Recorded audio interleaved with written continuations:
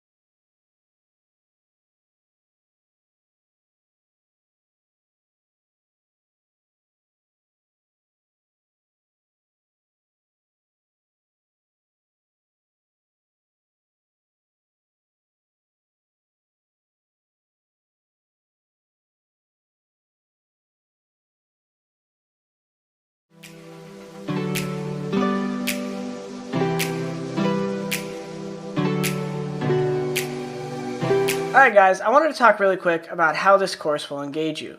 So my main plan here is to take you through various sections. I'm going to take you through everything from setting up your config, physical setup like desk, desktop configuration, meaning like NVIDIA settings, color settings. We're going to go through kind of the basics of mechanics, aim, sensitivity, movement, grenade usage, recoil control. We're going to go on after that to communication. And then throughout all these things, guys, what's kind of going to wrap it up is I'm going to talk to you about mastering the 3 phases of the round, which is early round, mid-round, late round, how you plan for those, CT and T side. But what's important is that you realize all of these things kind of connect back together. So I want you to understand the basics and get your fundamentals down, because that's the most important. So as you put in time, as you put in your own work and follow these activities, you guys are going to get better because you're doing the right things and not just doing what you think is right. Now, what you think is right is very important because CS isn't black and white. So that's how you're going to expand on the knowledge. And I'm going to give you some ideas for how you could take my course beyond the course itself and practice stuff on your own. Now, as I said, practicing on your own is a big part of this. So I will also be including activities, short videos that instruct you to go in a server or go record something or go analyze your demo, something along those lines in between my lectures and these videos, guys. So I look forward to engaging you in those ways, and I look forward to you guys giving me feedback, kind of putting in work yourself and figuring out what works best for you. Alright guys, see you in the next section.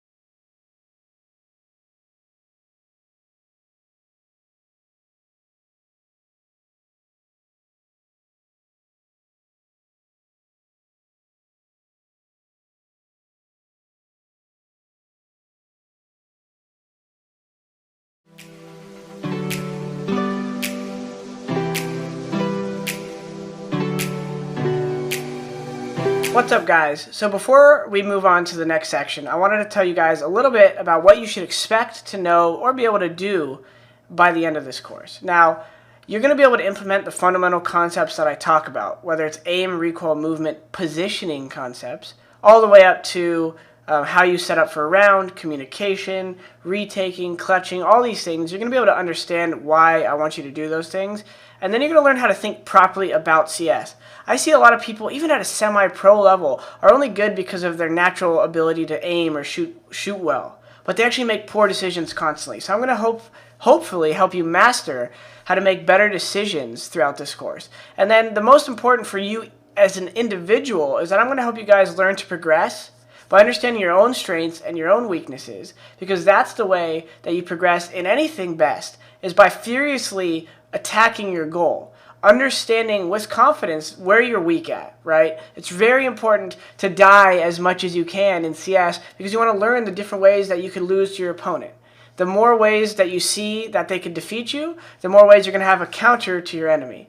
So we're going to have fun with this, guys. I'm going to teach you about attitude with all that practice, and I'm going to teach you how to learn about your strengths and weaknesses, combine that with the fundamental knowledge, combine that with how to think properly about CS, and hopefully make you guys a better CS player, all right? So I'll see you in the next section, guys. Let's get this going.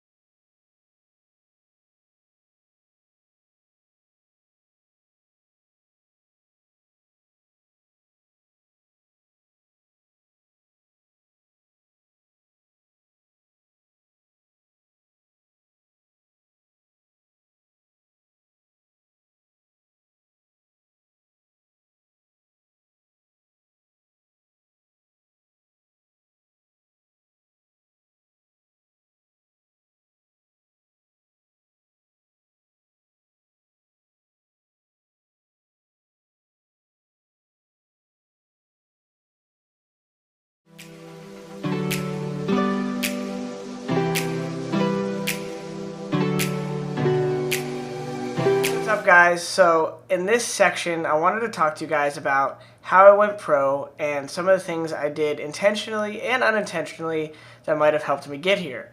So I wanted to start off with, just the beginning. Public servers, sharing a computer with my brothers. So yes, at the beginning I have two older brothers. My oldest brother downloaded a beta of Counter-Strike and was playing with the only computer we had in the house with some of his friends. Now, this was a big part for me because I think wanting to beat my older brothers was one of the early motivations. So later in the course I'll talk more about motivations and getting better with your attitude. So that was one of my early motivations. Simple, pure, just trying to beat my older brother. I think you guys, it's important to notice that you need some kind of motivation and knowing what you want out of playing, whether you want to join and go pro or whether you just want to make a team for fun.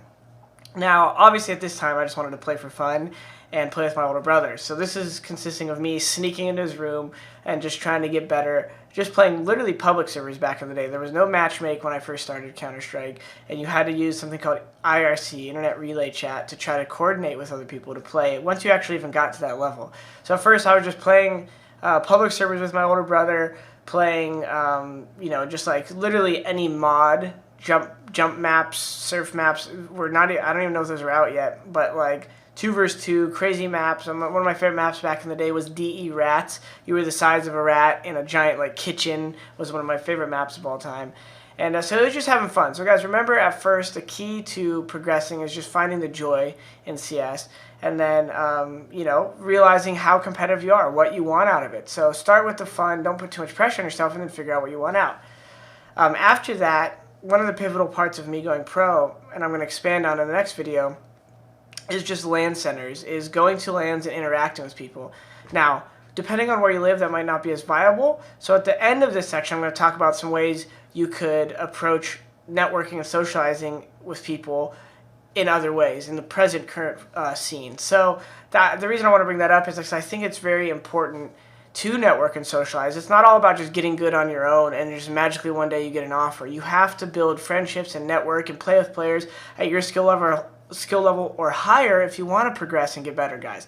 So yeah, key for me early on was LAN centers. My first LAN was actually I was brought like at 12 years old with my brother, and it was a local San Diego LAN league. San Diego is where I grew up, and I remember getting to ring against this team on Dust 2, and I remember how insanely like satisfying it was just because I got this op double kill when they pushed off Catwalk, and I just remember outside as a little kid, it was so fun for me because I remember standing out front, the other team talking about the double kill in this round, and then they realized that I was such a young kid, and it was like the coolest feeling for me, and that was really the start of like kind of ego, but also just fun, the pure fun of competing for me to realize like I could beat someone and hear them talk about it, and all those little things were fun for me. So you got to find things that motivate you, and for me it was just literally beating someone else and having fun and networking, socializing, because then we got to hang out with all these guys after.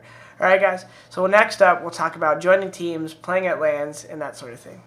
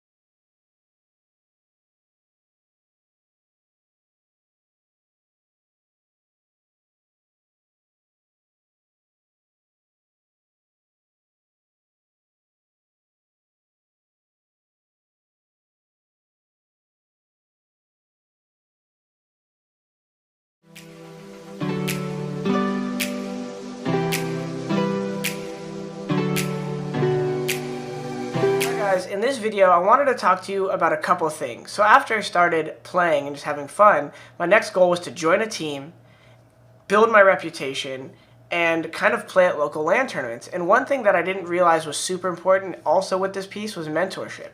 So first things, joining a local team is super great because it helps you do the second thing I mentioned, which is build a reputation. And this is super important when your goal is to get on a competitive team or compete at the highest level, because you can't develop yourself as a player without acknowledging the team side of things. Not only do you need to learn how to be a good teammate, but you need to have respect as a player so that people want you on their team. Now, the way you do this in current days is you will play Matchmake and you'll network with people through things like Matchmake, ESEA, stuff like that. Now, we'll talk more about that at the last video of this section. But the key point I wanted to make here was through playing local LANs, what I didn't realize I was doing was building a stronger reputation for me as someone who could be relied on as a teammate. Because when you're playing online, if you're not good at socializing and interacting with people and you're just solo queuing constantly, you're not going to have as many chances to get asked to join a team because people don't know you. And when you're trying to recruit a teammate, you don't want to just know someone's sick at the game. You want to know, are they toxic with their communication? Are they reliable? Are they going to show up from practice? You know, it makes you more personable. So one thing I'd recommend, guys, is make sure you're always networking and socializing. Don't be stuck in your box when you're trying to get good. Sure, practice by yourself at night. I'm not saying you always need to play with other people, but make sure you're networking and building up a group of friends to play with that are at your skill level or higher. Even if they're not as good as you, playing with more people is going to help you learn. And you want to be learning from all skill levels at all times. And the final thing I said right there was mentorship. I didn't realize it at the time, but one of the most important paths or aspects of my path to being a pro was me having players like Tyler Wilson, who you guys probably don't know, but back in the day, he was one of the best players in Southern California and one of the top players in the nation, I would say. And he helped me learn a lot of the importance of patience in game and approaching the round more than just looking for the first kill, but where are the different kills I could find throughout the round. Now, that's all stuff I'm going to cover in later sections, but I wanted you guys to realize networking, being social, focusing on your reputation, and then finding mentors and realizing that just because you want to be better than everyone doesn't mean you currently are and can't learn from people who are better than you guys. So I want to talk to you guys more about that later, but I hope you guys realize the importance of building a reputation, joining a team, and making sure you can find a mentor if possible.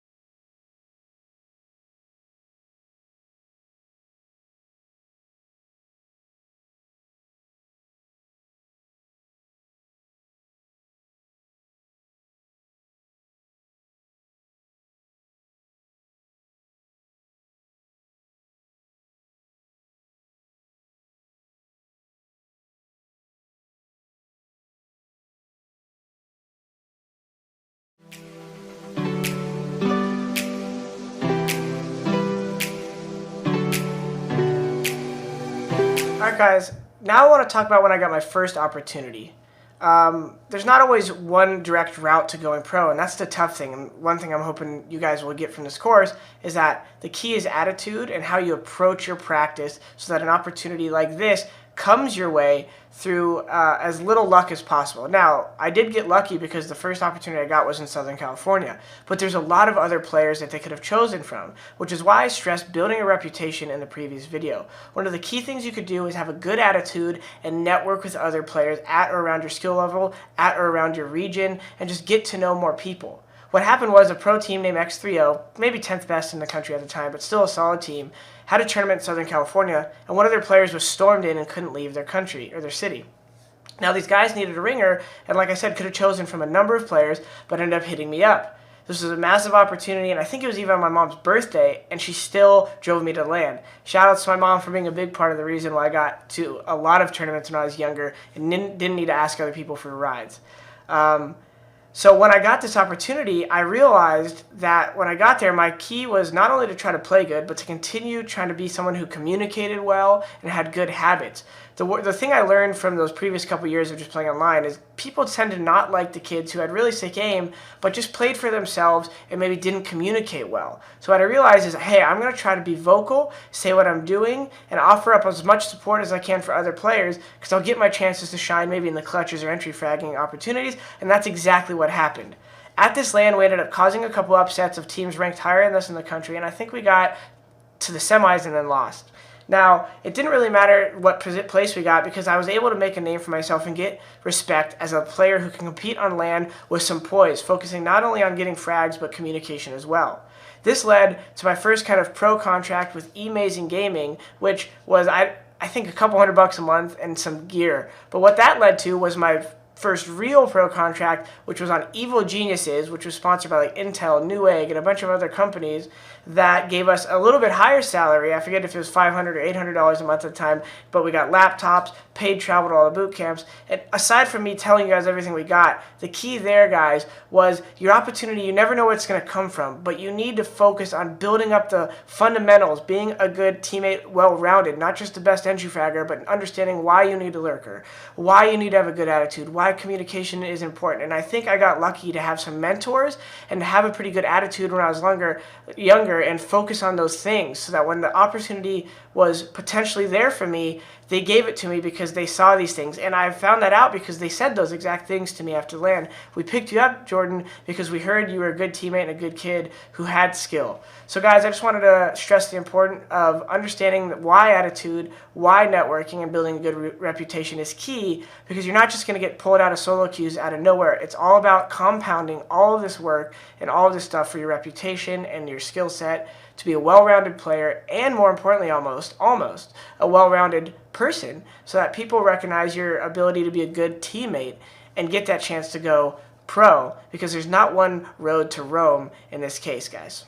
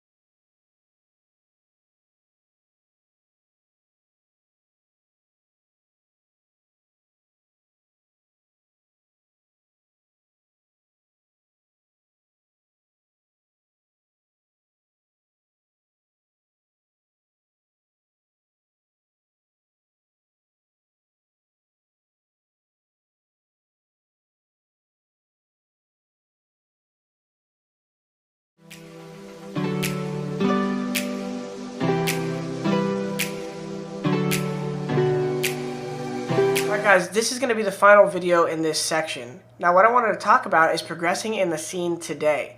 Now the one main difference versus everything I told you about my story is there's not as many LAN centers, and the LAN scene is just not as flourishing as it was when I went pro, which is 2004 to 2007 kind of era, right? So the thing that you do have today, though, is you have solo queuing, matchmaking, ESEA, Faceit, these kind of opportunities that allow you to hop into a 5 versus 5 game right now. Now, obviously there's some nuances there that you are solo queuing, you're not coordinating with people, but you can build your friends, and I think that's a key aspect of it. So the more you build your friends list, the more people you can queue up with. The more people you can queue up with means that your environment's going to be more consistent and allow you to have a more measurable growth. The more you solo queue, the more problems you're going to run into with maybe a toxic teammate or people who don't want to communicate. But guys, remember, the key to growing is right now, every game, making sure that you're focusing on your communication. If no one wants to talk to you, focus on your individual plays. But if someone's toxic, guys, it's actually an excellent opportunity for you to learn how to maintain focus with a teammate who might be rubbing you the wrong way. You're going to encounter this even at a semi-pro and potentially even a pro level, where a teammate might have a communication or frustration mechanism that bothers you and causes you to lose focus. Practice on maintaining focus no matter who you're playing with, networking so you can play with more people and have larger lobbies so you're not just solo queuing, and then, like I said, just networking all around and building your attitude. What's going to happen is you're going to be checking off little boxes and chipping away at different skill sets. How to be a good teammate, how to focus on yourself in some games, how to queue with people that you don't know well but you can have good teamwork with them by communication and verbal cues. We're going to talk more about solo queuing later, guys, but I wanted you to know, progressing in the scene and going pro today is a little bit different than what I did. Like I said, there's a lot of roads to Rome. Don't focus on just trying to join a team right out the bat. Progress and matchmake, get up to LEM or DMG, then start playing ESEA. But either way, there's not exactly one rank when you should start playing ESEA. The moral of the story is, try to grow as an individual, but work on your team habits, good attitude, communication, patience, letting other people react the way they want without causing you to lose focus, guys. And then, yeah, ESEA is going to help you network more. You're going to play in better servers. You're going to play with better anti-cheat and things like that. But really, you're working on those fundamentals early on. Don't worry as much about your stats, guys, until you've played for a year. And that's the honest truth. It's not you going pro in 6 months. Unless you had some crazy experience in another FPS, I've never seen it done. So be patient with yourself. Be confident every time you play. And socialize, network, learn from other people. If you have too big of an ego, it's going to make your path tougher than it needs to be. Learn from others, play with others, and grow with others, guys. All right? See you in the next section. We're going to talk about setting up CS like a pro.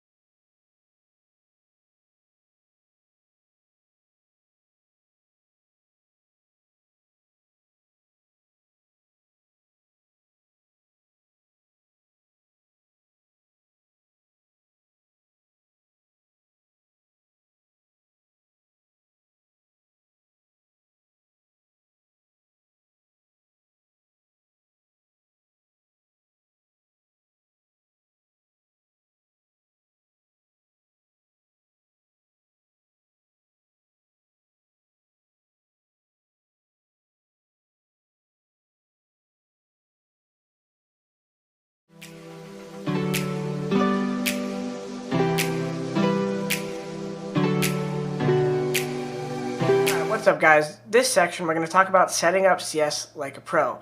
Now, I'm going to tell you what settings I use and what settings that I think you should use, but some of these things and a lot of settings in general for Counter-Strike are personal preference. A lot of people get hung up on what resolution or sensitivity a pro uses, when in reality you need to find what's comfortable for you and what works with your level of hand-eye coordination, your dexterity, the way you like to sit, and those things. So I'm going to talk about out-of-game settings, in-game settings, physical setup, and then gear choices. But first, let's start with out-of-game settings and show you how I set up my desktop configuration. Alright, so what I'm going to show you first here is launch options and then NVIDIA settings. So for launch options, come here, right-click on CS, go to Properties, then Set Launch Options. These settings are meant to go into your Counter-Strike as you open it, right? So what we have here first is refresh rate. So Freq, FERQ is frequency, 240. I have a 240 Hz monitor, but you might have a 144 or a 60 or whatever. I suggest for CSGO you have at least a 144 Hz monitor. It's going to help make the game so much smoother, and it'll be a world of difference once you get used to it. Next up, tick rate 128. This is to practice throwing grenades in my own private server and making sure that it's a tick rate 128 and not 64.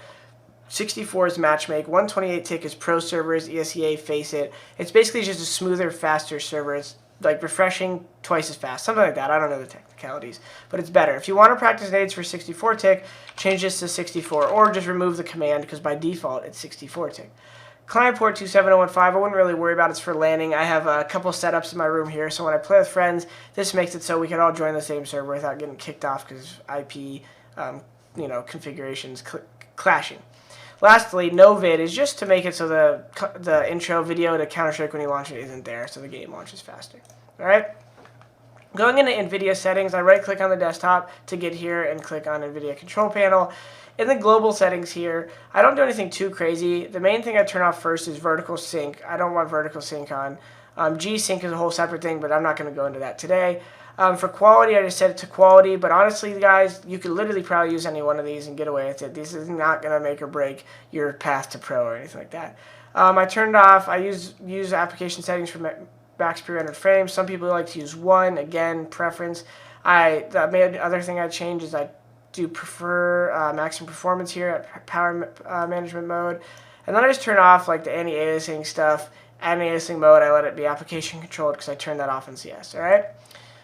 Going to adjust desktop color settings, I just literally keep this stuff the same and I turn up digital vibrance to 80%. That's going to bring more colors onto your screen in the game, which I like. My brain just likes seeing it. It looks nicer, alright? Last but not least, adjust desktop color settings. Now, in-game, I use 1024 by 768, which is a 4:3 resolution. I'm not going to fully go into why. I will just tell you it's just a preference thing. I use lower resolutions when I used to play 1.6. The only actual advantages from a res come by 1920 resolutions, or 16:9 resolutions, because you could see more on the edges. But so far, it hasn't really affected my career. I think if I was you guys and I'm just starting the game, I would try to use a 16:9 resolution, but I don't think it's going to make your skill any different. It's just going to maybe make it so you spot that person a little bit faster from the edge of your screen. Now, full screen and override the scaling mode set by games are how you use a full screen 4:3 res. So some people when they play 4:3 have the black bars on the edge of the screen, and I do not. So this is made for me to make sure my game is fully stretched and ready to go when I play CS the way I like it. And then you have to make sure you learn these settings so no matter where you go, you're comfortable. And that's pretty much it, guys, for desktop settings. There's not too much more. Obviously, if you type in mouse, go to mouse settings. You could do your default pointer options to the 6th notch. But in general, if you're using raw input, which I'll show you in-game, it just takes a DPI directly from your mouse. I use 400 DPI. Again, guys, you could use 1800 DPI. You could use all this stuff. But there's a reason why a lot of pros use 400 DPI. It's because they used to use 6 windows before raw input existed. 6 windows meaning the 6th notch. And so you don't really need higher than 400 DPI. Even if your mouse can go to 50,000 DPI, it's not really changing the way the game is played. I would suggest, though, in your mouse software, if you could use at least 500 hertz on the mouse, like I have Logitech software, I can go in and change the hertz. I use at least 500. A lot are set to 125 by default, and I want you to make sure you're using at least 500. All right, guys, on to the next video, in-game settings.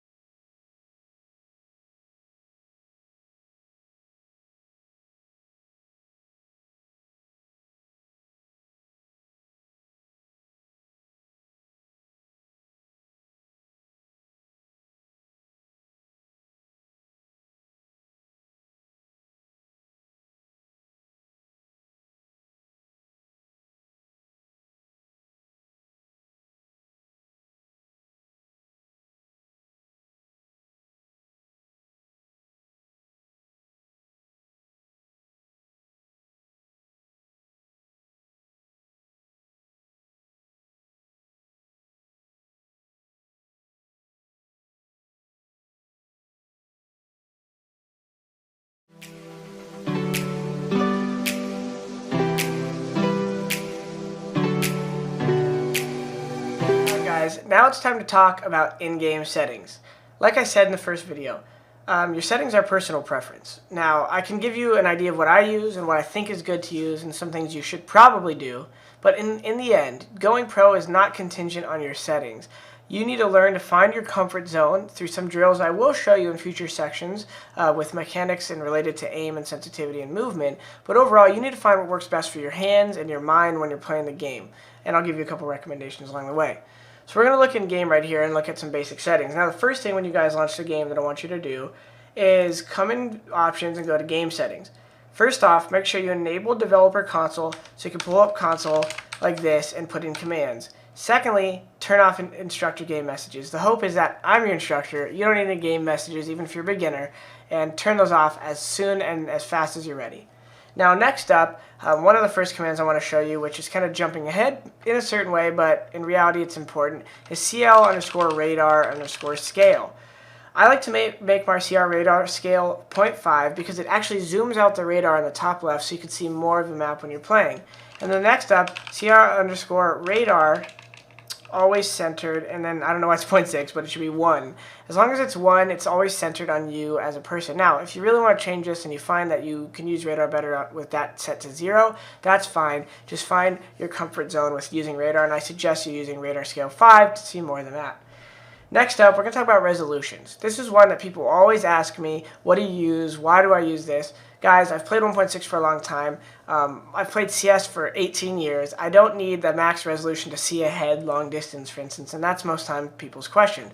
I use 1024, but like I said, 69, if you want to use it, all these reses are going to make it so you actually see more of the edge of your screens than 4:3. So you'd say, Jordan, why don't you use that? Get used to it. I did use it for a while, and then I've tried 4:3, and I've noticed it didn't really make a huge difference to my game. It can make a small difference, which could mean a lot pro level. Shroud uses it, so it's obviously fine. It's really just finding what's comfortable to you and using it. Next up, these are kind of personal preference. I make sure I keep shader detail on high and shadow quality on high because I want to see the shadows on the ground because I use those to help me line up grenades and things of that nature. Next up, crosshair settings. For crosshair, obviously I use classic static, so that's crosshair style 4. Now I like this one because I'm just old school. Counter-Strike 1.6, you just had the 4 lines. I like that. I actually use a larger crosshair than most of you guys would recommend. My crosshair size is, and maybe I'll put a little graphic over the screen. You can see my crosshair. It's a large standard crosshair, and I'll put one floating over here somewhere on the screen. If you guys see, I use a large crosshair. Now, the reason I use that, like I said, is from 1.6. Now, my belief is that a crosshair is just meant to help you see the center of the screen. A lot of times on my stream, I use no crosshair to show people that really I just need to see the center of my screen in some form to know where I'm aiming, and whatever helps me focus on everything else as much as possible is the best, because I believe if you're focused too much through your crosshair, your aim and reactions are going to be limited to a certain field of vision. Now, everyone's going to find their own preference in terms of crosshair size, so maybe you like a really small dot, which is totally fine and awesome. Use whatever is comfortable to you. Now, last but not least, I think one of the things that I wish I did earlier is grenade binds. Now, when you have grenade binds in CSGO, it helps you pull out grenades faster, and I never bound these. See, I have them still set to the numbers up here. Now, I'm able to perform it fast, and I use last inventory button, which is Q, to switch between my last weapon I have pulled out, and then I use just the numbers, and I go really fast. But I think something that's better is setting like HE, Baltov, Flash to like C, V, F, G, something like that, that's comfortable to you. Could be numpad buttons if you use arrow keys, and setting those binds early so that you could quickly pull out a grenade. But obviously I don't use it, so it's not imperative. Guys, find the settings that you like. You're not gonna not go pro if you don't use the right settings, but you're gonna want to find stuff that you could stick to. And that's the most important. Stick to settings while you're trying to get better, so you build up that muscle memory, you build up just that comfort, and then if you get really good, you can tinker with some settings. And obviously, sensitivity is something you might jump around with, but you want to try to land on something that you're relatively comfortable with, because you're going to take time to get good anyways, so let the settings be a secondary focus to your comfort, and don't worry about using the same stuff as pros.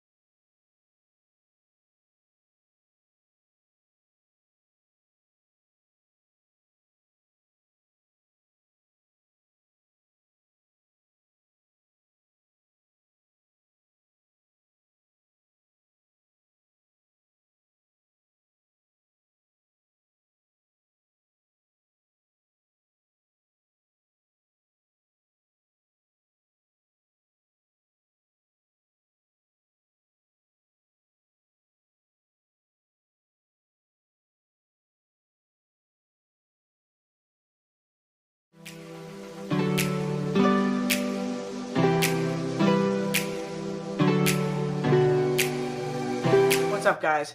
For this video, I want to talk about my physical setup and ways that you could line up for consistency. But instead of just using this one angle, I'm going to do something a little bit different. Got my dog here, got my girlfriend with the other camera. We're going to show you another angle at the same time and how I like to line up for consistency to give you guys some ideas for how you can make your setup, not only can you replicate it wherever you go, but find your comfort in your zone. So first off, when you're thinking about your setup, you obviously want to say, what is comfortable to me? Do I like to have my arms up here? Do I like to have them down low? I can give you some suggestions for what is smart ergonomically at the end, but the first step here and the first activity of this video is find what's comfortable for you. Do you like your keyboard tilted like Tarek in these pros? Do you like it tilted back and forth this way? Do you like it kind of the other way? It's recommended to have it slightly tilted. We'll get to that in a second. But I want to show you a couple tips that I use for when I set up when I go to any setup. So what I do here, the first thing I do is obviously the desk height is, depending on where you're at, you can't change that, but I know I have a certain desk height where when I sit in a chair, it rests about by my elbows, where the elbows sit. So that's the first thing. Second thing is my WASD. The WASD, I line up on the left edge of my monitor. I do that so that I could feel comfortable with my arm and my seating, so at least I know that that's where that kind of base of operation is. My mouse hand, I kind of let float based on consistency for how I'm feeling that day, but I generally want my arm to be straight positioned, so I'm not going to be too out of range of where my comfort is, but I might be a little forward or a little back, depending on physical comfort that day. Those things change a little bit. Next up, the next drill you can kind of do is the iPhone drill or whatever phone you have at home. Once you find what's comfortable you, take your phone. I know my iPhone's roughly 3 distances away from the monitor when I'm in match setup. So I do 1, grab my finger, 2, 3. Find whatever phone you want. I have a couple different phones. Find the phone that you want to measure with or any object that you bring to land with you and measure. And then I know it's a little bit higher than my iPhone off the table when I set up. So these things help me know and help me get as close as I can to the same setup. And then even at your own home setup, just when you sit down every day, sometimes your keyboard shifts. Maybe you're eating while you're gaming. I know all you guys do that. You just want to find that consistency. So go try that right now, guys. That's your activity of this video. Go find your setup. Create some consistency for looking where does things line up. Maybe your WSD doesn't line up on the left side. Maybe your control lines up with the left side, or your tilt lines up. You get the point, guys. Find your own lineup so you could recreate it. Lastly, ergonomics. So, recommended to me by Dr. Levi Harrison, the hand surgeon, you guys can look him up on YouTube, was a slight tilt in the keyboard that helps for the wrist, to have your back upright, to have your elbows resting, so when you're playing, your elbows rested, and to not be kind of too hunched forward. So slight tilt in the keyboard, have your elbows straight on at the WASD in the mouse position, and have your back upright, and try to get that center point in your chest as high as you can. It might not always be easy to keep this position, guys. I know we all get a little bow on our shoulders, but do your best to try to get a little bit more ergonomic and save your long-term health. Lastly, I'll throw in a quick tip. Some of these stretches, guys, you could do will help with gaming. This is not really part of the video, but I just wanted to throw this in there at the end. Stretches, always keep your arm extended if you're going to do stretches. 2 I like are this one here, pulling back. Do it for like 20 seconds. Do it the other way.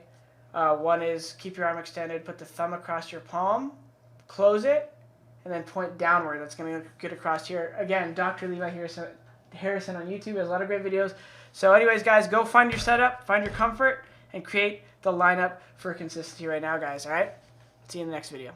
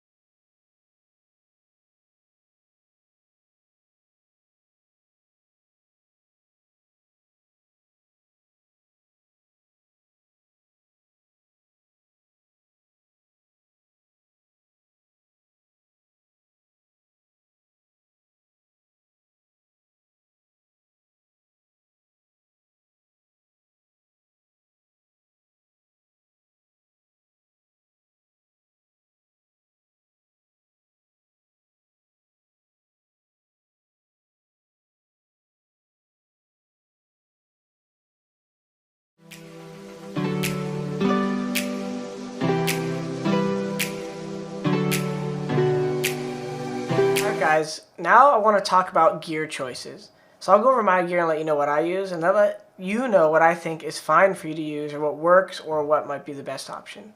So one of the first things I want to start with talking about, which is different than most people use, is a hard pad. Now, this is a large hard pad. I got it custom made for myself. The reason I use a hard pad is because I got used to it a long time ago, and I liked that there was less friction, meaning it moved faster than a cloth pad, so it's easier to control recoil. It actually could be considered harder for some people who get used to a cloth pad because it's so much faster. This is where it's, again, preference, guys. I would actually probably recommend most of you starting out to use just a large cloth pad because it's more consistent over time. I use probably 3 or 4 of these hard pads a year, but I'm a pro, so I can get them for free. That's personal preference, so you need to find out what you like to use. Then, in terms of mouse and that preference, you gotta acknowledge what grip is most comfortable. This is a Logitech G305. I use a palm grip. I don't really like this mouse as much as you'd think I might because I used a similar mouse in the past. This is a palm grip. A claw grip is here.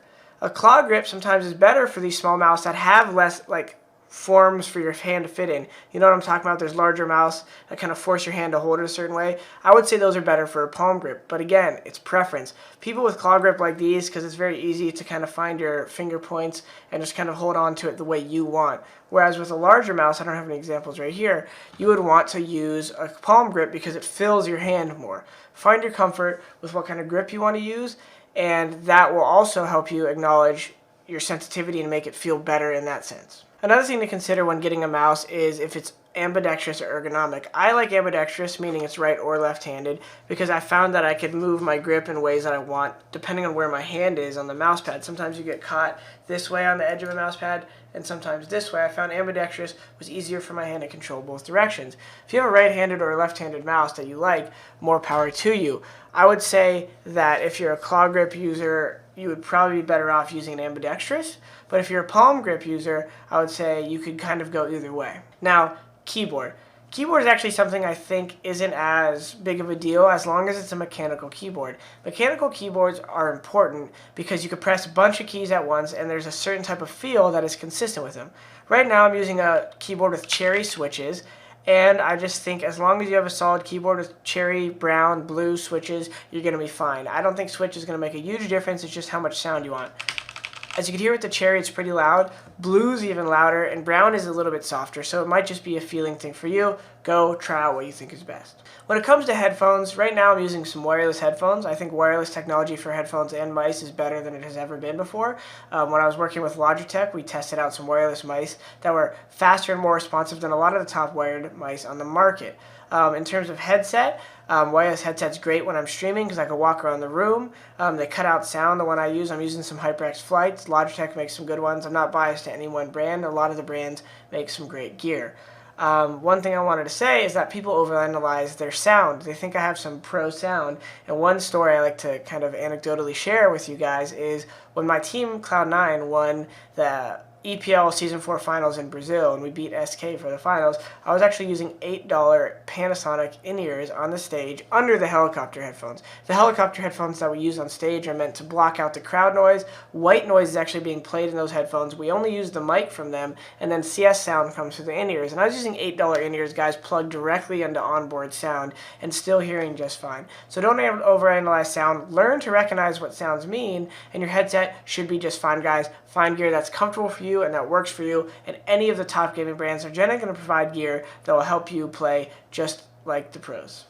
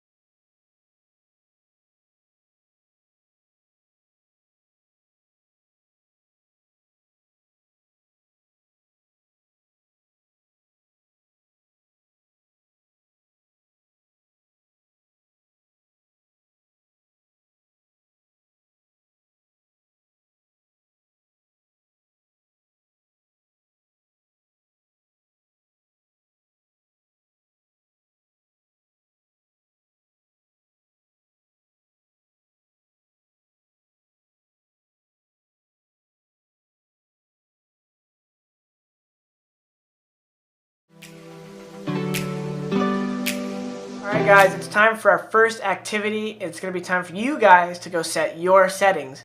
So go back if you need to watch them again. Out-of-game settings from launch options to NVIDIA options. In-game from resolution to disabling game instructor to radar settings to your sensitivity, resolution.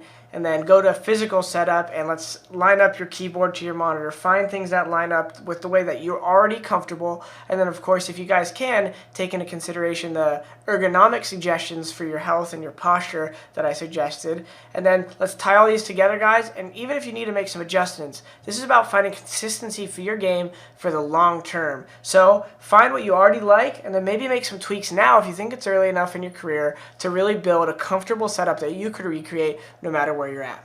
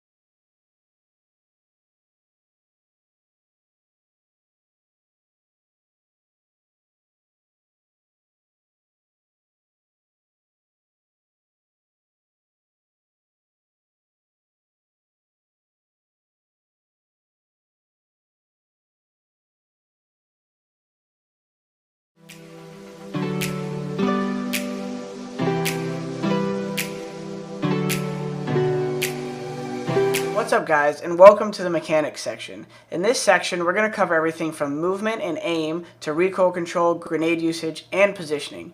Now, in between each lecture, I'm going to be presenting to you guys an activity that relates to these things, and they're going to try to hopefully wrap everything into each other. So when I go through this stuff, try to follow it in order and then complete these before moving on to the next actual section. So let's get in game, guys. Let's have some fun and make sure you guys stay engaged to each one and complete each one as we go along. All right, guys? Let's do this. Keep it up.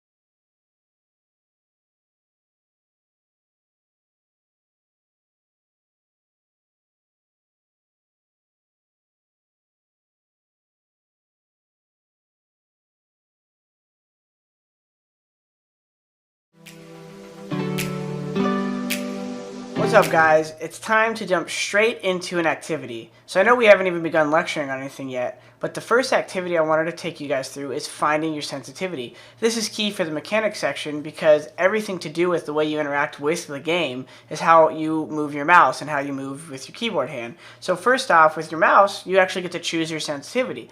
I get this question all the time. What's the right sensitivity? What's the best sensitivity? I'll say right now, guys, don't be worried about what role you might play in the future as an entry fragger, lurker, this, that, the other. It's all about identifying your strengths and weaknesses. So the first step is just to find settings that are comfortable for you. Don't worry about pro settings. Sure, research them a little bit if you just want to compare and contrast, but don't be changing them every day. If you want to tinker with some settings, that's fine. But if you think settings are the reason you're not doing good, it's only because it's in your head. You need to set yourself on a nice set of settings and then move from there, all right? So right now we're going to talk about two concepts in game.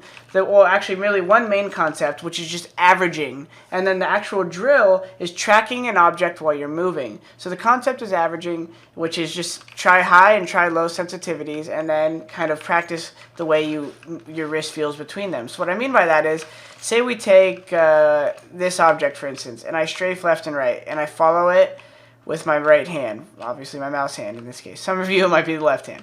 How does it feel? Do I feel like I'm able to easily move my wrist in like a waving formation, like when I go left and right and stay on it? You notice that sometimes you have a high sensitivity, it feels like kind of like you really have to put a lot of emphasis on your hand and top of your hand through your wrist. You don't want to feel anything like that. You want to feel in control. Now, obviously, the more we go through the lessons, you're going to do bigger movements, and that's what I want you guys to get comfortable with. But this is the drill. You just practice keeping your crosshair on one target. What you do then is you try 2.5 sensitivity and maybe be like, okay, this is a little too fast. Then go down to 2.0 and be like, okay, this is too slow or this is perfect. Okay, this is too slow. Let's go up to 2.25. And then kind of just find something that has a good amount of control in the wrist and movement in the arm. We're going to go into future sections, guys, recoil control itself and kind of pre-aim, but I want you guys to just find a sensitivity that feels moderately controllable. Maybe you'll raise it a little bit, maybe you'll lower it a little bit, but go in game right now, find your sensitivity just by going in your own server and just trying to track an object while moving, and then we'll start from there, guys, as we progress into the next section.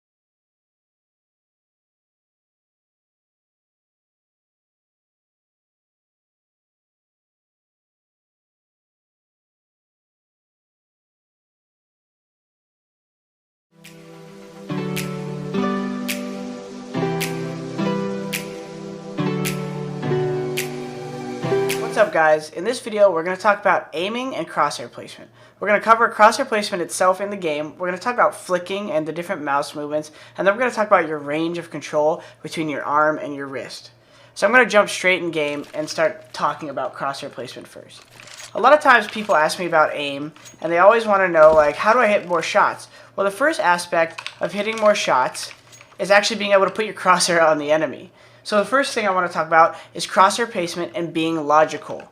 What I mean by being logical is if you're going to come around any corridor, you always want to assume and know the map, where's the other guy going to be? Let's be logical. If I come out as a terrorist and peek long A, there's probably a CT either there or there, because these are the two positions where they could take cover, right? So if you don't know where to look and you don't know where an enemy might be, let's be logical. That's the first step. You want to make sure you're just looking where the enemy could be. Next thing is knowing the depth. How high or lower are you aiming with your crosshair? Now, if there's if you're going to aim for a headshot right here, that's fine. A guy might be walking into the door. But when you peek long A, you don't want to come out this high with your crosshair, because if they're ducking, they could obviously be below your crosshair, and that split second of adjustment could mean the difference in the damage you do and the kill. So make sure not only are you aware of the logical things to peek, but now crosshair height. Alright, guys? So when you come around any corridor, make sure you're doing crosshair height. Kind of checks in your mind. Anywhere you're going, right? You might peek catwalk and take a headshot here, and now you have to lower it for this, right? Come up to goose, you don't want to stay this high for the goose right there. That's the goose peak, we call that corridor. So you don't want to be up here just because you're peeking here. Well, actually, this kind of works out nice because it's kind of head level here is mid-body level. And whenever the farther they are away, guys, you generally want to aim more mid-level body. You don't want to be aiming way up here for some guy back there. If he does happen to be standing up, sure, you can snap up. It's a lot easier to snap up than down for whatever reason with your hand. Now, we're going to talk more about that in the drill after this, but the next thing I want to talk about is pre-aiming too hard.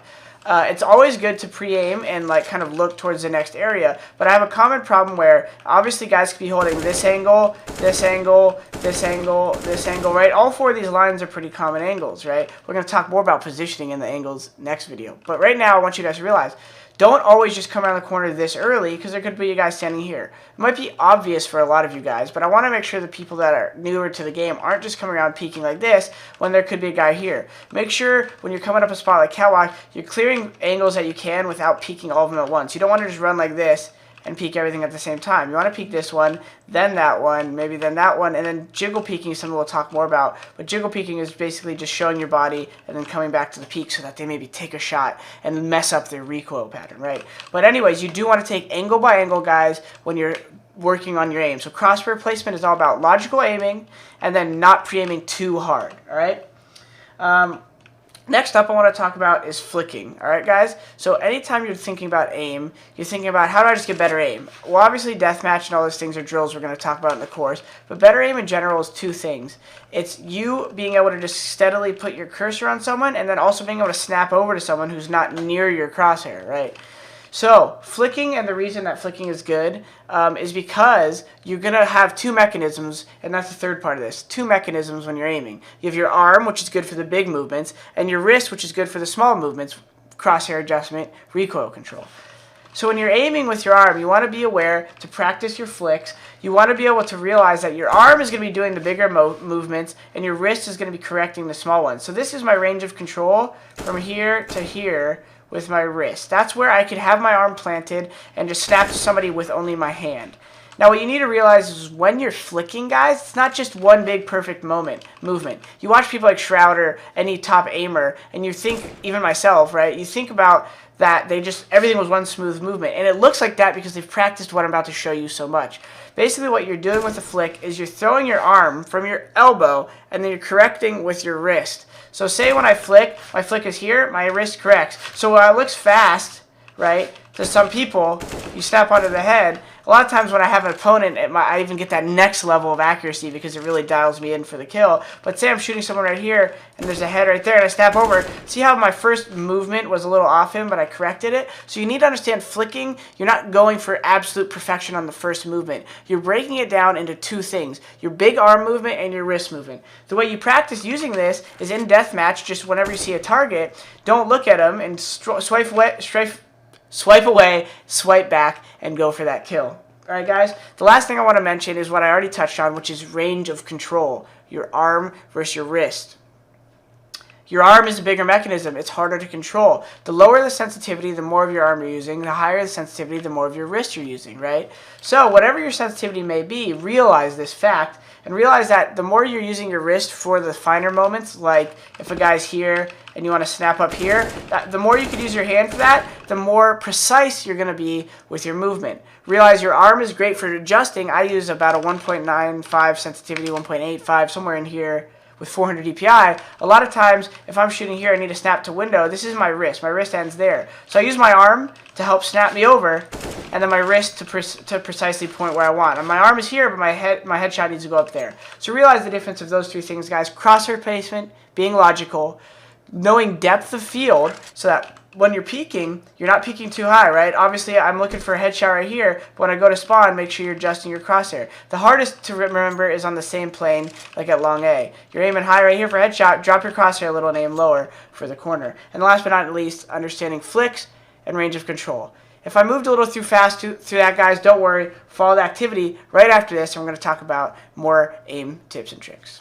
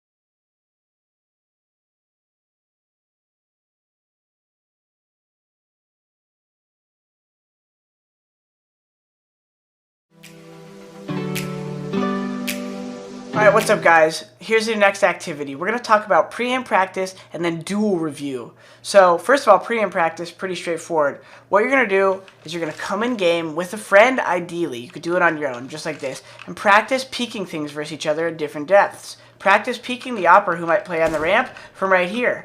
practice peeking from back here. And the more you do this in your free time, the better you're going to play when you actually go competitive. Getting better at CS is not about just playing competitive all day. It's more about what you put in the time than how much time you put in. So I hope you take that away, guys, and focus on finding your friends to help you pre-aim with. Now, the second part of this is when you do actually play competitive, make sure you're reviewing your demos.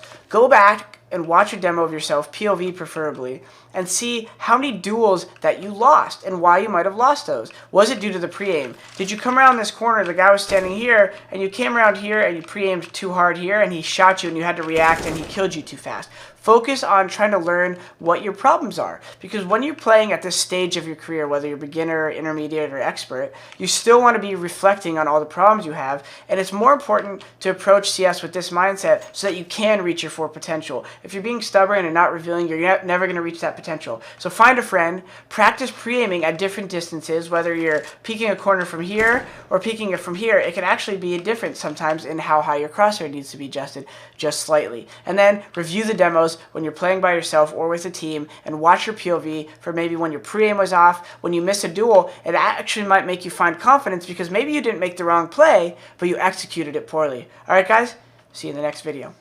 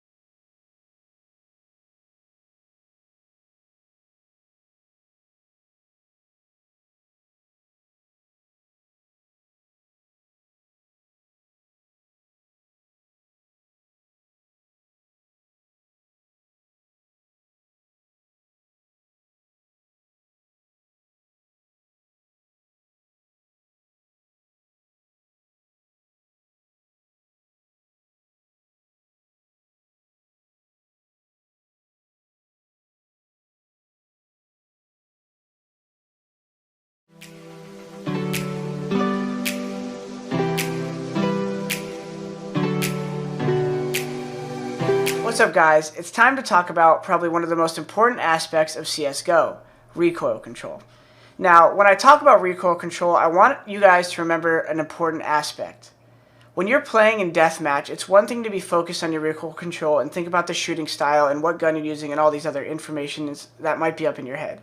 But what I want you guys to remember is when you actually go in and play a 5 vs 5 competitive game, the whole goal with mastering or practicing recoil control is that you're not thinking about your shooting style while you're playing. Sure, you can get away with saying, oh, I want to tap this kill or spray this kill occasionally when you're early on. But the better you get, you're not thinking about practice. I think it was Forrest who said the quote, the less you're thinking about your aim, the better it will be. That's not just for aim, but it's for recoil control, movement, everything in general. The goal of CS should be to make everything second nature in a mechanical sense so that you could think about the important decisions about the actual round and information that's being presented to you, not from just your screen. Alright guys, let's go in game and talk about this really quick. So the first thing I want to talk about is just the basic recoil pattern. It seems like a big mystery to everyone how to control recoil, but really you could look at the pattern on the wall, and one way you could do that is you could do SV show impacts 2 in your own server. You have to have SV_cheats1 on, so both these commands together allow you to see recoil. With recoil patterns, it differs from each gun, but the concept is going to be the same for the second part of what I want to show you guys. The first thing you guys got to realize is with AK or M4, which are probably the two most important guns, the pattern is pretty similar, but you pull it out a little bit sooner on the AK. So I'm going to show you the pattern without controlling it at all right now. So what we notice is the most important kind of thing that happens is it goes up and to the right. Now, there's little bits of movement throughout here that you can learn to control. I find that I kind of come a little right and a little left. Obviously, that's exaggerated, and that's in terms of mouse movement. What you also need to realize is that you're not trying to counter every bullet. And then you're also not trying to master all 30 bullets. I have people all the time on my stream say, how do hey, show me a full clip spray, Jordan. Okay, well, no one, and never in any competitive situation, unless you're an absolute beginner, are you shooting more than like 20 bullets. Maybe if I'm like shooting a guy here, and I whip over here, I have infinite ammo on, so you can't really see, but like, that's like the most that's happening, right? But then you're done. If you're spraying a guy this long, and having killed him by that point, you're probably dead, or you probably should be dead, right? So we're focusing on the first 10 bullets mainly, all right? So with recoil control, guys, you got to realize there's 3 ways you control recoil. You pull it down with your arm from your elbow or your wrist, your hand. You duck, or you do a combination of both, right? So obviously, this is a combination of how high your crosshair starts and how good your aim is. If a guy's head is here and you want to hit it right away, you obviously are aiming at his head, but you have to pull down to keep it there. I'll show you a drill after this to kind of practice recoil control in 2 ways. The whole concept here is that if you want to duck, you could just start shooting and hold duck, and the bullets are going to rise to the head. So that means you want to rise or keep your crosshair lower if you don't plan on moving your crosshair much. So maybe down here, and then the bullets rise and you kind of let off. Down here, and then they let off. But this is kind of like a band-aid to really controlling recoil. The next method, without ducking, is controlling it with your wrist and your arm. So what happens when you control recoil is you're pulling your forearm back a little bit, right? You're pulling your mouse down with your forearm. Depending on your grip, whether it's claw or palm, if you have a claw grip, you have a little less room to pull back with your hand. But if you have a palm grip, you can kind of pull your fingers in to help control the recoil, which is what I do. So a lot of times this will be just with arm, but when I use hand, it's also about how much pressure you apply. So you're not just pulling it down, you're applying a pressure downwards against the table and then pulling back at the same time. So that it's right now, I pull down, but I'm applying pressure, right? If I just pull down, it's going to follow me down, right? So it's about finding that balance with how much you pull down and applying pressure on the mouse. So you're applying a little bit of pressure and pulling down, and the whole goal is you keep it at a perfect kind of x-axis. Y-axis? Vertical axis, we'll just say that. So that the bullets aren't going up and down. Part of the drill I'm going to show you after this is relating to that. Alright guys? So when you're practicing recoil, realize there's tapping, there's bursting, and then there's spraying.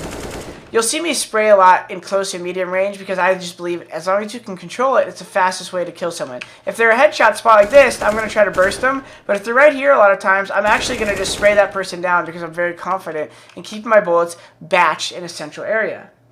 Alright, so now that I've talked about ducking and standing recoil control, ducking is where you're not moving your crosshair as much. You're just starting your crosshair lower and letting it rise when you duck. And then standing is when you're controlling it mostly with your arm. You can now combine the two, which looks like this. You kind of have your crosshair mid-level. You start shooting, then you duck, and you're pulling down. That's a very common method among the pros when you're committing to a fight in the open. Now, when you're playing off a corner like this, you're never really just going to stand and spray too much unless you know you have the jump on a guy and he misses a shot or something. A lot of times when you're near an object, the concept is shooting bursts to do damage and not take as much yourself. And then recoil control with spraying is fully open when you're in the middle of the open. Once you're here, you're not hiding and the guy peeks you. That's where a lot of times pros combine the standing and the duck. Alright guys, the final thing that I want you to understand is how movement affects recoil control, which is you have to learn to stop with opposite strafe. So, anytime you want to move and stop and shoot somebody, if you try to stop too fast, or not fast enough and shoot before you stop, what's going to happen? Your bullets are going to mess up. So you need to practice hitting the opposite strafe when you're moving. So right now I'm holding D, I hit A, and then I start shooting. I'm holding A, I hit D, and I start shooting. Holding D, I hit A, I start shooting. So this drill I'm going to show you after, we'll play into that, guys, but realize that you have to stop moving fully when you start shooting. Alright guys, I hope that helps with recoil. Realize that you're not mastering every bullet of the pattern. You're just getting the feeling down in your forearm, how it feels in your hand for the small recoil. You're combining that with your range of control, so how much you're using your wrist.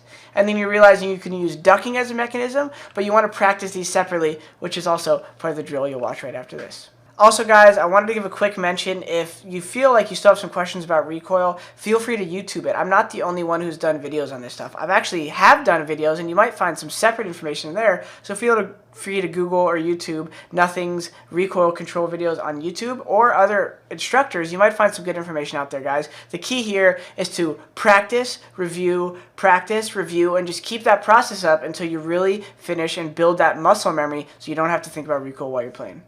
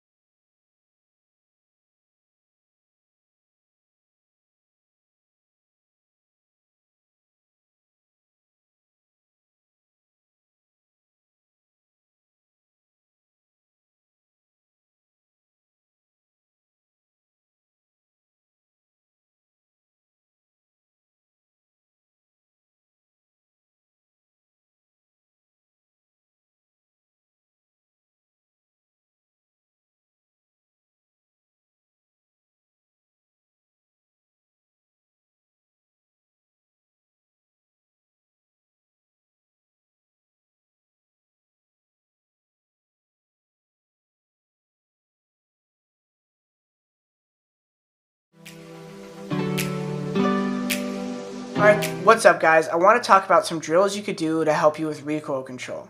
Alright, so there's two things. One, I'm going to have you change your crosshair, and then two, there's a way to combine movement with shooting to make sure that you're actually maximizing, not just focusing on your recoil control, but how your movement intertwines with it. So the first one is called Crosshair Style 5 Drill. So what you do with Crosshair Style 5 is you're going to notice the crosshair expands when you shoot.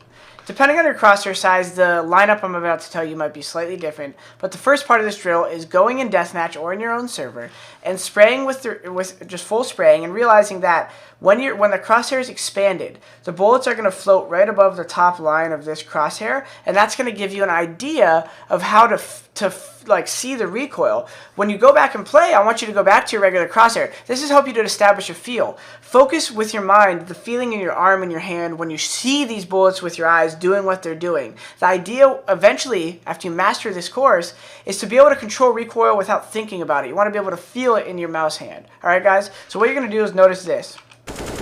See how the bullets are right above that top part, especially at the beginning, right here?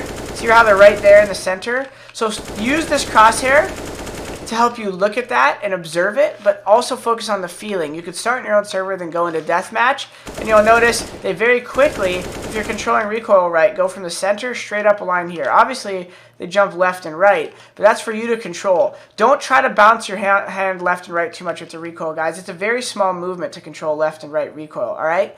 The next movement, and the next drill in this, rather, is regarding movement.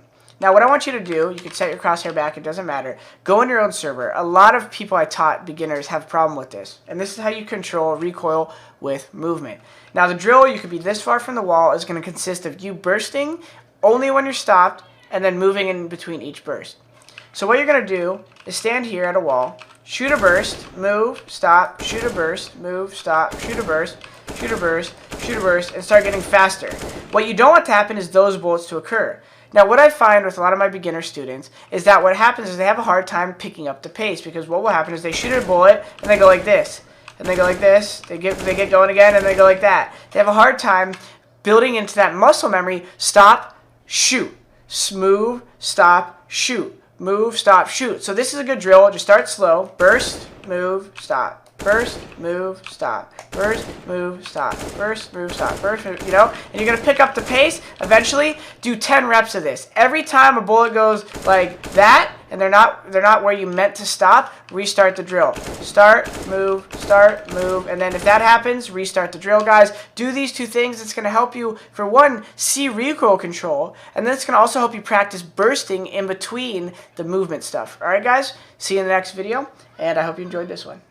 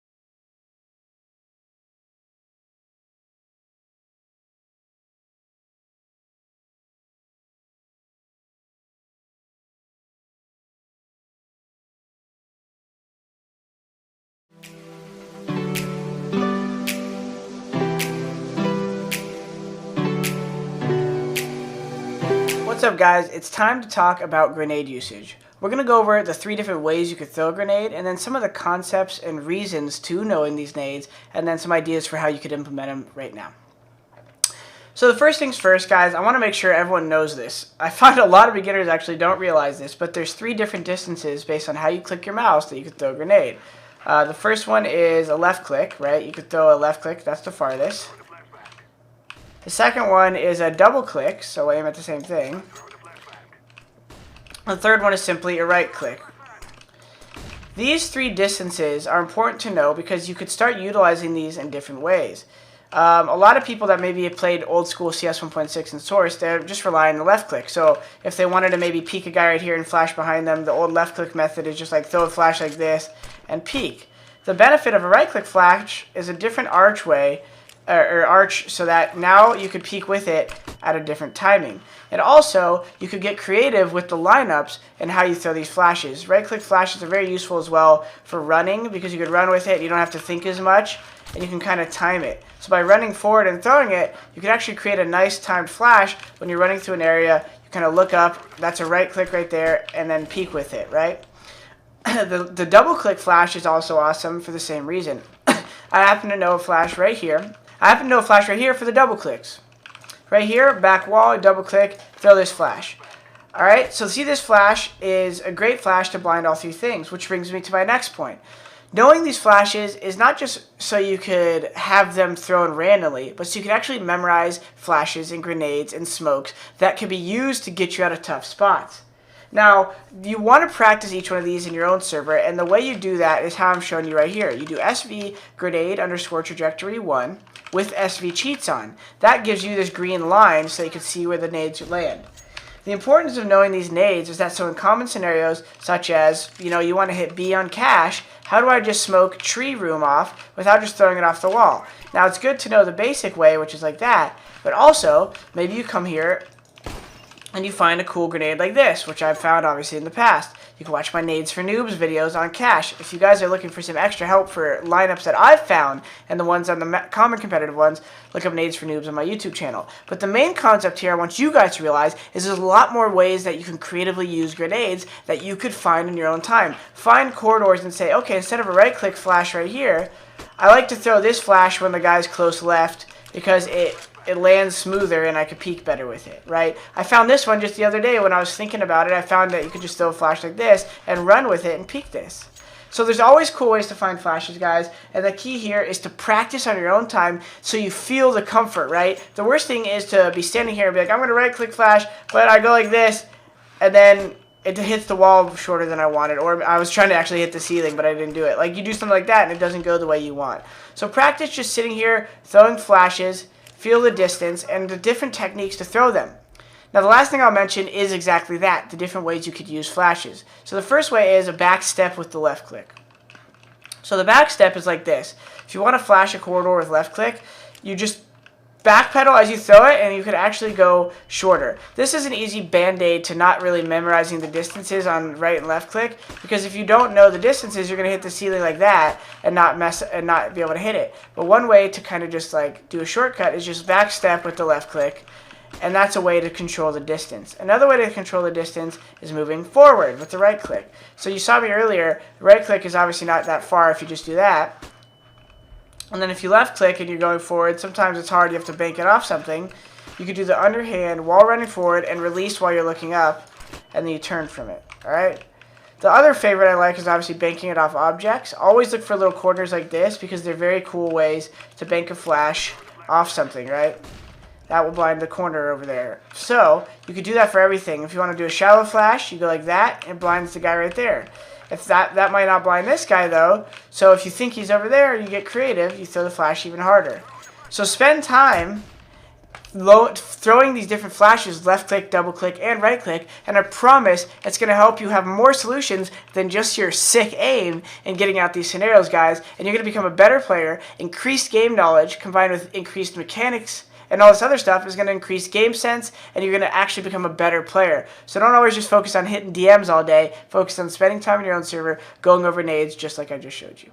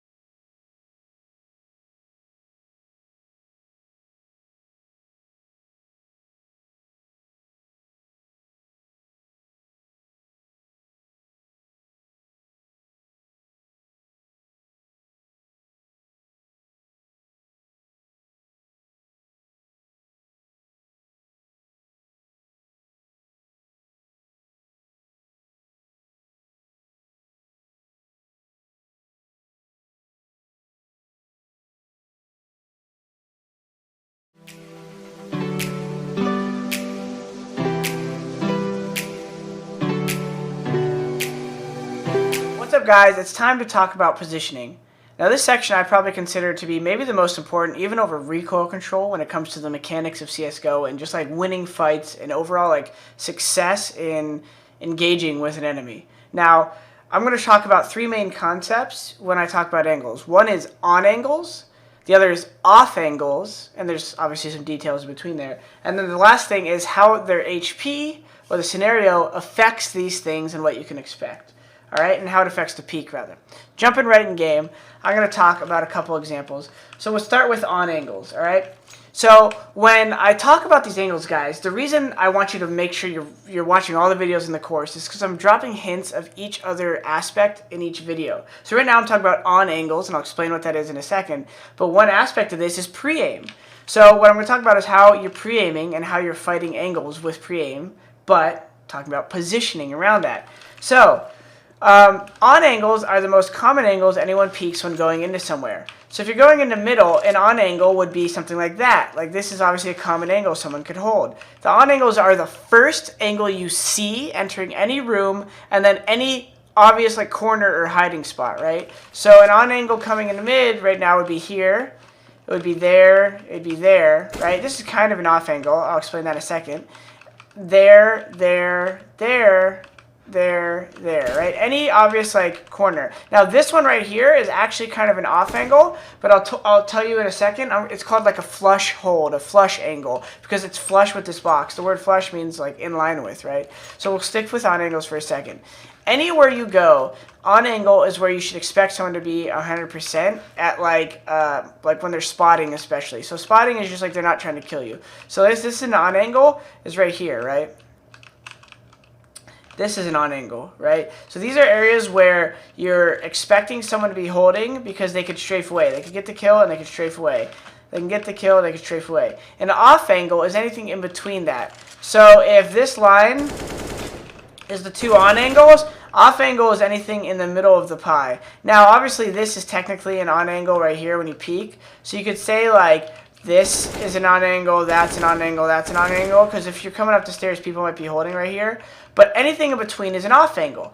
Now, when you're playing the defensive position and you're waiting for someone to peek you, and you want to frag them, an off angle, aside from sniping, right? That's the nuance here. When you're using a rifle and you want to frag someone, off angles are generally your best chance at beating them to the reaction of the shot, right? So if someone comes in A main right here, if you're holding that with a sniper, that's fine. If you're holding that with a sniper, that's fine. But if you're holding these two spots, the T's should have a chance at pre-aiming you there and pre-aiming you there and killing you, right?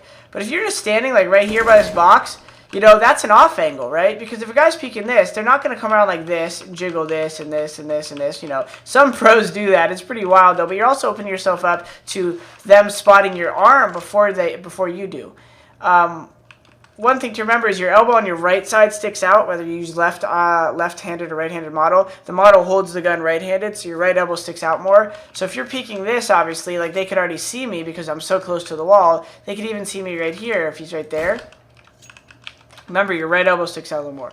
Anyways, on the left arm here, on angles. It makes sense, right, guys? This is an on angle, and that's an on angle, because those are the two spots in the room you're going to where they'd most likely hold. Obviously, this is kind of an on angle because this is a corner, right? Same as if you're going over here. What's the first on angle? That, then that, right? So if you're running in the room and you think they have control of squeaky door, that's the first angle you peek, then that one. Then if you come in here, you clear the corners, right? Those are all part of the on angle kind of umbrella. Any off angle is what, guys? So if this is an on angle, and this is an on angle, the off angle is in the middle. So if you're coming around the corner and he shot at you back here, and he knew you strafed back this way, the smart angle for him would be not stand here, unless maybe if he has a rifle and wants to get away, but the smart angle is holding in the middle, because most likely what you're doing is you're pre-aiming the corner. So that's how you play both sides of this, right? And then the better you get as the offensive player, you'll be aware. And now I'm going to show you the flush angle and off angles, and this is the most common one at a higher level. So if you run into this room right here, right?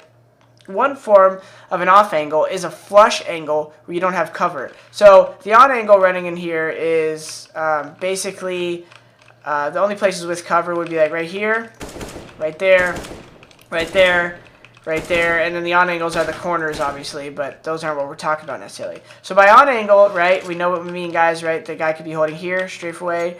You'd be holding here, strafe away. You'd be holding here and strafe away. The off angles are obviously anything in between that. So if this is on an angle, that's on an angle, that's on an angle, that's on an angle. There's not really any off angle right here that's not going to be close to your crosshair, so no one will really play there. So the next off angle they're going to play, and this is the flush angle, right? So this is the flush angle, is in here.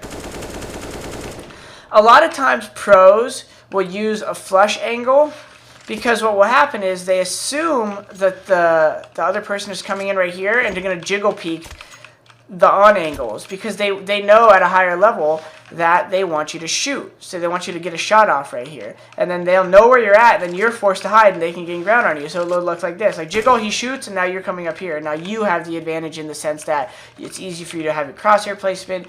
You're the one peeking in him. Now, like I said, opping's different. We'll get to that next. So a flush angle, guys, is when you're very confident, you want to go for the kill. You stand somewhere like this, flush with the corridor, and they have to be very good. Now, the better players you're playing against, you'll come slightly off the flush angle. So let's give another example of a flush angle. Say it's an after plant, and the T is an A main. The bomb's planted right here, right? That's a good throw, right on that corner, right? If the CT knows the last guy's A main because like maybe he peeked out here and killed a guy, and then he's hiding here. A lot of people will expect the flush angle. So if the CT, at a higher level rather, as the CT is running in, he'll peek like this, right? So what you do is you come straight off the flush angle. So instead of being here, you peek like this. But even these are kind of tough because this guy, if he's good, will keep peeking every like quarter angle. And that's what a good player does. And that's how you peek in a tough, when you're in the offensive, you have to peek the quarter angles. You don't just peek here and then expect him to be over here. Even though this is the angle he's holding the bomb from, only like beginner players are going to go straight to this angle. So make sure when you're fighting people, if you really want to fight, you go to each quarter angle, and that's how you maintain the advantage. And if you really want to juke him, what you do is say you get contact with him here, and you think he's going to hold, is you peek right back into this angle, because what's going to happen is he's going to peek you here. And then as he sees you strafe away, if you don't kill him, his crosshair is going to go like this, right? So in that moment, you strafe, you re-peek, his crosshair is already trying to lead to the next angle, but you re-peek right here. So it's like, boom, you shoot, re-peek, he's expecting to be here, but you're already here. So you go like this, strafe, away, back, fire. Because you know he's coming to that next angle. So you're here, you fought him. You know if you strafe here, he's going to try to meet you at this line. So he's going to try to pre-aim into this line. So you pretend you're going that way. You shoot at him, cut out of vision, stop at this line, re-peek right away. And then now you're getting the advantage, and that's what's called peeker's advantage in CSGO. Because of the physics in CSGO, the person who's moving kind of makes it hard for that first bullet. Like, say this is the left edge of him. It's hard for you to, like, react to the left edge of him when he's peeking, when he's moving. Standing still is different. That's why it's called a peeker's advantage. The person who's peeking into this guy has a slight movement advantage with the hitbox and the way CSGO works. So I hope that makes sense to you guys. Off angles, on angles, and everything. On angle is the angle what, guys? That you expect them to be holding. You come at A main, it even works with longer distances. What's the on angle? Here, here, right here, right? And then truck. Those are the three places that they could play where they have cover. That's how an on angle is defined. They have cover from the angle, or it's a corner. This is obviously an on angle, right? Everything where they have cover off the peak, court fence right here is an on angle, on angle, on angle. On angle, on angle, on angle, on angle, on angle, on angle, on angle, on angle, right? There's cool pre-aim maps, you know, I don't know what they're called now, pre-aim maps and warm-up maps where you can retake sites. It's a great way to practice your angles and your positioning peaks. And then on the defense, guys, flip everything I just said on its head. Right? If you know this guy wants to peek off of you, peek a little into him, then hold, and then peek into him. Peek a little into him, then hold, then peek into him. That little hold in between is going to counter his re-peek so that you're ready to react right away. So you're not just falling into the wide, wide, wide, wide peeks. Alright guys, I hope that makes sense. The last thing I want to mention, even though this video is going on a little bit, is HP. Anytime there's an opper or someone with low HP, the easiest thing to do is jiggle peek them because that's how you're going to get them to identify their spot. There's an opper quad or a low HP guy quad. Jiggle peek, he shoots. If it's an M4, you swing because your teammate said, hey, he's low quad. The only way a guy kills you with low HP is if he outshoots you right away. So if you just peek into someone right here and he has low HP and just headshots you, you die. But if you get the low HP guy to shoot at you, that's why sometimes you'll see pros go like this. They'll just shoot a bullet to make your trigger finger, who might be tense with low HP, fire. Then you mess up his recoil. He has low HP, fire, re-peek. Fire, re-peek. Same thing for an opper. You think he's holding this angle, come up close. Right here he can see your foot. right? He could see me already right here because I'm close to the object. So the way you jiggle peek, and I guess this might have been one of the most important things of jiggle peeking, is you get close to the object. You don't jiggle peek back here. You stay close to the object, guys. Jiggle peek, he sees your arm. Shoot, that's a jiggle. Jiggle. He shoots, you come out wide, now you're the one holding him. Now with an op, you still might be hard to kill the guy, but you get my point, guys. I hope you learned. Guys, feel free to ask questions. Hit me up here or on Twitter. I should have a contact in the course. Otherwise, Twitter at nothing. My email is nothingtv@gmail.com. Ask questions, guys. Get involved. And I wish you the best of luck with your on angles and off angles.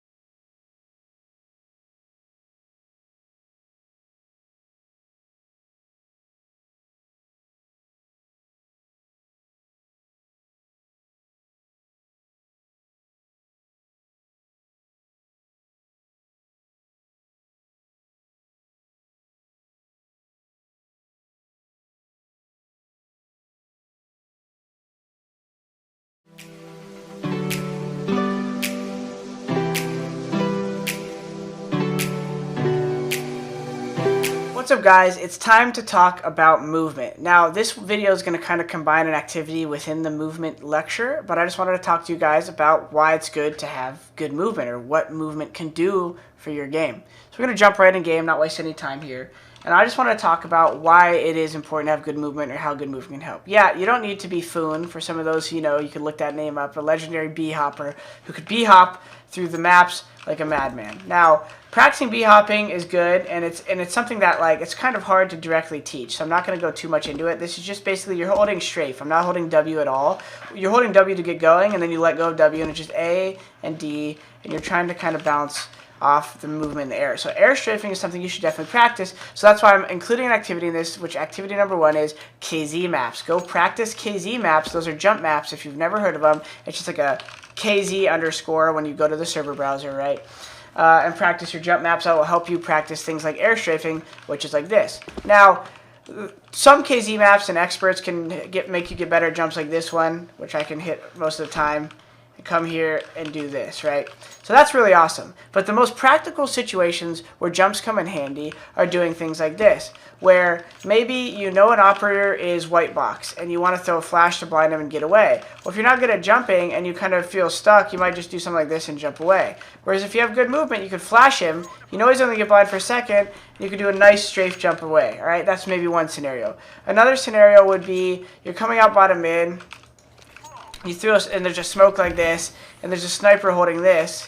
Sometimes if you do a strafe jump, right, you can actually get a little extra bounce and avoid the peak faster. So maybe what I would do is I would flash out here to blind someone white box, come out in the smoke, and then jump like that to avoid the quick shot here, because I'm going to have a little bit of spring in my step, and I'll be midair. So worst case, if we're facing Fallen over here, he's just going to leg shot me, and he's not going to get the kill, all right? So that's where movement kind of comes in handy. How do you practice it? Like I said, surf maps, KZ maps rather, surf maps, these are things that are going to help your hands just work together and realize how the physics of the game work. And that's the most important. Just feeling how air strafing works, which is a concept of turning in the air, right? This is without holding W. I'm letting go of W. I'm holding A, and I'm just moving my mouse right there, or moving my mouse left. And like I said, there's a number of scenarios I'm sure you guys can imagine where this stuff comes in handy. All right? The last thing I really quick wanted to mention is the most important aspect of movement is in fighting. So I've already mentioned some ways you could practice movement with fighting in like the recoil section and the drill you could do for practicing burst. But one thing I want you to practice, go in a death match and actually don't shoot anybody, but practice just aiming at them and your movement around the fights. This is one of the most important aspects of movement, is in your duels. So if you see a guy at this distance and he's not looking at you, shoot a bullet at him and then just track him and pretend you're shooting. Like stop like you would, like burst, burst, burst, tap, spray, burst. But try to focus on maybe not ducking as much and just standing up and stopping and staying alive. I don't just mean go left, right, left, right. I mean, like, pretend you're shooting at him, like burst, burst, burst, burst, burst. You're not worried about your score, obviously. You're not worried about dying. You're just focused on your movement and focusing on staying alive. This way, this is how you have to practice things in CSGO. This way, you're focused on your movement. A lot of people, whenever they play, they're scared to do bad. And you guys got to remember, when you're working on your movement, your recoil control, your decision making, sometimes you have to focus on one aspect of it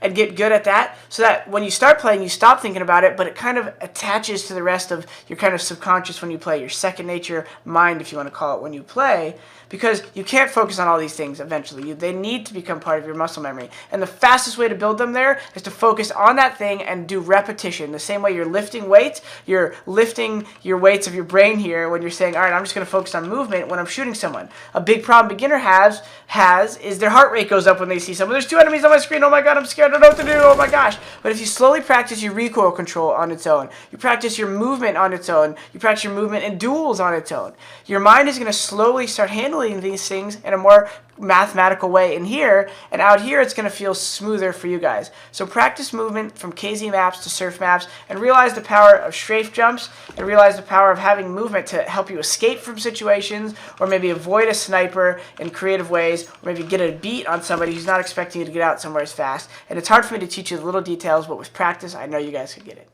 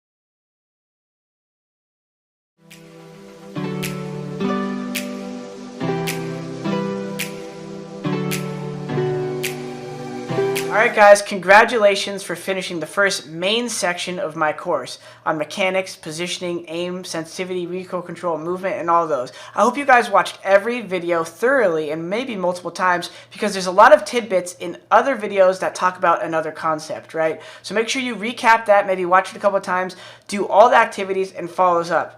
The next section, we're going into communication. This stuff is really key, even if you think, hey, that's boring, I just want to focus on fragging everybody. Communication is key, guys. You're going to get a lot more kills and play a lot smarter if you understand how you can communicate better and what to expect of your teammates, guys. All right, I look forward to seeing you in the next section. Let's get this going, baby.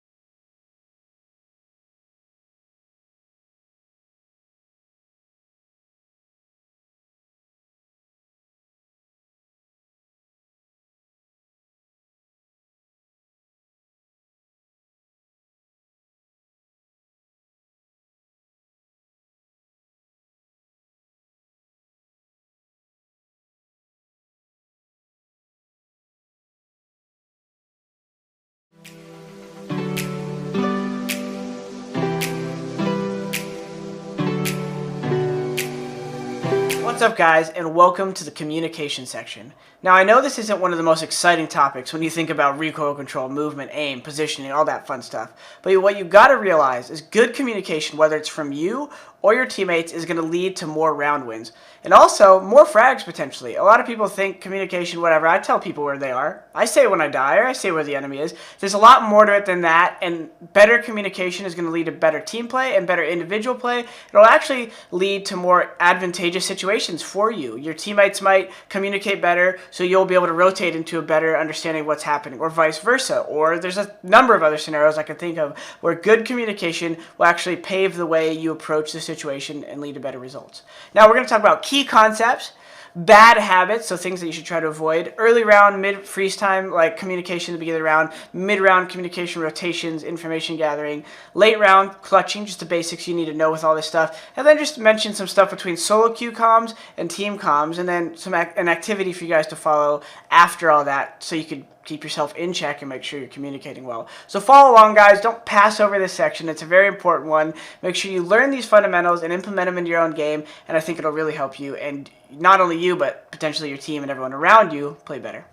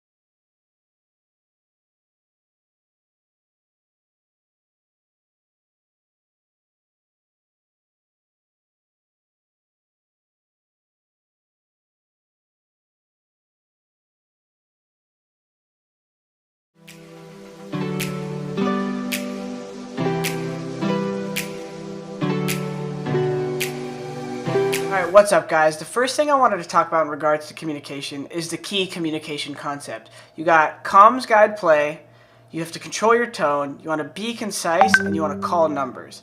So the first thing, what does it mean by comms, guide, play? Well, say you're fork on cash, and your A main, your other A player peeks A main, and dies and says 2 guys A main. Well, if they're back A main, you might have time to do a flash peek, underhanded flash, and swing on them. If they're close A main, you might want to just hug that corner by the forklift and let them run out.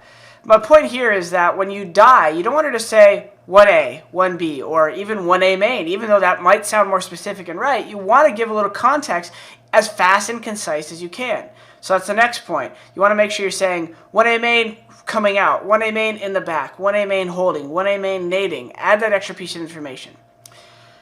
Next up, controlling tone. If they're about to come out, raising in your voice, 1A main coming out, that makes sense. But if you're saying 1 in the back of A main, 1 in the back of A main, that doesn't really make as much sense, and it's harder for your teammate who's trying to understand what's happening to immediately discern. Now, obviously, they're going to wait for your communication in the full sense of what you're saying to understand, but one way to let teammates know what's happening is to control your urgency. You want to say, hey, they're coming out A main, so now they know they're running out A main. But if you say 2A main, they're not going to think that they're running out naturally. Even if you finish your sentence and say 2A main, they're about to throw nades and come out. They at least know the pacing of what the other team's doing is in line with the tone of your voice. All right. The next up is be concise. No one, when you die, wants to hear, "Ah, shoot, man, there's one on the right side of A main. He might be pulling out a nade. I'm behind the box on the right side." You know, you don't want to hear all that stuff when you're trying to play. You're convoluting the voice comms. First of all, people might not be able to hear because of how much you're talking, and then 2, you might just be confusing your teammates. So try to be as short and concise as possible. 1A main behind the box on the right, holding nade out. Right? Get those comms out. It almost doesn't even sound like a proper grammatical sentence, but that's not the point here. You want to get the key communication words out and make sure your teammates are understanding the bare minimum of what they need to while being able to also hear footsteps themselves. Last but not least of the key communication concepts is calling numbers. Now, say you're the B player on Inferno. Let's use different maps for an example. And you start to see nades coming over, and you're at the first oranges. You know, the close left boxes when the T's come in? That's what we call them, as oranges. And you're sitting there listening, and you hear a bunch of people coming in. You could say it's at least 3, and you see smokes come over. Start counting smokes and footsteps, and be moderate with your guesstimate.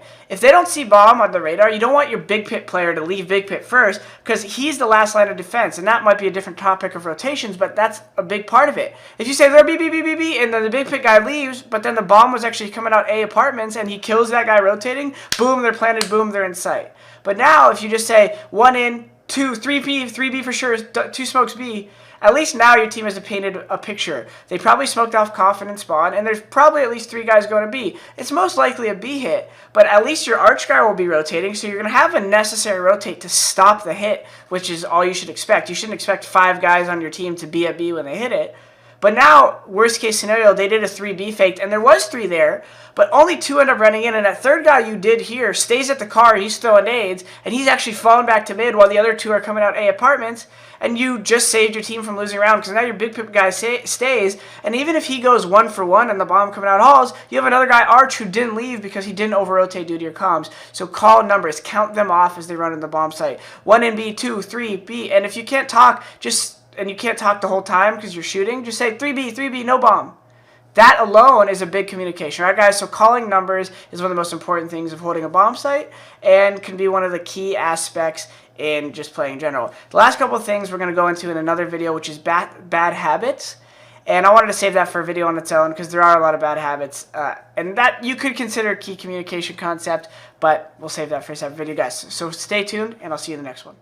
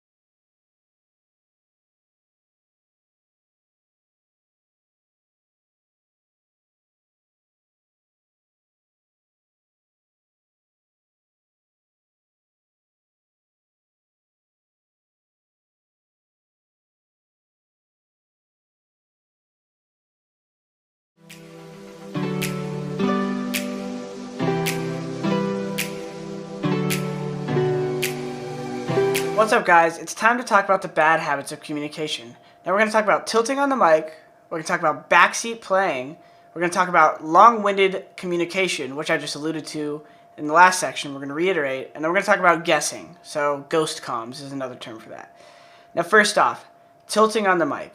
The worst thing that nobody wants to hear, it's the most easy to talk about, is, oh, one's up catwalk, how did I miss that shot, oh my, all the extra pounding on your desk, negative tone in your voice, negative whiny energy that everyone does from time to time. And it's okay, you can get away with the when's up cat, and a little bit. Even that I don't like and no pro likes, and you shouldn't accept it at any level of play.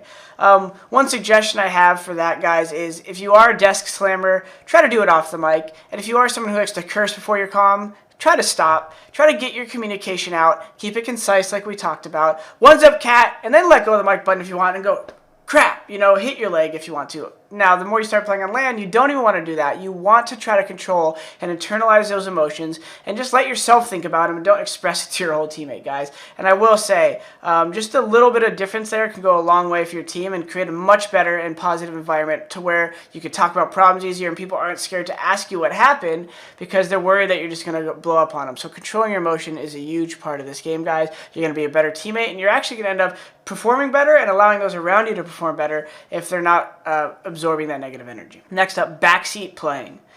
Backseat playing is really dangerous because you never know what someone's plan is, so just telling them what to do in the middle of the play is terrible. The only time there's a little bit of a gray area there is when you have a piece of information they don't, which is kind of up to your discretion. If you really think they don't understand something you're saying, add it in a way that is not telling them what to do, but is suggestive.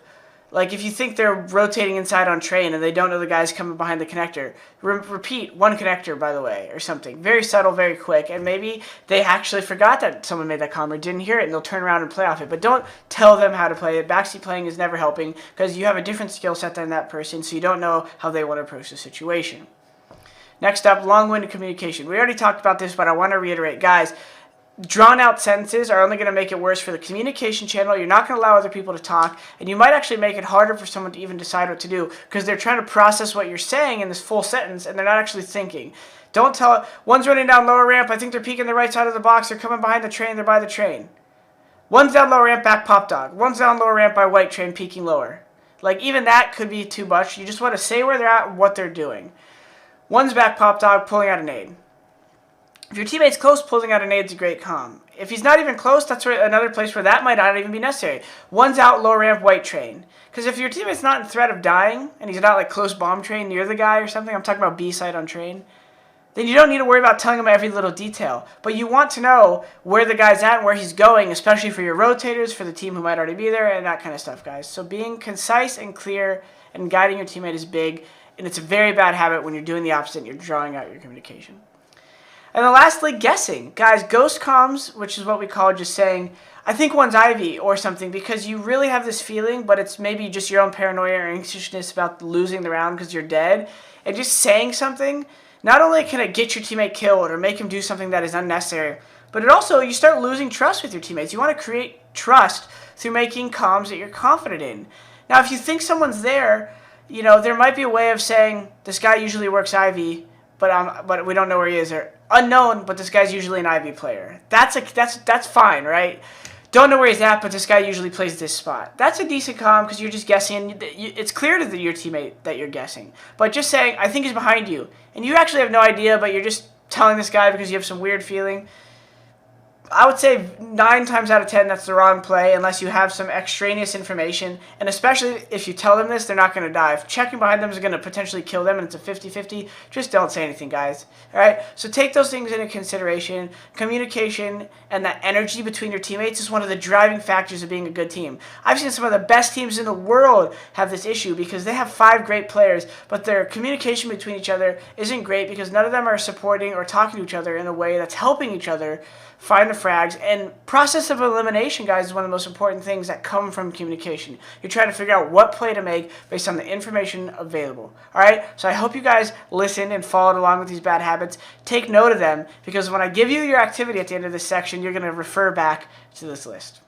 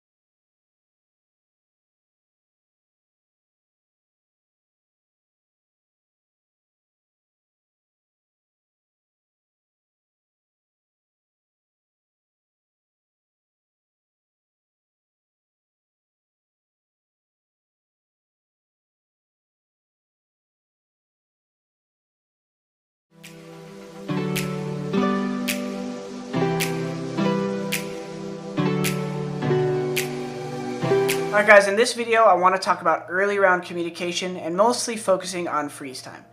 Now the first thing that I want you guys to do and create this protocol is asking for a drop by using names. Now this happens even on pro teams, but never on my team. I enforce this. If you can look at tab and see someone's money, why can't you ask the specific person you want to drop? One of the things that I really dislike is when people are just lazily, I need an AK, I need an M4, I need a drop. And then 2 people drop them, and then all of a sudden you wasted money. So make sure you're looking at who has the highest money, look at their name, make sure they already bought, do this very fast, you'll get better at it. Hey, Tom, I need an AK. Hey, Billy, I need an M4. Do it fast, tell me to drop, it's going to allow for things to be quicker and you don't have those accidents. Now, the next part is communicating fast so that you can buy fast. You need to buy fast based on spawn and what you're going to do. So, you need to be able to do asking for a drop fast, you need to communicate and buy quickly, right? And then the last part, and the most probably important part of freeze time communication, is spawn-based planning. Now, I like to use A on train for an example. We could use any bomb site for an example if you really want to put it in it. A long A on dust 2, something where you rely on other teammates for that spot, where it's not just a solo spot. I guess most spots are at least 2 people holding it at the beginning of the round. But let's just take A on train. Say I have the best spawn to go A and I'm the mid player. And I have another guy behind me who's the ladder pop dog player, right, on train. If I have the best spawn, I want it to be able to stop the rush. The best spawn is the only person who could throw a Molotov and actually hit them before the first guy gets out to the side of the train, the 6 train right there. We call it Olaf. You guys know what I'm talking about, outside team mid to the right? The only person who could really stop the guy is the front spawn. So if I have the best spawn but I'm the mid player, I'm going to actually say, hey, I'm going out mid. I'm going to Molotov T mid, and I'm going to go play close ladder room because I have the best spawn. And the only person who could kill the guy coming down ladder first is the best spawn. If you're the second or third spawn, that terrorist can get down ladder fast. Now this goes for T and CT. And in the next section, I'm actually going to talk about early round play for T and CT, and I'll expand on that.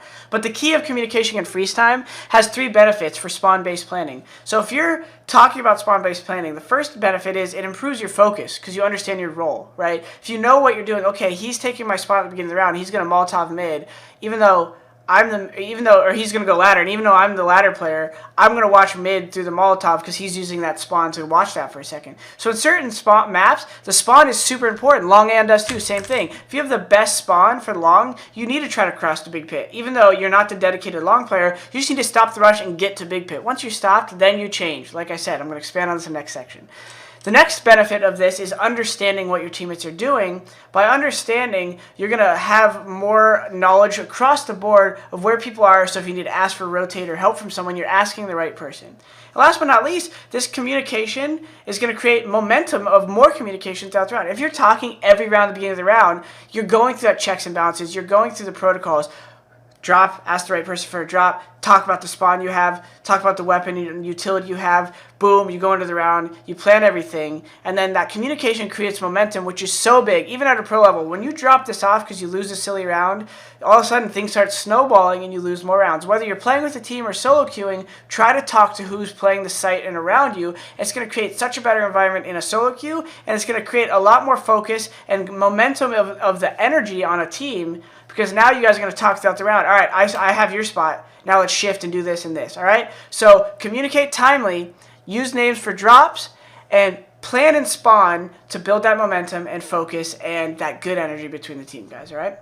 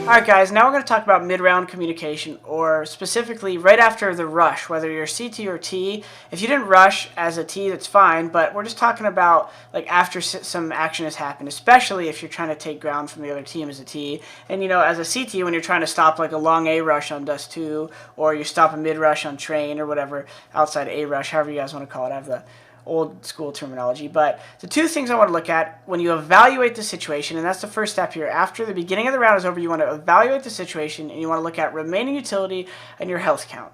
Now on both sides, this is a big deal. So we'll first talk about CT. On CT side, if you secure long A on Dust 2, or you're playing a bomb site like B on Inferno or B on Cache, and you do a little bit of an aggressive play early, or someone takes damage, or you use nades, you want 2 things to happen. If you have someone with a lot of nades, generally you want them to be the lurker or the anchor on the bomb site. You want them to be the guy who stays at the bomb site because they're the ones who could use the nades when they're by themselves to defend the bomb site or delay the team. And then you guys want the low HP guy to play headshot positions on CT side. So if you're B on cash, you want your low HP guy to probably play headshot if you're going to play 2 in the site, right? If you have some middle ground situation, it's up to you. Like sometimes if you have a guy with 2 flashes, even though it's more nades maybe than the other guy who has 0 nades, you still don't want the guy with 2 flashes playing like in B site on cash. You want the guy with flashes to play outside the site, so as they come in, he could flash without even asking for the guy who's playing site and maybe create some flashes that won't blind him. So evaluate the situation, and then generally leave the guy with the most nades as the anchor. Smoke is probably the most important there. You want to leave the guy with smoke, but you just need to communicate right away, evaluate the situation, discuss utility, discuss HPs, and then adjust on the fly. On CT sides, sometimes if you take 2 guys, like say you're playing B on Inferno, both your B guys get double naded at the beginning of the round and it's a gun round, and they both have half or below health, maybe you just want to take a risk. Maybe you want to talk and say, hey guys, let's just play 3B this round. If they go A, the 2 guys will do their best to get kills. If they get a lot, we'll go fight for it. If they go down fast, we'll just save our guns for next round. This is playing smart CS. So mid-round communication, guys, is mostly about evaluating the situation, looking at remaining utility, health count, and what ground you have taken, right? All these 3 things combined, you're going to talk to each other about these facts, and then you're going to adjust. Sometimes you need to change your strat. You don't want your entry fragger going in with 1 HP. If he's going to die right away, it's going to be easy double kill for the second guy. If your high HP guy goes first, maybe that first guy goes to fight him, and he does kill him, but your low HP guy is just spaced good enough to where he can get the kill. There's never a perfect way to do things in Counter-Strike, and that's what makes the game so awesome. But you can take some of these things in consideration on CT&T and make sure you're just communicating anytime you reach different stages of the round. Next up, we're going to talk about late round and clutching.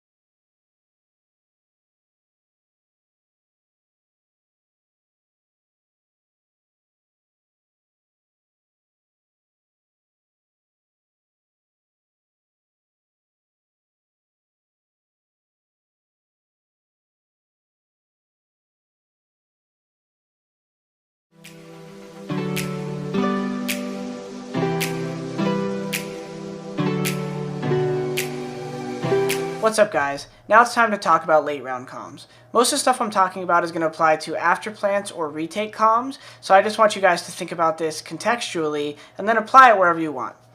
In general, the first thing I want to talk about late round comms is updating the comms with your HP and utility. So anytime you're rotating into an after plant, the T's take B on Inferno, you're rotating through Arch, or you just planted B on Inferno and you know they're rotating, it's a 3 versus 3, 4 versus 4, whatever the situation, late round, first thing I want you to do is talk about the HP you have in utility. If you're a low HP guy or you have an extra smoke or nade, you guys maybe can adjust little things.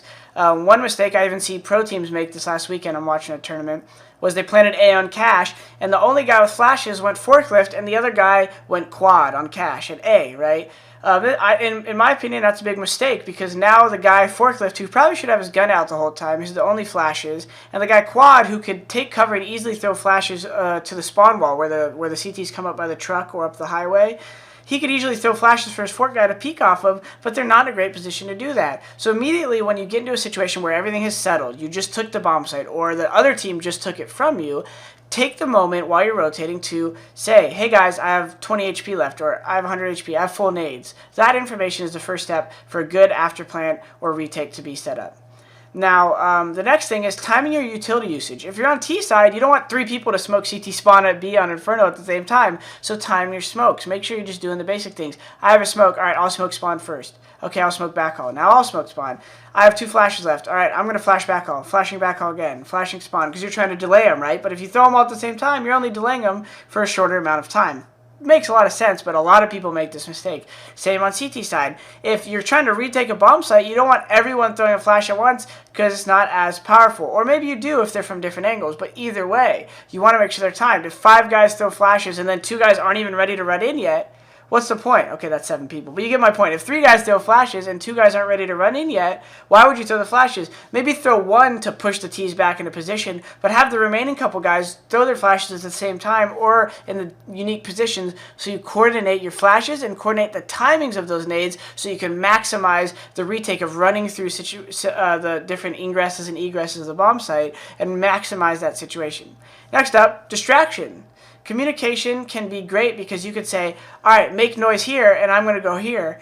Either way, plan for distractions, or when you go off nades, maybe you throw some nades as a distraction in smoke, and then the flashes come in. You layer your nades with timing, and then you use the nades as a distraction, or you maybe have somebody shoot, say you're retaking B on Dust 2, have someone coming from the tunnel, the dark as some Europeans call it, shoot upper B, and then the window guy comes out and peeks, and then you come out tunnel. So use little distractions. And last but not least, crossfires. On T side, talk about what you're watching so that you can set up proper crossfires. If you're all watching the same thing, it's obviously useless and doesn't make any sense. But also, you could watch kind of the same thing from setting up crossfires. So you could have the guy who's back platform on B and Dust 2 watching door, and the guy tunnel watching window. Even though you might say, oh, shouldn't that guy be watching window? No, if you set up a proper crossfire, you guys can make it so that each person is watching something farther from them, so that if they get contact, the other person who's closer, who's watching the other thing, can swing. And this is how you set up things, and that's more of a strategic play than a communication thing, but communication is the foundation of setting up those plays.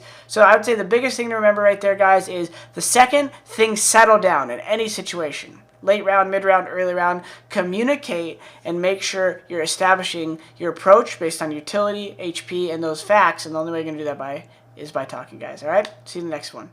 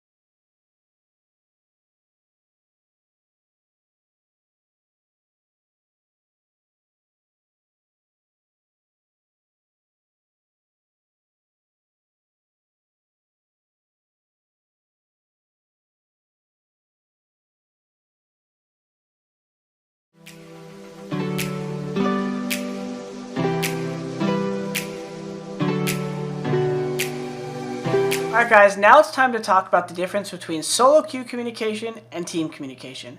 Now first off, there's a couple obvious variables here that are hard to ignore and that I'm sure you guys have experienced, which are people might not know all the callouts that you know because they call them something differently, and you also don't know the tonation and don't know these people personally, so you don't know if someone's urgency represents actual urgency in the play. You don't know if they're angry about something or if they're trying to say something in particular because you don't know their little small social cues and their voice tones and things like that. So some advice I have for you guys in solo queue is obviously just try to be friendly. You can only kill people with kindness. There's some toxic people that are obviously out there to troll you and bait you. You got to kind of kill them with kindness, and in essence, you're hoping that they feel a little remorse. You're kind of hoping to guilt them. So you don't want to just like use a guilt tactic everywhere in your life, but this is somewhere where since it's a game and someone's trying to be a little toxic, you can be like, hey, this guy's saying, oh yeah, you're trash, why are you trying to cause strats, why are you trying to communicate with us, you're trash, you're just being toxic. Be like, all right, man, I'm just trying to get better. Sorry that you don't have some fun. I wish you'd play with me. And maybe over 3 or 4 rounds they would change, but more likely than not, their toxicness has nothing to do with you. If you can't change them, don't bother, which I'll get to in a sec. Next up, for solo queuing, try to establish spots early. Try to establish what you like and ask other people what they like. And I would almost say, what spots do you guys want to play? Let me know and I'll play. I like playing here, but I can play something else, right? Be open. Don't just be too demanding right away. Establish a good rapport with your teammates right away. Next up, ask if anyone has a strat before suggesting one if you're playing T-side. Hey guys, I have a pistol round, but does anyone else have one? If not, I have one, right? That kind of thing. Does anyone else have a pistol round? If not, I have one. That kind of thing, right? And the last but not least, be above the toxic teammates, guys. You know, whether you're playing solo queue or with a team, you can't control people's reaction to everything, right? It's their prerogative, actually, to get upset if they want to. Just because I think everyone should be neutral and not be too upset, it doesn't mean they're not allowed to be upset at losing. Some of the best competitors in the world at high-level sports have that passion. They get upset when losing. But if they're being toxic and affecting you, share that with them outside the game. This is the hardest thing to deal with in solo queue. So like I said, the kind of killing them with kindness and hoping that they feel a little remorse is your best bet. And just sticking to your guns there is the best for solo queue. In terms of team comms and toxic teammates, guys, try to allow them to react the way they want and explain to them outside of the game how it affects you when they maybe curse at Mike or criticize people or yell at you while you're playing and how that negatively affects you. And then if they don't ever change and they show no remorse, you might want to play with other people because they're obviously not on the same wavelength, and that's actually an integral part of being a successful team, is having that. And then the best thing I would say you can do in-game if someone doesn't stop being toxic, whether it's a solo queue or when it's when it's on a team, another teammate, is ignore them and focus on your protocols. I've actually dealt with this in professional teams, and what you really have to do is say to yourself, hey, I'm the connector player on Mirage, I'm the B player in Cash, this is spots I played. I have to think about my protocols. What do I do in the beginning of the round? Okay, I see these nades. What do I throw? What is my comms? And I just try to focus on communicating to everyone else but that person. If they really don't want me to talk to them, or if they're really frustrated, I could try to just say the bare minimum until I find that energy coming back from them. You don't want to pester someone with telling them how you think they should react in game, or vice versa, them pestering you. So if they're really not going to listen to how you want them to play, then just play the way you want. Try to keep up the good energy, and then if the communication stuff doesn't work out a game, or if it's a solo queue, you know, what can you do? You can't always control everything, guys, and you have to accept that. Otherwise, you're going to lose focus and you're going to play worse. So take those into consideration for solo queue, and then for teammates, you know, do your best to communicate with them how you feel outside of the game, and then see how that works, guys.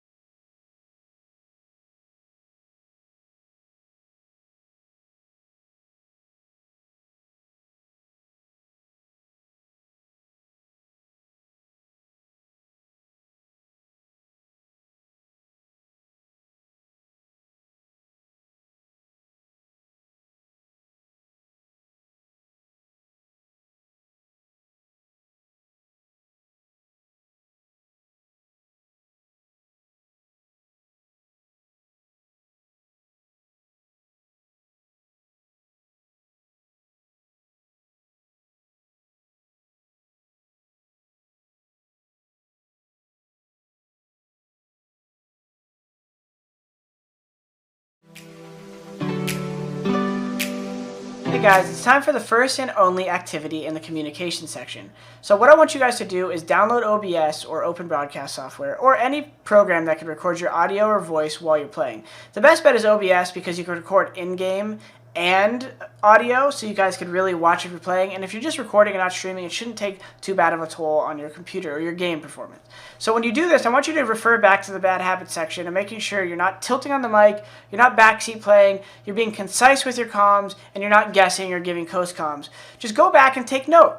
Just look at that specifically. Are you just talking a lot when you shouldn't be? Are you cursing on the mic? Are you hitting your table while you're still holding down your mic? All these little things are going to help you be more self-aware of your issues, and they're going to help you know if you're actually doing the things maybe your teammates are claiming you're doing, or people in solo queue, or maybe you're doing it perfectly, and you could share this with your friends and say, hey guys, look, I'm a perfect example of communication. But either way, guys, yeah, take some notes, refer back to the bad habits section, and hopefully improve your communication.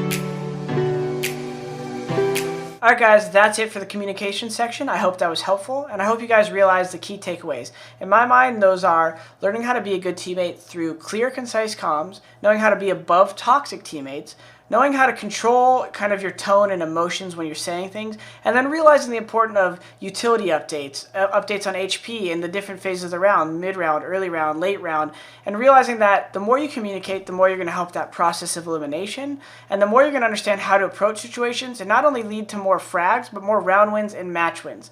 And the most important thing, guys, is that you really understand the section, because next up, we're going to talk about the 3 phases of the round, which is basically the same phases I just talked about in communication.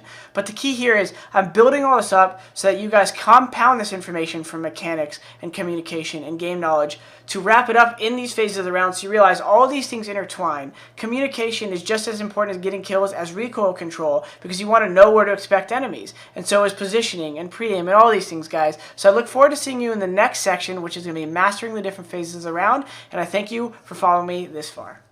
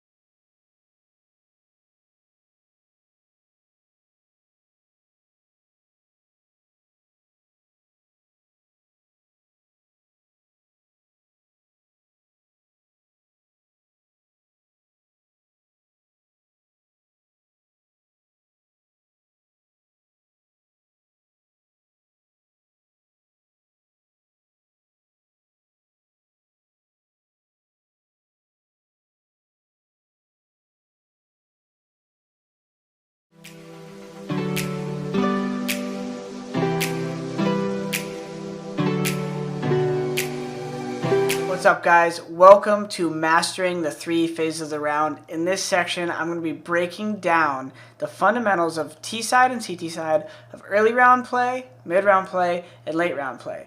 But the thing I want to tie into all this is actually meta. So that's the first thing we're going to talk about. The meta is the most effective tactic available. And the reason why I want you guys to understand this term is to realize that even if you don't know the term, a lot of you guys are adhering to it when you're trying to copy pro players' play. You're trying to understand and copy pro players' setups on CT or their strats on T side. And the problem with this is it's only going to get you so far. When you're trying to copy strats, you might be able to throw the exact nades and do the exact timings, but if you don't understand why they use it, it's going to only end up being a gimmick where it's going to maybe win you around here and there, but it's never going to really push you to realize your full potential. So what I want to do in this section is teach you guys the fundamentals of T-side and why you're taking map control and what you do with map control and why you do setups on TT side and why you create protocols for yourself and for your teammates and how communication and all the other things I'm tying in this course come back together. So follow along, and I hope you guys get out of this course what I want you to get, which is that I want you to have a good, solid foundation for your fundamentals, because you could always copy strats, you could always watch plays and try to do things other pros do, and I really suggest you do that.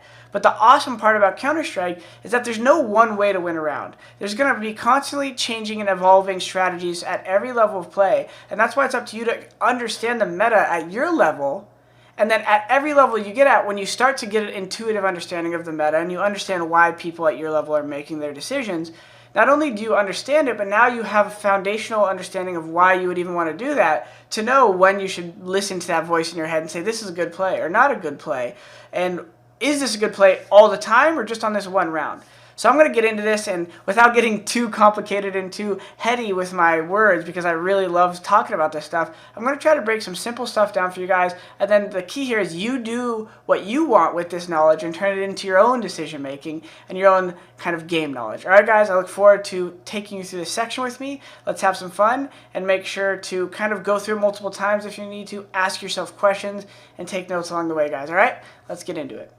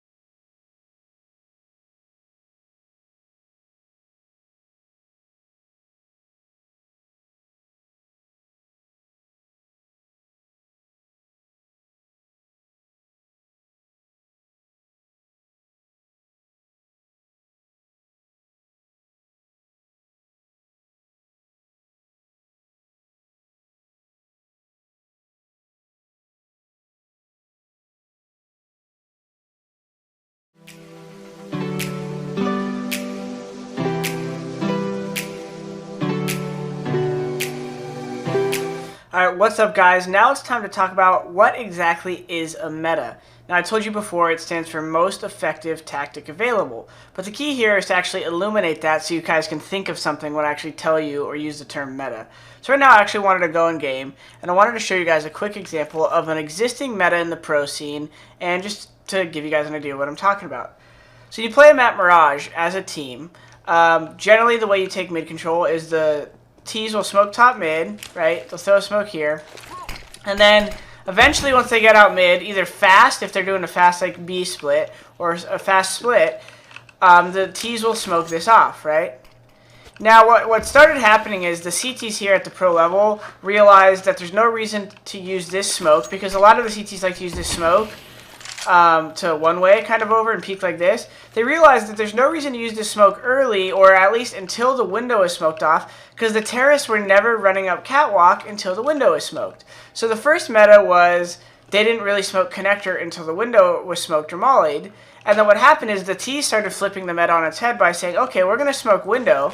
And we know the CTs are going to smoke connector. So C9 at E-League, they started doing this even when I was on the team, but they really exemplified this at the E-League Major, where they flipped it on its head by having two Ts rush connector because they knew the CT would smoke this and play behind it. And whereas it was a normal advantage for a CT angle to peek over it when the smoke is here, what they did is they found a flash just like this. They throw the flash, and the flash lands in connector and blinds the CT who might be standing in front of the smoke here. And so what happened is that became the temporary meta. And this is an example of a meta that will get fixed or kind of countered very fast. But the point being here is the meta is always shifting based on what you think people are going to do in response to a normal play. So the normal play here is to smoke top mid and then wait to use the CT smoke until they smoke window. So when they smoked window, like you said, like I said, they rush fast connector and they kill the CT. Now that's going to change. And now the CT is maybe going to play it differently next time, and he's going to see the window smoke, and he's going to go back to his fundamentals. And that's my next point, guys. The meta is always going to shift, as I said before. But if you have good fundamentals and a good foundation for what you should be doing at your spot, you're always going to have a good idea of how to approach things when you do get countered. Because let's face it, you can't know everything that's going to happen. And I'm almost excited when I get beat by something that I've never seen before. You know, we're all used to seeing the 3A smokes on Mirage here, right? Upstairs, spawn right here, or spawn in here. If they do something unique and show me a strat I've never seen, that's awesome, because now I'm learning and I'm going to be able to counter it better. But in this case, guys, an example of fundamentals would be, as a connector player on CT here, alright, they countered me right there. So the rest of the half, until I really have a feeling of how they're going to approach it, I'm going to focus on my fundamentals of the spot, which are, I need to stop them if they actually do come up connector, so I don't need to necessarily fight this the whole time. And then I also need to tell my catwalk player if they can get up catwalk on him. So those are the two fundamentals of my spot. I need to worry about them coming up connector, so I need to tell my A guy how I'm playing it. Like if I have a teammate over here, I need to let him know if he can get shot in the side. And then I need to let the cat player know if they can get up catwalk. And so by doing that, then you're able to rethink about your position and focus. So in this next couple videos, I'm going to talk about early round play, mid round play, and late round play on CT, T, and each kind of phase of the round. And, you know, I'm going to have to use one map or one example, but you guys can kind of look at these for every map and realize what I'm saying applies to all maps and all scenarios, and you'll come up with your own protocols and your own stuff. But I want to try to give you some basic stuff to focus on when you're playing your spot, guys. So I'll see you in the next videos, and I hope you guys really get involved in this section, really pay close attention.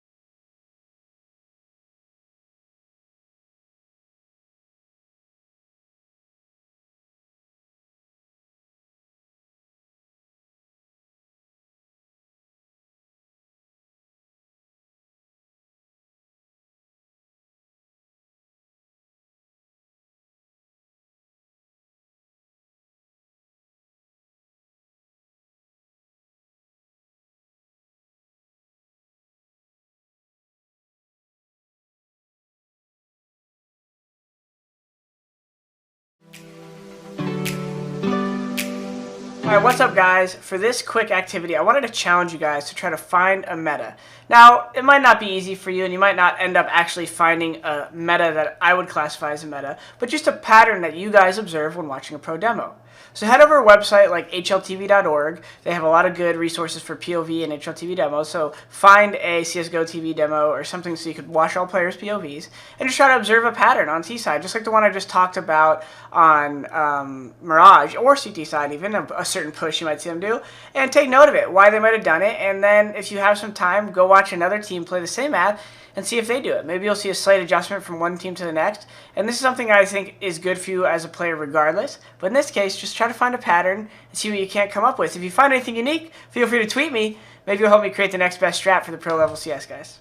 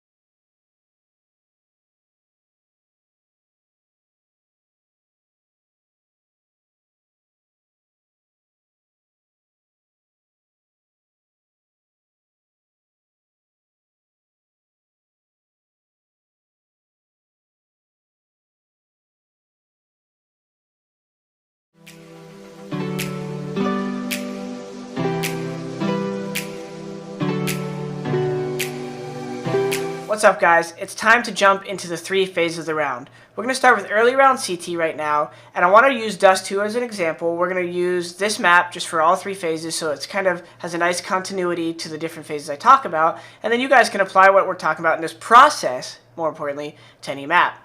So we're going to jump into Dust 2 and just talk about CT side first and stopping a rush. We're going to ask ourselves a couple questions on any map we play, which is, what spots are we trying to get to in the beginning of the round? Do our spawns have anything to do with getting to those spots? What nades do we need to get to these spots, if any? And then how are we going to react if the Ts are trying to rush the spot we're trying to get, right? Trying to get control of. So the first thing we talk about is what spots are we trying to get to? So in this case, the passive default setup for Dust 2 for pretty much most pro teams is getting one guy to Big Pit, at least cross to this side. It could be over there late round, eventually, that's the next video. One guy at the corner kind of helping him between catwalk and here.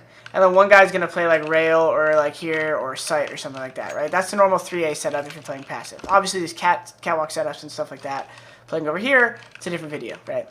So for this one, we're just going to talk about long A. So what spots we want to get to, we've established. Big Pit, support kind of guy going between and here. Do spawns matter in this setup? Yes, right? If you have a spawn back here, you're not going to beat the Ts to Big Pit if they try to rush it, right? So if they try to rush it, you have to ask yourself, what spawn do we need? So the best spawn out of the 3A players, who's generally like somewhere over here, needs to be the guy crossing to Big Pit just in the beginning of the round. He doesn't need to stay there, but just in the beginning of the round.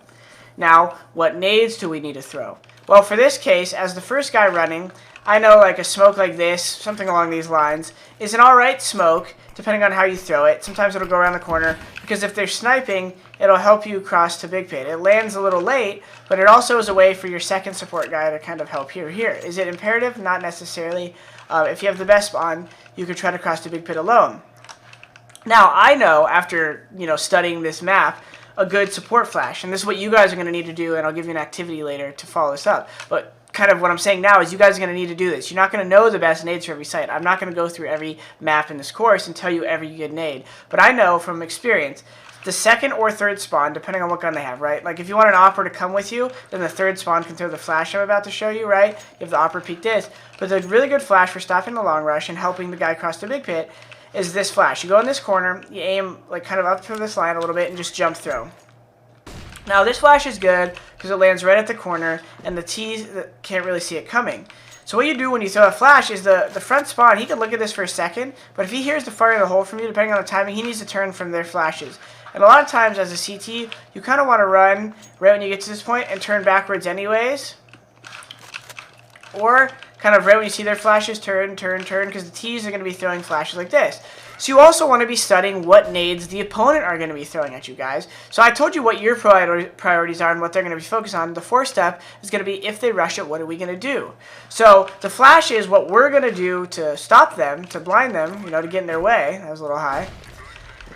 But how are we going to avoid it? Well, the first spawn's going to need a turn from the flashes. The second or third spawn's going to want to throw this flash, and the other person who's not throwing that is going to want to run up also turned and get ready to peek the corner with you. Now, obviously, if you have a really good spawn and you could practice it, you could practice throwing the molly on the fly. Like, that'll work. It's not perfect, but it will hit the guys running through the door, right?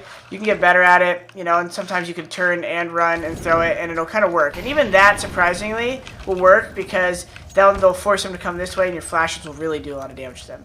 So either way, guys, on CT side, communication, planning, and just kind of overall teamwork is so big on CT side. Now, individual queuing is going to be a little different. You could still create plans for yourself, and that's what I really want you guys to take away from this. If you take nothing else away and you have no teammates to help you guys with, plan. Plan for what spawn is necessary for the spot you want to go to. I can immediately think of like train, A-bomb site.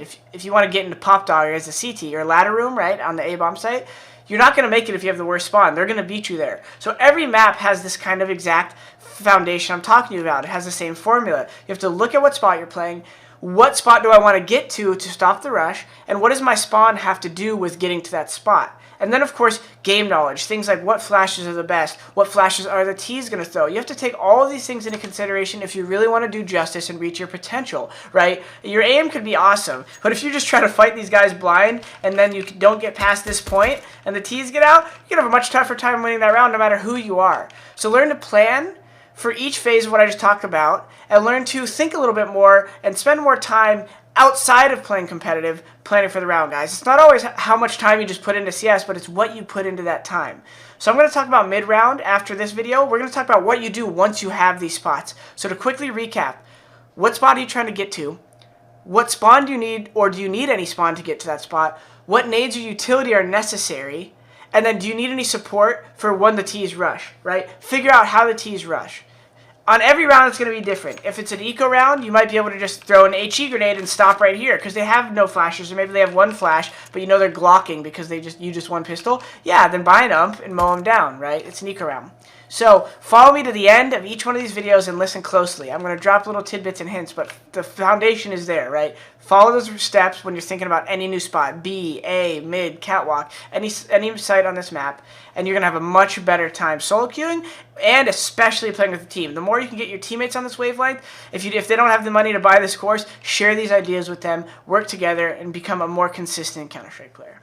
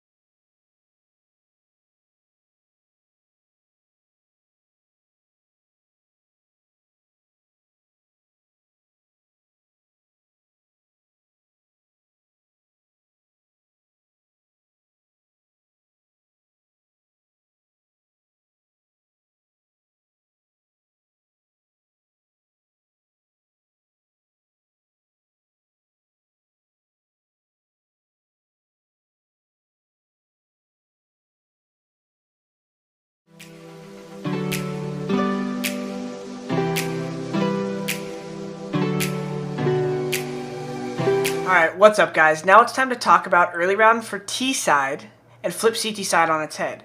So just like we looked at Dust 2 Long A, we're going to look at T side Dust 2 Long A. We're going to look at the same protocols but flip them on their head. What's the first thing?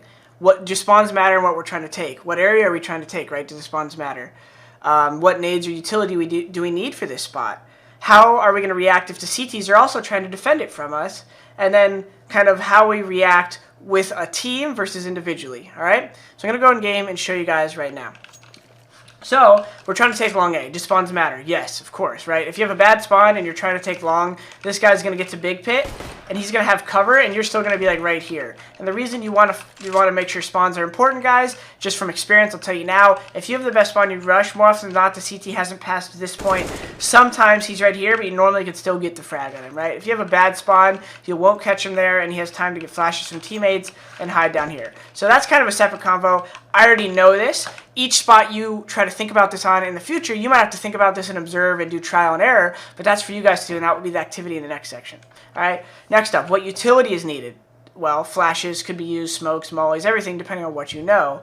And then as an individual versus a team, and then how are the CTs going to play this? So as a T on rushing along M, we say, okay, spawns matter. What flashes and how do I need to throw them? And then how do I need to react to the other team's utility? So if I rush long, I know that if I throw a flash too early, it might hit a guy running wide here, but if they're any decent players, they're probably going to turn and it won't blind them until they're about here. So what I like to do is say, hey, can someone behind me rush long? Now, solo queue, I understand, guys. Not everyone's always going to be willing to help you, but you could definitely go a long way. If you have friends, your long rushes will be so hard to stop. I could do this all day in pickup games. If teams don't have good coordination, it's so hard to stop. Just like I talked about in the video on CT side planning. There's a lot that goes into really stopping long rush. So, for you, yourself, what flashes are good? Well, if you're only rushing by yourself, I would say a late flash here to get the guy at the corner, and then another flash here to get the guy across into big pit. If you do this fast enough, what's going to happen is this flash will still be hitting the guy who's opting corner. Boom, he's blind at the corner. You throw this flash as you're running, and the guy who might have turned from this and got half blind, he's just going to be turning around, and either he might have a second to shoot you if you do it too slow, but he should actually be getting blind or turning from that flash, which is an awesome little combo. Now, this is a combo I created as the first spawn, right? I'm not going to do this with this spawn because what's going to happen is that guy's going to be big pit. So if I have a later spawn, then I have to be realistic. They're probably going to molly or nade. I have to wait for it. Hold if they push the close door. Now there's probably a guy corner and big pit. And if I really want to take it, I can. That's not exactly what I'm talking about here, right? I can throw a flash and get out, but now we can hide. You know, you can get creative, smoke the opera off to your left.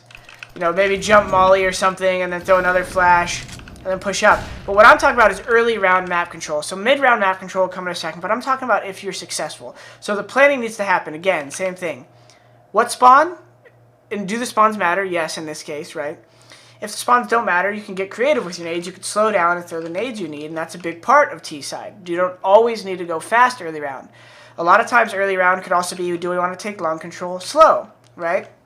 So I'm talking about taking long control fast. Remember that. It's a key aspect of this video. I'm not saying rush long every round you play T-side Dust 2. I'm just saying realizing that spawns play a big role in these decisions. And on a map like Dust 2, rushing is a very good play on the long side. But defaulting is what it's called when your team just kind of covers each spot as one person, right? One guy will hold like long door, one will hold back mid, and that's a very viable and almost more often not the most solid way to play a consistent T half, especially a map like Cache where like map control is somewhat given to you by default, right? I'm talking about planning to take a spot early round by yourself. So this is a really good video for individual play. Once you get on a team, you want to have a whole array of strats, right, guys? So the whole reason I want to talk about this planning is because you need to know the timing. If you try to rush long with a bad spawn, it's not going to work. So you need to go through that checklist I told you anytime you're planning on taking area. It doesn't matter with rushing. What am I trying to take? What space? Who gets there first, right? Does my spawn matter or does it not matter, right? Like if I'm trying to take cat, yeah, I want a good spawn, but if they boost cat, they're going to get there before me. So no matter what, I probably am going to want to throw a flash like over here or something when I'm running up to blind this guy, right? That's going to be peeking. But then again, you have to worry about a mid guy. So you're not really rushing as much. You might need to smoke off Xbox or on cat right here. So it's different. So we're talking about rushing in this video, but realize, guys, the process I'm talking about applies to every aspect. You want to plan. You want to think about what the other team's going to do at that point in the round, and then you want to kind of think about how you're going to react to it. So let's go back to long really quick to wrap up this video. I want to rush out long. I want to tell my teammates to flash late, and if possible, you can learn skilled smokes like this. And I don't even know this one perfectly yet on the new Dust 2, but if you walk and you kind of throw a light smoke like that, you can get it perfectly to where it'll land close to the corner as a late spawn. And this is really good because if you don't have a lot of flashes, it kind of blocks out the guy crossing into big pit, so the opera is not less of a factor in the rush.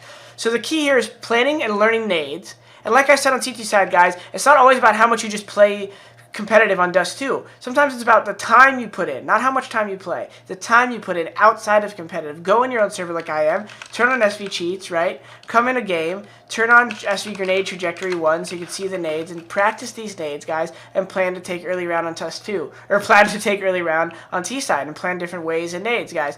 Map control is so key, and the only reason you generally want to rush is because you're either going to get to a spot without being noticed, which is relying on a good spawn, or you're going to take map control, which is inherently easy to take with a good spawn. I could think of T-side train. I love getting out by the middle train on the A bomb site as a T if you have the best spawn because they don't see you. So go through the checklist most importantly, guys, and learn to plan for early round T-side. Do you have a spawn to take an area or do you not? Because if you don't, it's not the end of the world. You could take map control. You just got to do what I said in a slower fashion and expect the CTs to already be in established positions, which means now you're going to have to fight against a different battle.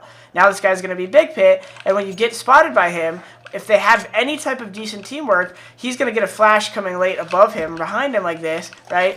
And you're going to be peeking him, and he's going to be able to peek with that flash. So plan for each phase of the round, guys, in early round T-side. I realize the foundation of really playing an early round is understanding where your opponent can be at what time in the round. All right? Now we're going to go to mid-round, and I'm going to talk about kind of concepts for what you do, map control, once you have control of an area or don't have control, and how you proceed on both sides.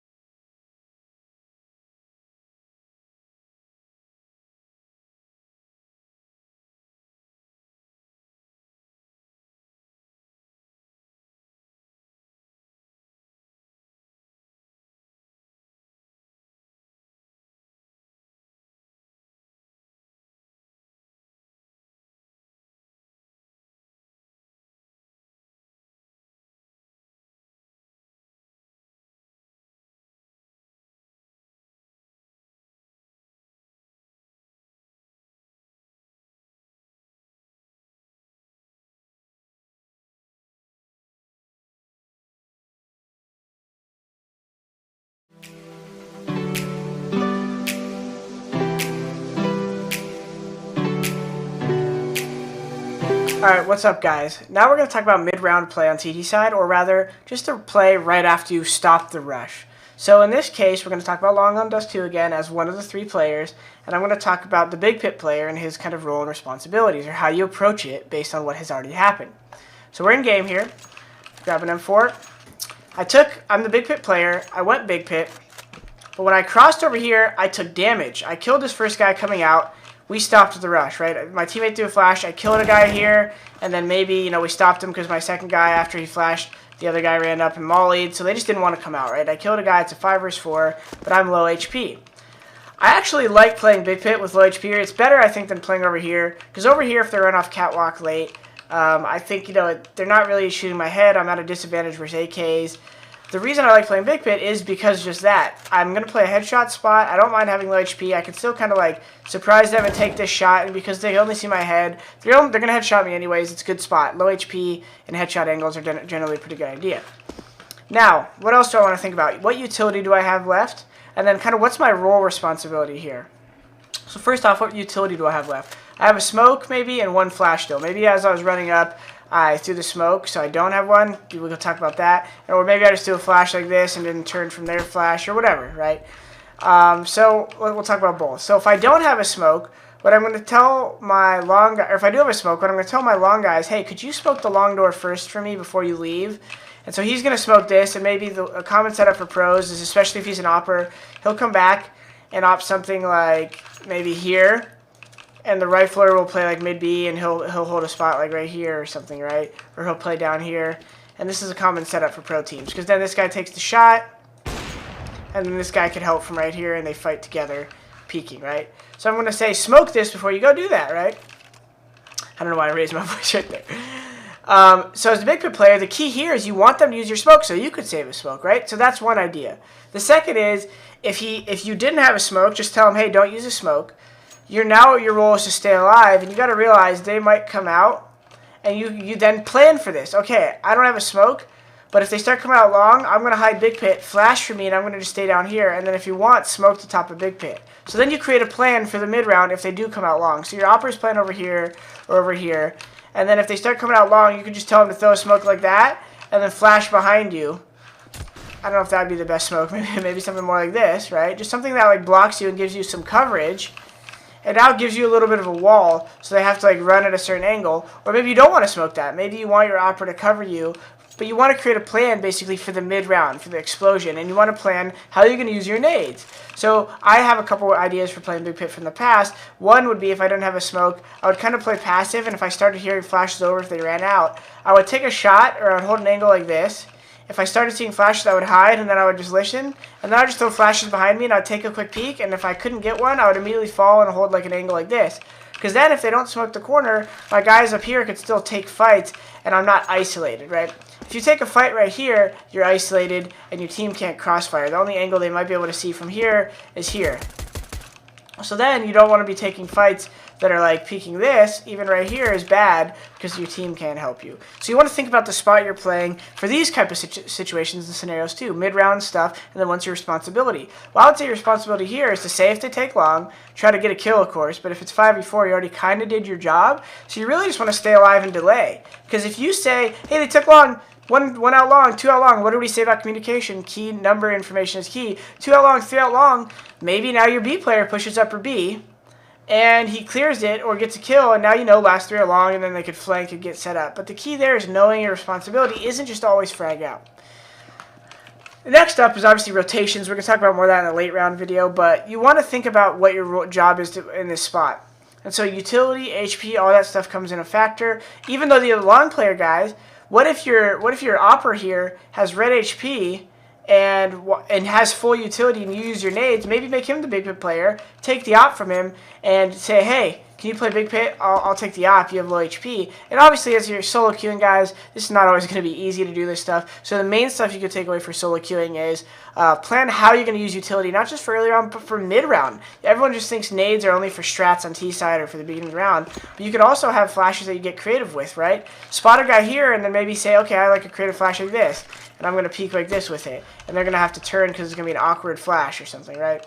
Or you could throw it off the other way, and maybe it'll pop like this, and you could peek with it because it's on the ground. And always get creative. Spend time in a server planning for the mid-round, and then realize that the information is also part of your spot. Telling your teammates what nades you have left, communicating your HP. Hey guys, I have red HP, I might die fast at long. So that this guy who's opping, when you see people, expects, okay, if he makes contact, I might have to turn and help him fast. He doesn't have a lot of nades, he doesn't have a lot of HP. So all this planning, guys, goes into mid-round on CT side. Every map has its own stuff.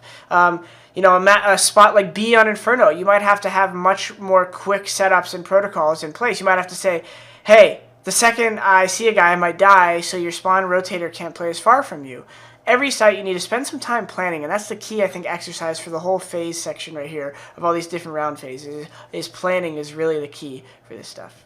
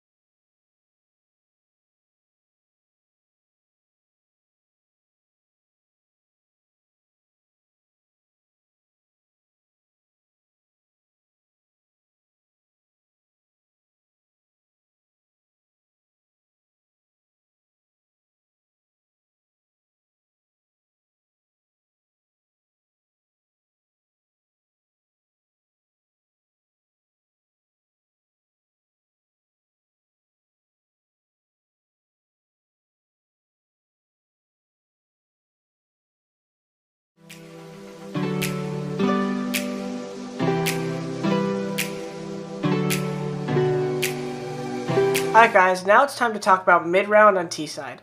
Now this is a topic I could probably go super in-depth with, especially for teams, but I'm going to have to keep it somewhat brief so that individually you could focus on the points I'm making and then bring them to a team if you have that chance. Now we're going to go in game, same map, Dust 2, everything we just talked about, but flipping it on its head. Now, as an individual, like I said, this topic can be somewhat limited because it's based on what utility you have left and assuming you're not going to get much help from your teammates. So, let's say you had to use both flashes to take long control, right? And you took long, and you get this kill, or the big pit guy crossing, and then no one else tries to fight you and they fall back. The tough part here is maybe you have a smoke left, maybe you have a molly left, something like that. But in this case, you have to be creative with the nades you have left. Now, if you get lucky and you have teammates who flash over for you and you only used one nade, you know, maybe when you come up long late, you can get creative. Something I like to do in pugs is I'll throw like a smoke that barely covers cross, and then I'll throw a flash like this to blind an opper, and then right as it's about to pop, I'll run up. And I know that if he was peeking here, my flash will hit him, and he'll like turn from it, and he'll come back, and he might try to re-peek, but I can run up the wall. And if I have teammates behind me, I can like take this peek, and I can fight people here. You could die. It's an aggressive play that could be just stopped easily by a guy standing right here or something. You never know. So playing as an individual mid-game is a unique thing, and I think one of the things you guys can start out by doing is, first of all, looking at what area you took, and then just spending time practicing to know where the CTs probably are, right? If I kill one guy big pit and there's no one else here, I'm going to assume that there could be a guy hiding in this corner. It could be top A, and they could be on catwalk. It's not a big mystery, right? And then, okay, well, the easiest way, if there's an opera up here to take this with no flashes, would be to go back. Now that I have long control. They're worried about long, which means the opera has to take it. I come all the way back onto cat. Depending on what my team did, I could either get up cat just walking up, or I could learn to smoke like this, to smoke on Xbox or something. Well, I don't actually have a good one from right there. You could find different smokes and maybe create a way for you to like walk through the smoke, and you create a unique play to come back up cat. So that's not what I'm necessarily talking about. You can create a lot of plays for mid-game for yourself, but the thing about mid-game is it really comes down to your teammates, and this is where the toughest part, I think, of solo queuing actually lies.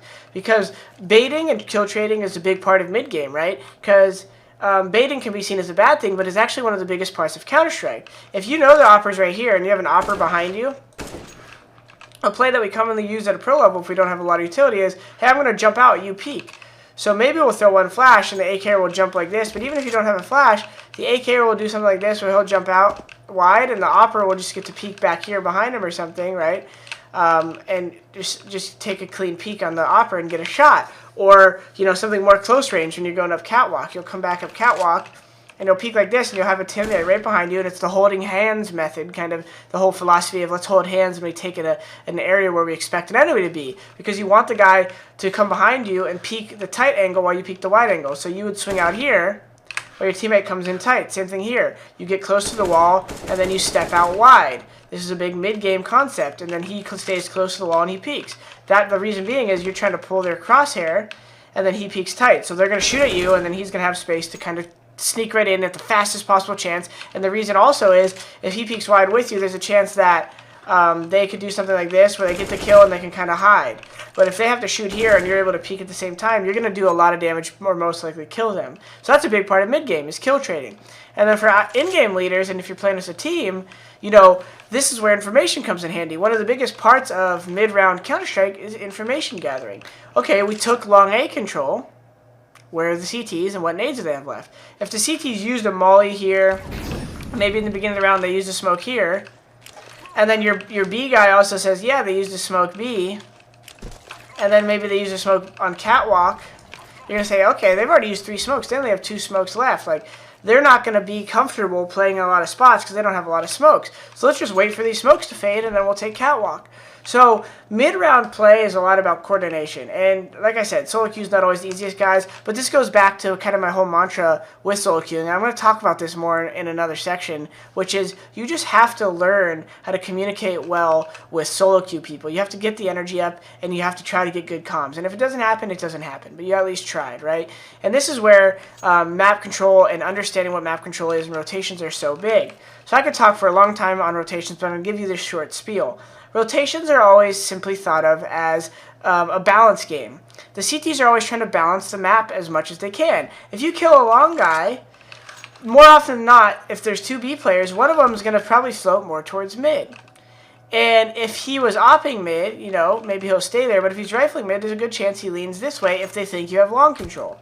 Now, if you simply killed a long guy but fell back, and they still have long control, and their team can obviously tell that, and you could tell that, then better chances are not that they're not going to be playing on cat because they're trying to balance the map. So the balance would be one here and one here, right? Balance is not one aggressive on cat, one aggressive long, because now there's no way to help each other. So always try to think of the CTs as they're trying to balance the map in a way where they could help each other the most.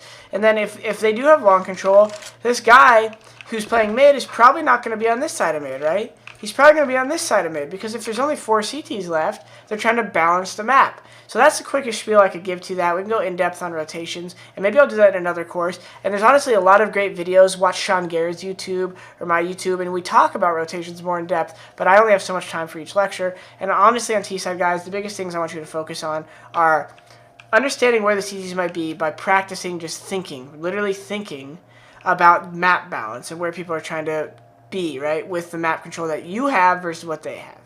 Counting nades to see how many smokes they have to know if you should go through a smoke or not. Because if they haven't used any smoke left, if they haven't used any smoke and there's 45 seconds on the clock, you're probably going to need to go through this smoke with a flash, right? Because they have another smoke they're going to be able to smoke right after it, and they have cat control, and you don't have long control, and that was your mistake, right? And then you're going to need to learn how to kill trade and bait. So kill trading and baiting is a big part of mid-round T-side play. Whether it's catwalk, B, or long, if you're running a B and you're the first guy in, you're going to need to realize the importance of where you're trying to bait and kill trade. If he's sight, you want to hug the close wall and then jump out wide. Why? Because if you're running wide into the bomb site, he's just going to see you and be able to take a shot and then hide.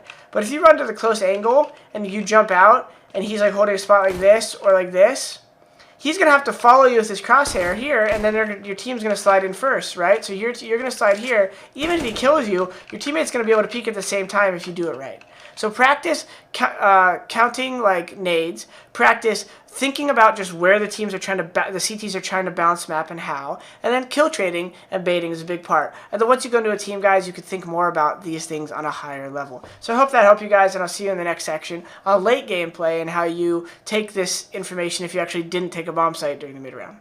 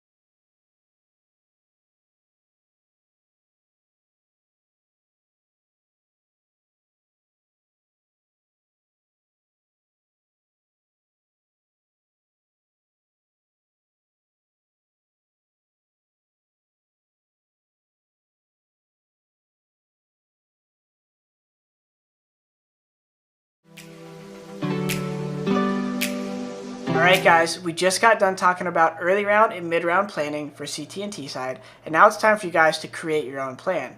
So choose any bomb site, and you're going to think about ways to defend it and ways to attack it. And this is going to help you think about defending it and attacking it, because when you think about it from the T perspective, it's going to help think about what would be annoying to see if a CT was doing it and vice versa. So what I want you guys to do is create a plan. It can be very simple. Go into your own server, think about the nades you need, think about the spawns. Are they important? The timing that the Ts or CTs would hit or defend it, where they would be when they do it, and just create a plan. Start very simple and then put it into action. Go in a game and try the plan.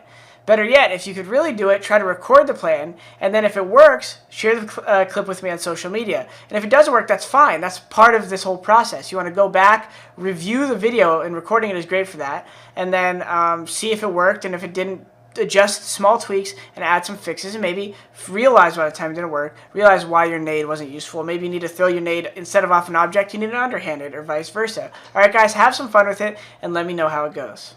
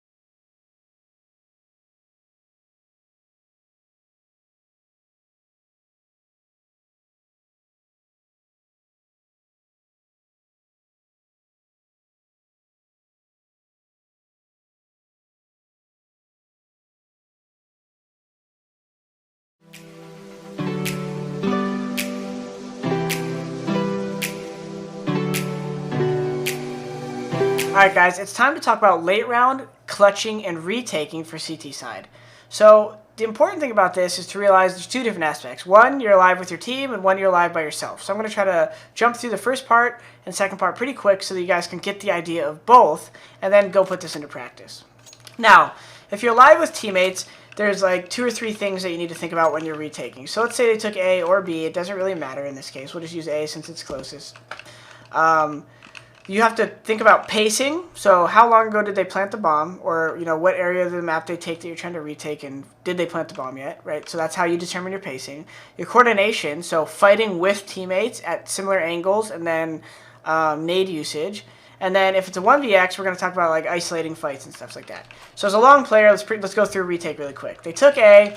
They didn't come from long A. Maybe you killed a guy, or you didn't kill a guy, and they took A, and it's like a 3 versus 3, 4 versus 4 type situation. And they took A. First couple things I'm thinking about right away are, is my Opera still alive? Is my Opera like holding something like this? Because then they're not going to be able to peek me here, and I can kind of creep up, hold the long door, and I can kind of walk up. So be aware of your surroundings, and then coordinate your pacing with your teammates, right? So I'm trying to control my pacing by saying, okay, they have A. And now I'm coordinating with my teammates by saying, okay, well, my teammate's watching top A. I can kind of look at this, and I can be exposed to this if I really want to be, and I can kind of be here, right? So is my Opera dead? Well, then obviously I want to hold long doors while I'm waiting. And why am I holding long doors, guys, and not in a hurry to run A? Well, because in my mind, my teammates are still down here. Now, it's a different story if my teammates are already coming up spawn, they rotate and they're fighting, then it's okay if I kind of like briefly just look at long door and then come fast, because if we kill all the guys at the A bomb site, then I could turn around at the end and kill this guy. That's why pacing is one of the biggest parts of retakes, right? You want to retake the site as fast as you can, but if your team's all in CT spawn here still, you don't want to be taking fights right here when your team's not ready. You want to be trying to peek the same things together, and what can you peek together? Well, this whole wall could be peaked right here. Obviously, they could hide at some angles, but you want to be taking these fights together. So you should be trying to creep up the long wall here so that you could peek all of this stuff at the same time as these guys. Now, you can apply this logic to other areas of the map, right? Second thing is grenade usage, right?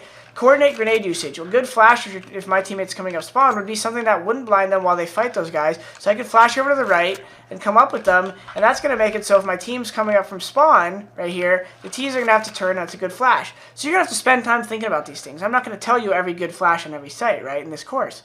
So you're going to have to think about what are good flashes if I'm retaking the bomb site. And you could think of a lot of times about the situations you would be in. If you're the B player, right, you're probably not going to be retaking B as much because you're going to be fighting it. Maybe you won't even have nades left because you used them. But you can think about retaking A as a B player, and you can come from spawn and, find unique flashes like this that you run up with, or ways to maybe like smoke off catwalk so they can't peek you as easily. You flash this and then you run up or something, right?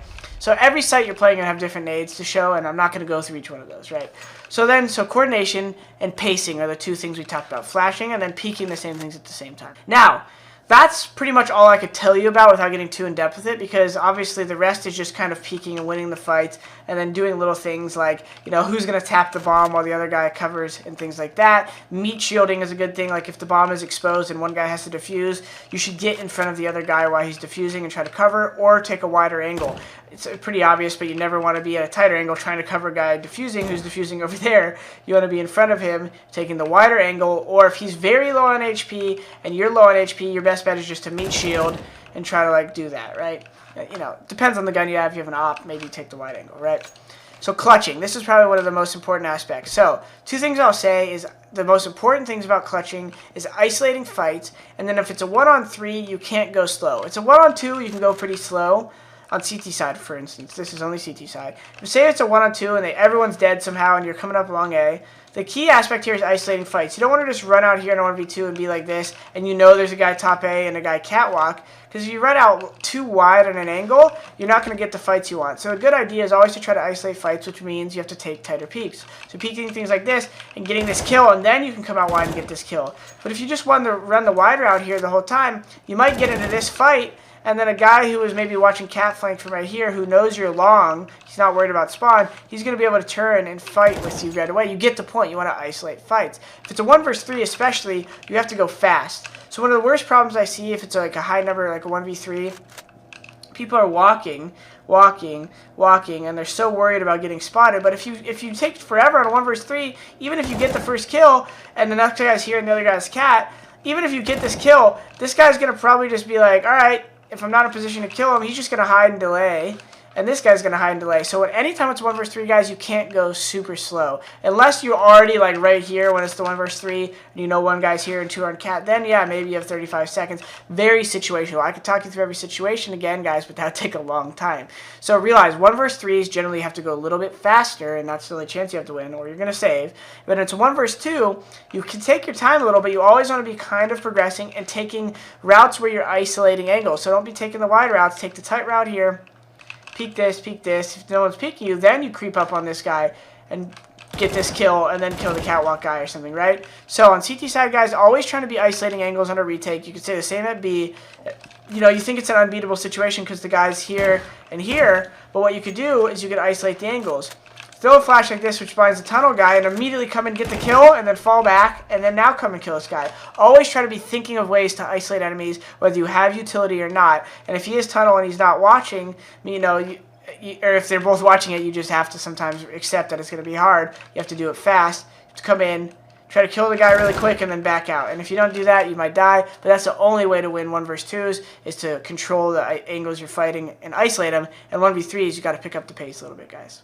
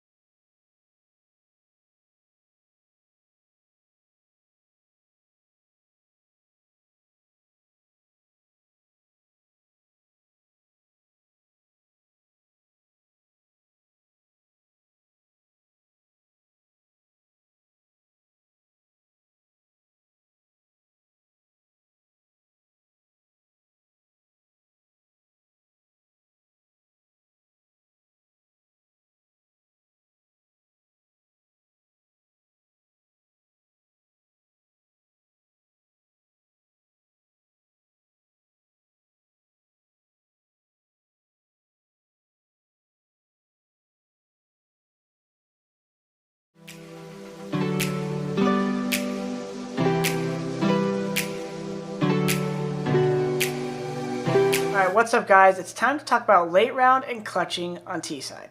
Now we already talked about taking map control. We already talked about some of the things you think about once you take map control, like what utility the CTs have left and what ground you already have. So we're going to go back in game. We have long A on Dust 2. I'm going to give 2 examples, so one here and one on Catwalk. So obviously if you took long A, you know, getting up into the site is a unique conversation, you know, depending on if you have teammates who are willing to work with you, what nades you have left, and all that stuff. So obviously there's unique ways you can cross, you could smoke here, you can learn creative smokes like this one, and you could throw it and it'll block off CT spawn. But the point being is a lot of times you guys are going to be playing as individuals.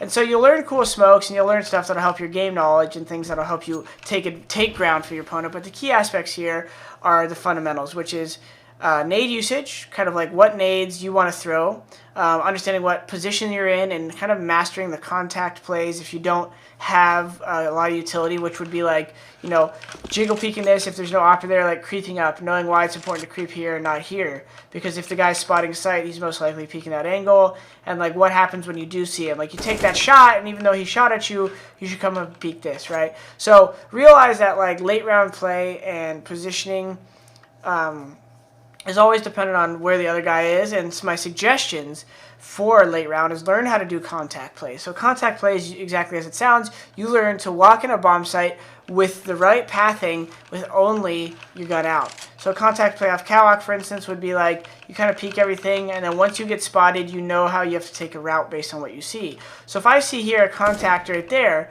I know a lot of times there's another enemy there. So what's going to happen is very fast I'm going to be reactionary and say, okay, I'm peeking, shoot there, he hides, I drop because I know these boxes are covering me, I peek this, and if there's no one there, I can make a risky play and do this and try to kill the rotator. Or if he peeks me there, I know I only have so much time before this guy fights me, so I'm going to try to actually take a back angle this way in case that guy's there, but he's like, maybe he was helping long. And once I shoot this guy, I'm going to actually take a wide route.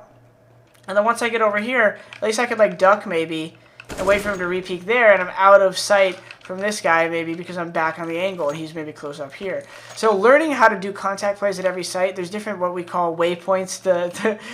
My German friend, I'm laughing because Gabi used that term, would be the same on every site. You have, not the same, but you have to learn the same things on every site. So if you shoot a guy here, a lot of times the next support guy is going to be window or door. So you could run in and block the site guy by taking this route, and then you've got to be ready to peek this guy, right? Because the difference is if you shoot at this guy and go right, there's a chance that if you don't kill him right away, his teammate peeks you from here or here, and is going to help trade. So learning how to entry every bomb site with no nades is a key aspect. Learn to use different objects in the site. Just like I said here, you shoot at this guy, you use that box to take this path and peek these guys so that they're isolated and you're fighting that site alone.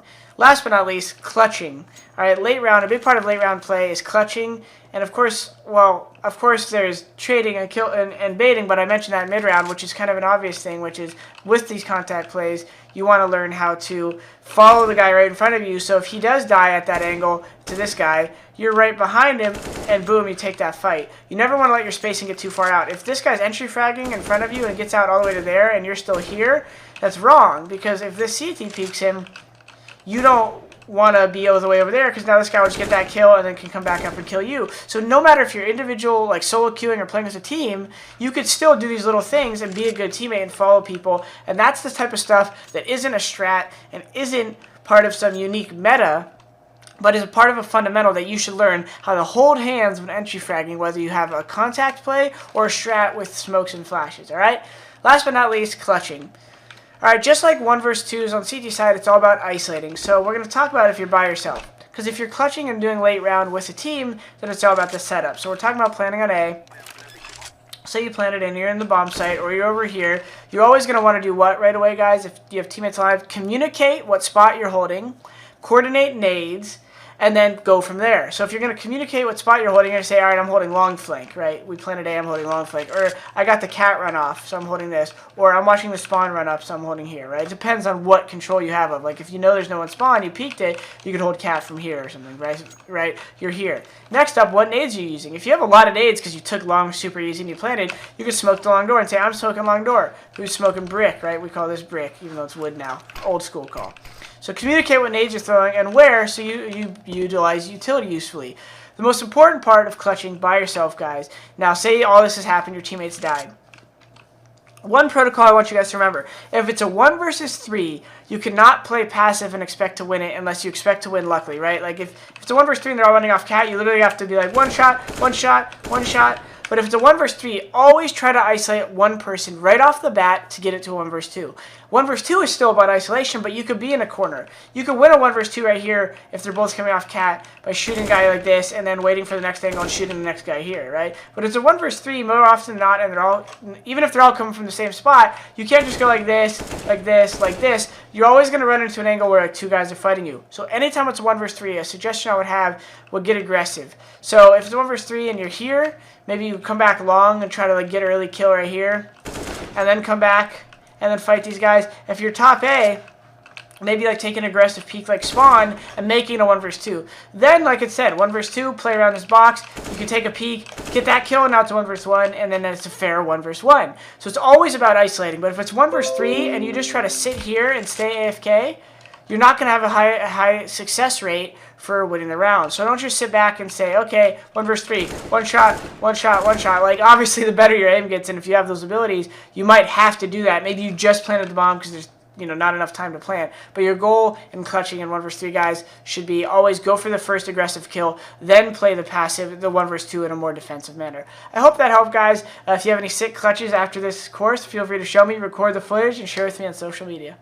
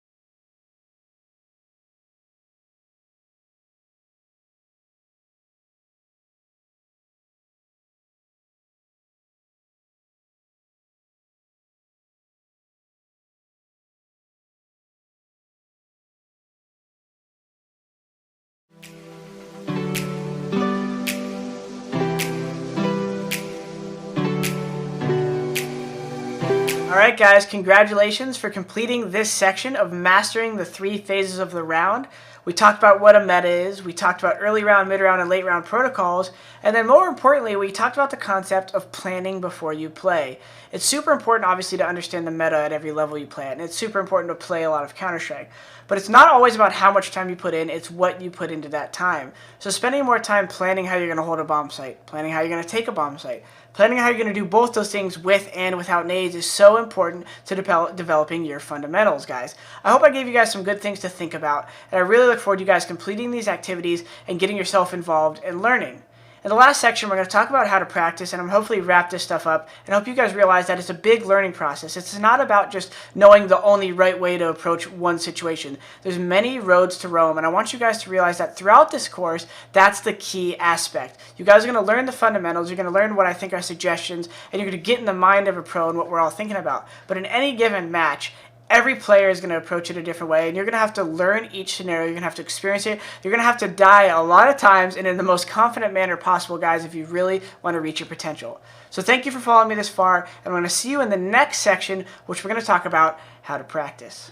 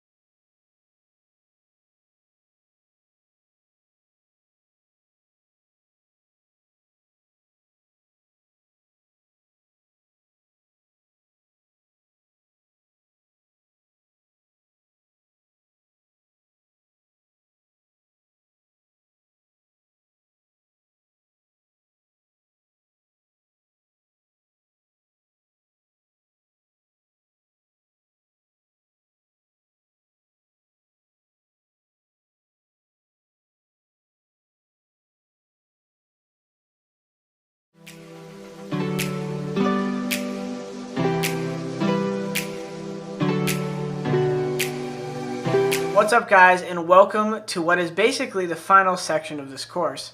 Right now we're going to be talking about practice and development, or rather how to practice or how to approach practice. However we want to title it, the point of this section is it's not always about how much time you put in, but what you put into that time.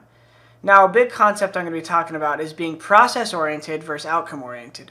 That means focusing on the process and combating problems and finding solutions, and not just focus on the outcome always. Yeah, you're going to want to have a goal, but really it's about how you approach it, what kind of attitude you have. So we're going to be focused on that. We're going to be focused on attitude. We're going to be focused on how to be reflective and to study your strengths and your weaknesses, how to utilize offline servers, utilize community servers, and find outside help with playing versus or with better players, or maybe finding a mentor or two.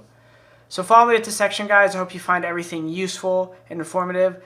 Like I said, I think this is kind of the glue to the whole course. Having the key mentality and key attitude when approaching being good at anything is it's the only thing that's going to help you realize your potential, guys. So, like I said, follow along, enjoy, and feel free to rewatch and ask questions, guys. And I hope this helps.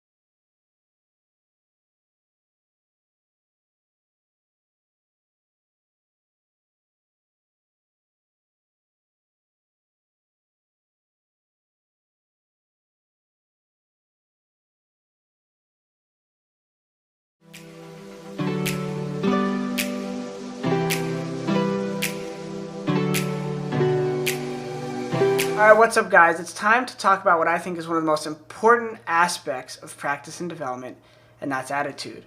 Now, as I just mentioned in the intro, I think attitude is most important in development because your attitude determines what kind of ceiling you put on yourself, meaning, are you going to fully realize your potential? If you're getting down on yourself or you get too down when you have a flaw in game and you don't try to find a solution from it, that's going to be the end of your progress and growth. So your growth is all about having a good attitude when you practice, which is going to lead me to my first point. I got 5 points I want to make, and my first one is being process-oriented versus goal-oriented. Now, it's okay to have a goal, but it's very, very important and imperative to focus on the process. You might want to get to the certain rank in game or have a certain frag count every game, but it's not realistic until you focus on each aspect that makes up your game. Don't focus on getting 20 kills every game. Focus on doing the peaks the right way, your positioning the right way, using your utility the right way, your pre-aims, your crosshair placement, your communication. All these things are part of the process. And at every stage of your development, you're going to focus and find and acknowledge different weaknesses and different strengths. And you need to acknowledge both. What am I doing great at? What am I doing bad at? So that's part of being process-oriented, guys. Focus on the process. And I promise you're going to reach your goals faster than worrying about the result, and just focus on what you could do about getting better at every little thing. Not just overall, but every little thing. Which leads me to our next point. So part of this process, guys, point number 2, is being accountable and blaming yourself. Now, I know this sounds like maybe it could be detrimental to your confidence, but the key here is just admitting to when you're wrong, whether it's to yourself or whether it's to a teammate and you affect someone. But there's no reason to be down on yourself, right? This is just acknowledging when either you made a misplay or you have a bad habit or something you're doing wrong and finding a solution for it. And that's the biggest part about this whole process is finding issues, finding solutions. Acknowledge your strengths and acknowledge your wins. Those are big parts, and that's part of the confidence. But that's going to take me to my next point, which is point number 3, which is confidence. Fake it till you make it. Blaming yourself could be tough because you feel like, oh man, I'm always getting down on myself, I'm always focused on my mistakes. But the only way you're going to execute things to the best of your ability is by approaching it with confidence. So that's why I like the old saying, fake it till you make it. Because really, you do have to pretend I'm the best player right now in the server. Because really, you're limited already by your abilities. The only way you're going to improve those abilities is by trying your best to execute them how you know. How you know might not be effective, but the only way you know that is doing your best, being, okay, my peak was too slow, it was too wide, I started my crosshair in the wrong position, etc., etc., etc. The key here is being able to acknowledge what you're not doing right without losing confidence. Hey, everyone doesn't do things right. Some people are naturally great aimers or decision makers or this or that. You're not going to have everything right in every area of life. I've just learned how to play golf, and I had to find out a lot of my weaknesses and acknowledge them. And it was a fun process when you make it that way and you realize it's not the end of the world to acknowledge your issues. The next point on my list, which has a lot to do, which is going to start wrapping all this together, is dying a lot. Guys, you need to die as much as you can, and that's why you need to have that confidence. Because the only way to really get better and to see different scenarios and to have great game sense and game knowledge and be able to be a great clutcher or a great entry fragger is to die a lot and be okay with that initial failure, because that's the process. You're not thinking about the goal, you're thinking about the process. And the only way you reach that next level is to constantly circulate this process. Repetition, do the same thing over. How do you get better? Aim, movement, positioning, decision making. Guys, this is all repetition, doing it a lot over and over so you see different scenarios. Practice dying a lot and being okay with it. And then also just, having a good attitude around that death. Reflecting on when you die with that positive attitude, that confidence, and saying, I'm going to find a solution to this problem. And last but not least, to the attitude section, guys, learn how to work with others. Now, whether your goal is to join a team or solo queue the rest of your life, working with others is going to give you a big advantage because, 1, it's a great skill to have in life. 2, you're playing with a team. Unless you're just a 1v1 champion in Counter-Strike, you're always playing 5v5, whether you're solo queuing or playing with a group of friends or a team. So learn how to communicate, whether it's an issue, whether it's something you want, whether you need a flash, whether you want to change the way of your spot or the protocol. Hey, you've been nading first every round, Billy. Let me nade first because I keep taking these fights and I die with a bunch of nades, so let me use my nades first. Or you have a problem with someone, how they peek. Guys, learn how to communicate without being aggressive with someone. Hey, this is what's happening to me in this area. Your tone is important. Learn how to talk to other people and talk about your issues without it being a big emotional fit. It's a big part of acknowledging your issues. It's another one saying, I might have got someone else killed or they might have got me killed, but not condemning them or yourself and just trying to find a solution. Alright guys, I hope that helped. We're going to move on to the next section, which is going to be about studying and reflection. So all this stuff is going to tie together, guys. Stick with me, take notes, rewatch them, whatever you need to do. But remember your attitude and all these things I'm talking about. And it's not just how much time you put in, but what you put into that time, guys. All right, big quote there for you. See you in the next video.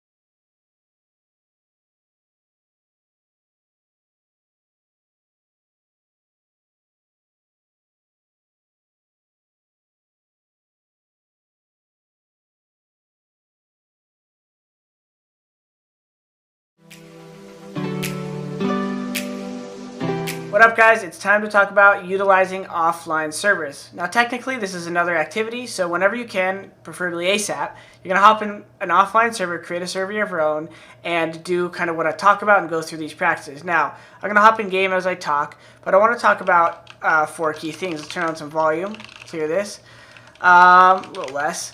So the things I want to talk about are angles. Obviously, you could premeditate angles. You could premeditate overall scenarios, practice pre-aims, practice grenade usage. We've talked about this stuff all course. I just want to remind you how important it is to spend time in an offline server. A lot of people think the only way to get better is to just play. But what is the quote again I shared with you guys? It's not always how much time you put in. It's what you put into that time. And I believe combining with the play and review, the last video we talked about, and then going in an offline server and just premeditating things, guys.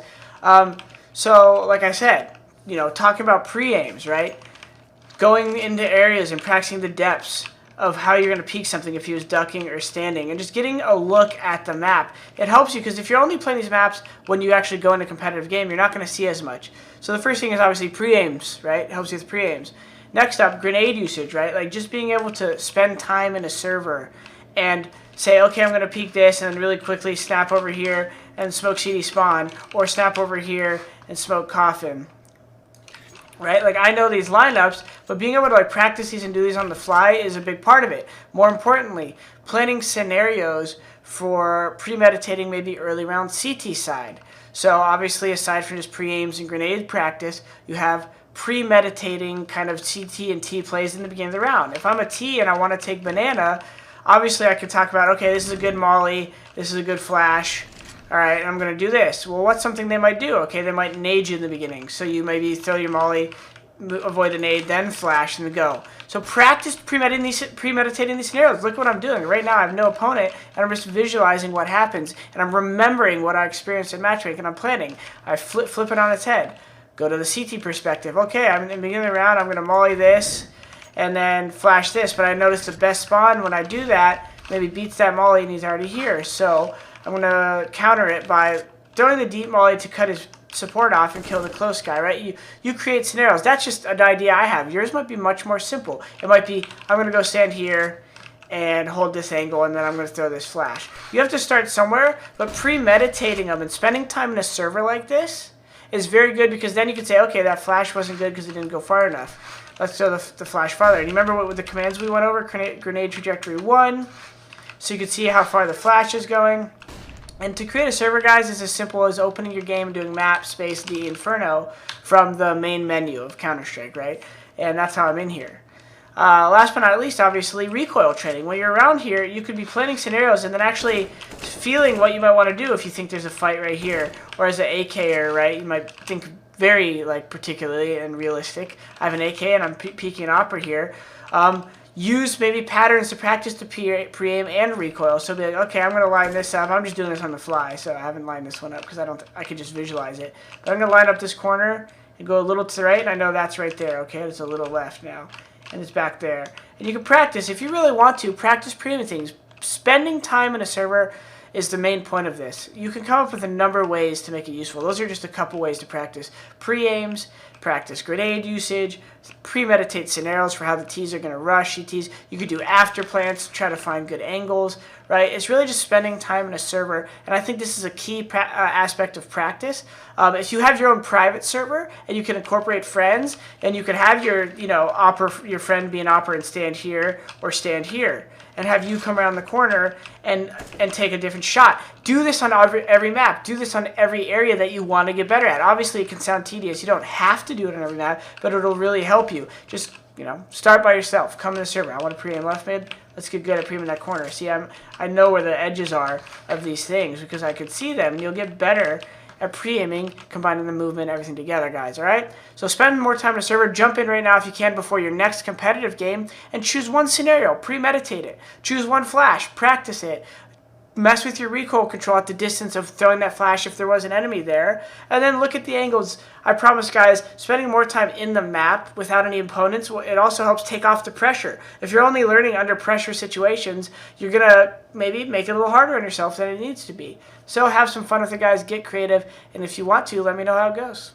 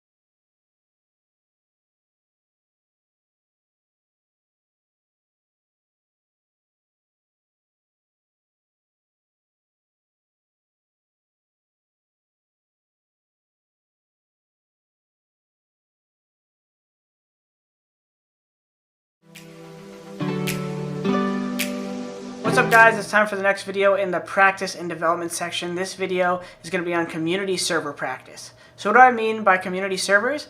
I'm talking about deathmatch servers, I'm talking about retake servers, I'm talking about surf and KZ maps, right?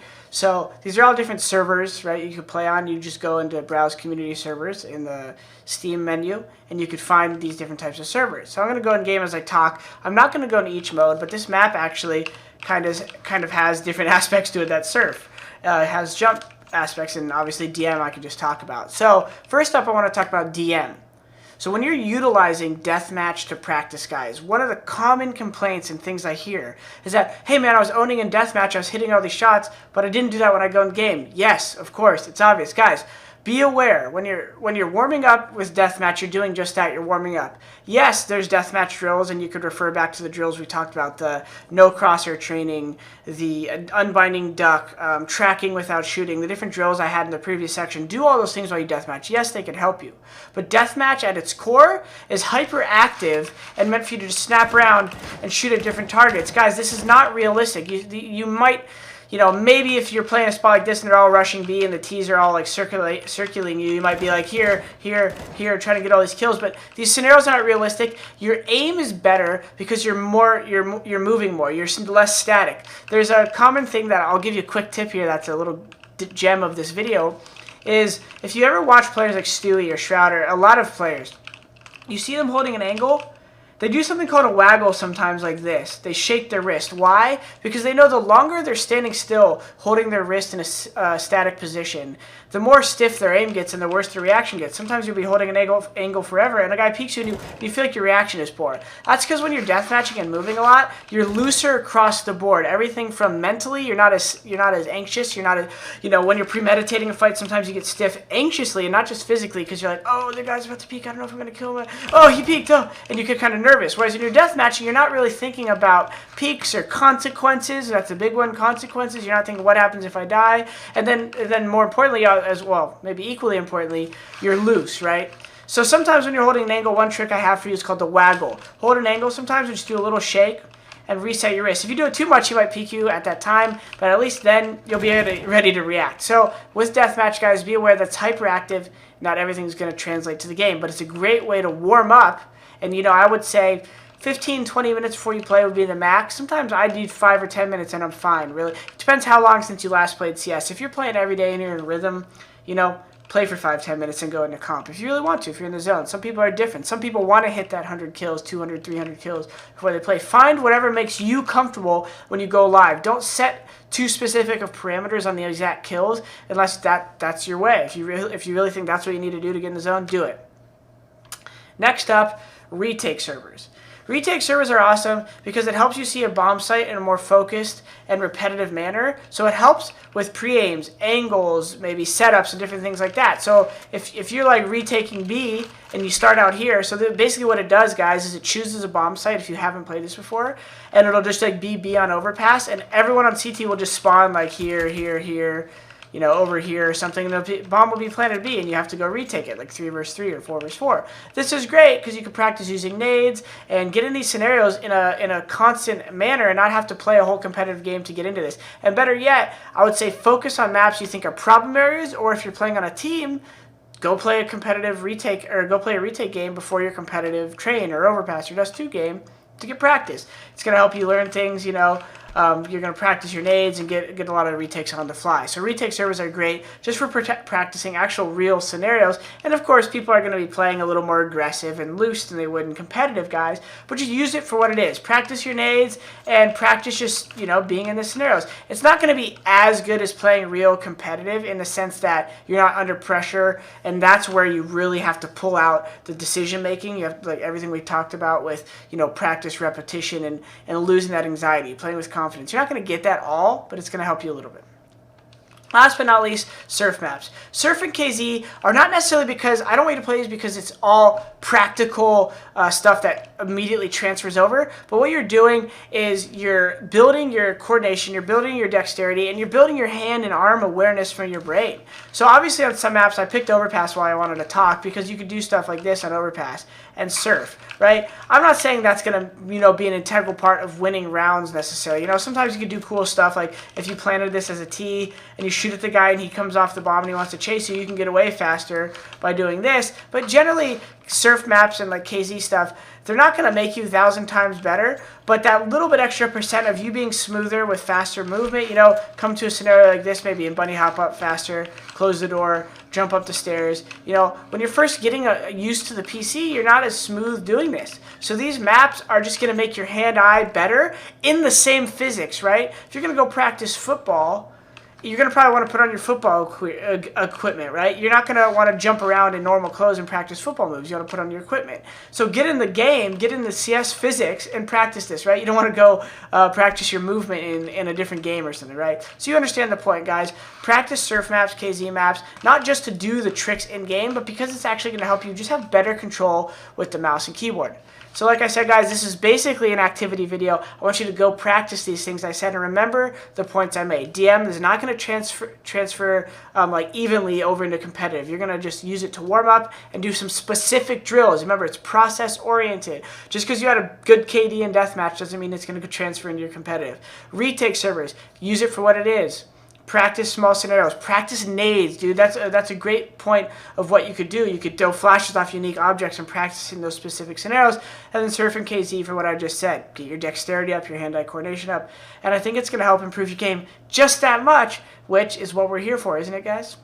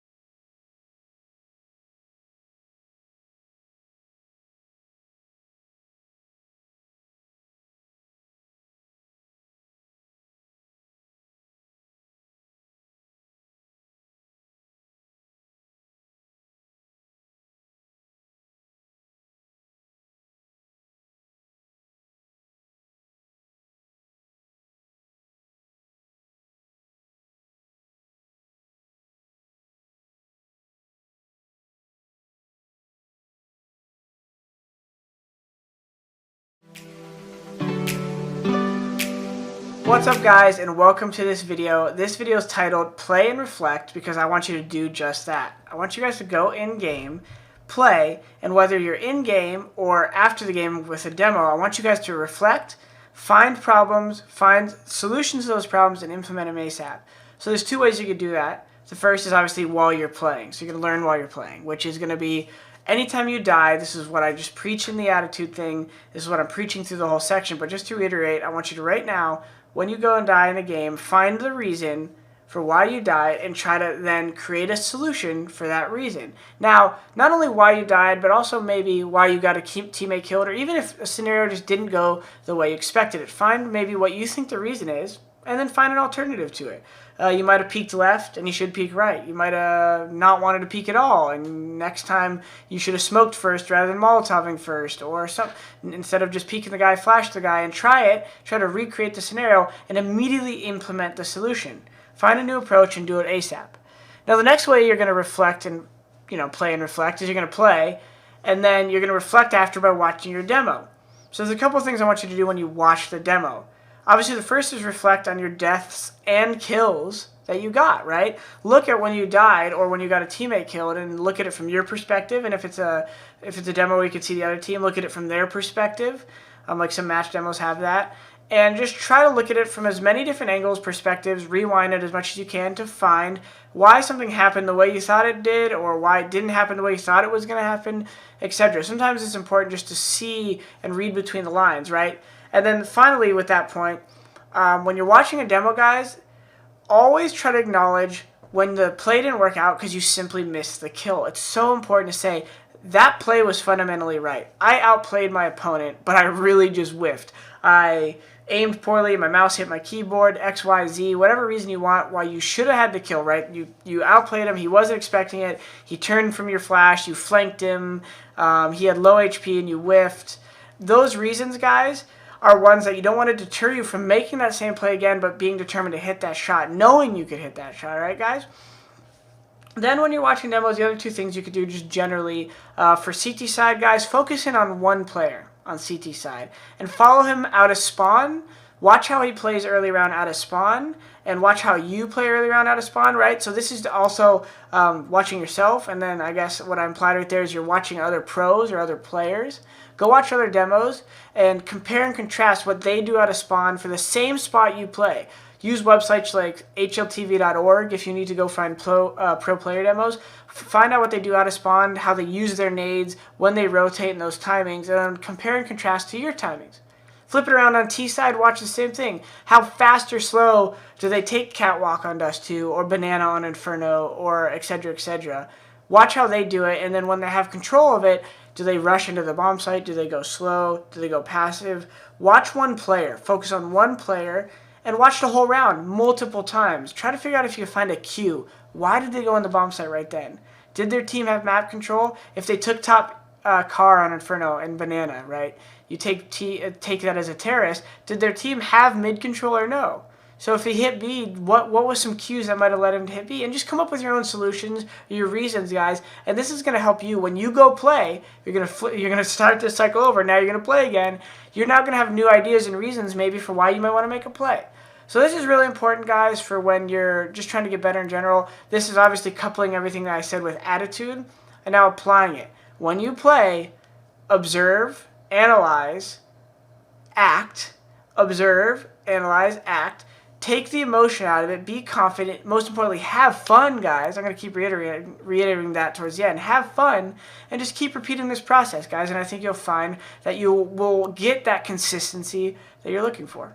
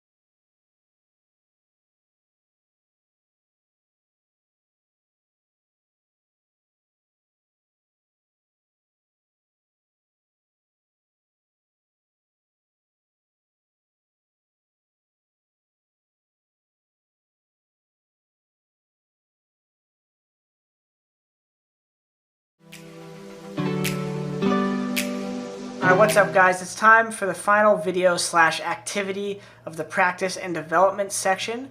This video is pretty straightforward and I think is a very integral part of getting better. There's two parts to this video and this is called outside help. So the first part is finding a sensei or two, and the second part is playing with and against better players.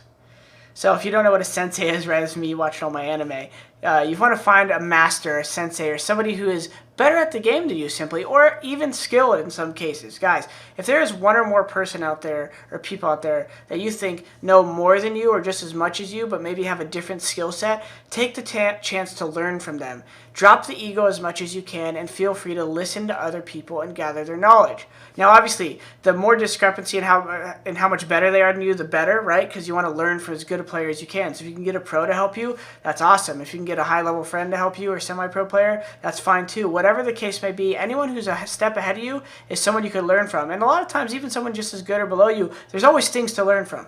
But my point here with the first one is find a sensei means find a mentor is another word a lot of you would know for this. Find a mentor, find someone who will work with you, whether it's one time or every day, as much as you can handle. Because if someone's better than you, the chances are they've experienced more. More experience equals better results. So the key of all this, guys, is obviously you want to build your own experience. Why not piggyback off things someone else has learned? That was one of the biggest helps for me. I mentioned that at the beginning of this course. One of the biggest aspects of me going pro was having good teachers early on, good people to help you. I know it takes getting out of your box a little bit and finding some new friends, which isn't always easy, but do your best to try to do that.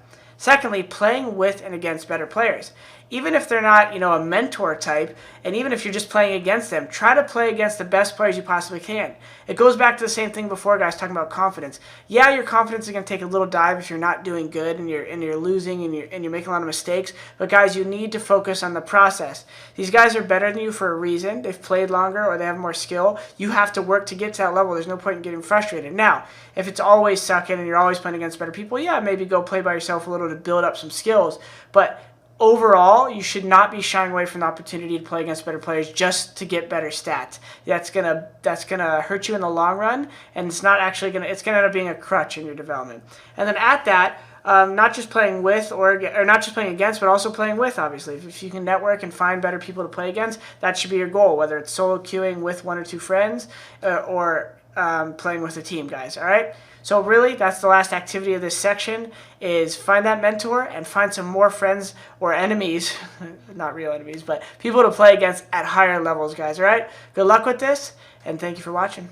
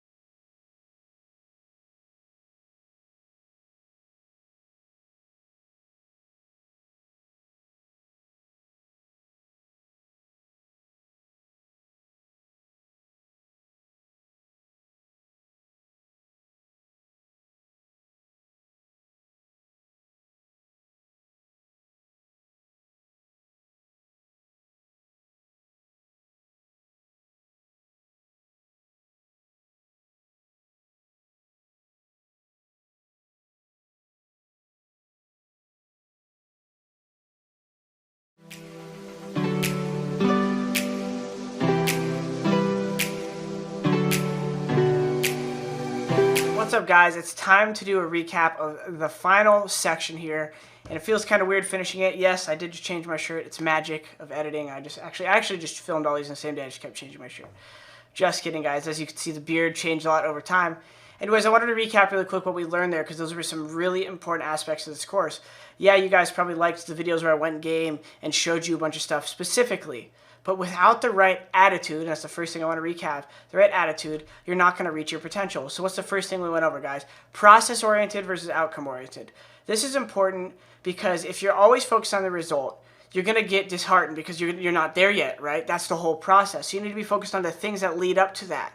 And if you're worried too much about the outcome, it's going to affect your confidence. And that's the next thing I want to remember from attitude section. Confidence is key, guys. You got to fake it till you make it. The reason it's important to execute things with confidence is because that's the only way you're going to reach your potential. If you're playing scared or playing nervous, then you're not gonna actually execute the things that we talked about. You're not gonna be able to learn and fix and reflect and play, which is the next thing I wanted to talk about. Reflecting and playing. We're gonna learn while playing. So we talked about analyzing your problems in game, whether it's how you got yourself killed or your teammate killed, and implementing solutions right away. That's a big part of getting better. And then of course learning while watching demos. Watch your own demos to watch how situations may have differed from when you were in them. They might look different when you rewatch them. Watch pro demos. Watch someone who plays the same spot as you on CT or does the same play on UST side, and compare and contrast maybe how they took the map, how they threw their nades, how they did their timing, stuff like that.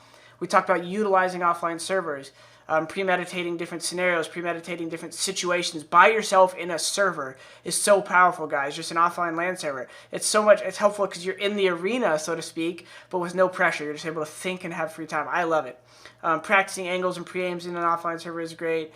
Shooting techniques. I have on my notes right here, so I'm referring to those a little bit. Shooting techniques. Practicing like how you're going to peek if you're going to tap or shoot. You don't want to be thinking about these things too much while you're live, guys. This is the whole point of getting this confidence, getting this attitude, premeditating things more. So when you go live, you relax. You're having fun. It's a big part of this, guys. It's just having fun when you go live. Next up, we talked about utilizing community servers.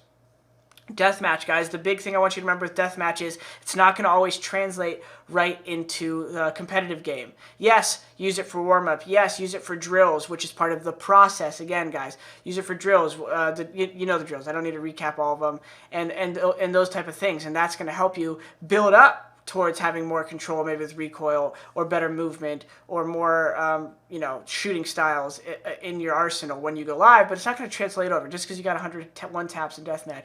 You're not going to get all those one taps necessarily when you go live for various reasons we talked about in the video. The retake servers are great. See all the maps, the situations that you could run into in after plants, and how you can use nades and peaks and stuff around the timings there. Surf KZ, guys, for obvious reasons. Right here, my main note was utilize these to help get better control on the mouse and keyboard. Practicing these maps don't always have a practical application to competitive, but it helps you get your mind-body connection kind of with the mouse and keyboard, guys, and get better there. And then last but not least, finding a sensei and playing against better players. So the first thing, finding a sensei or a mentor. Someone to get advice with or simply to play with.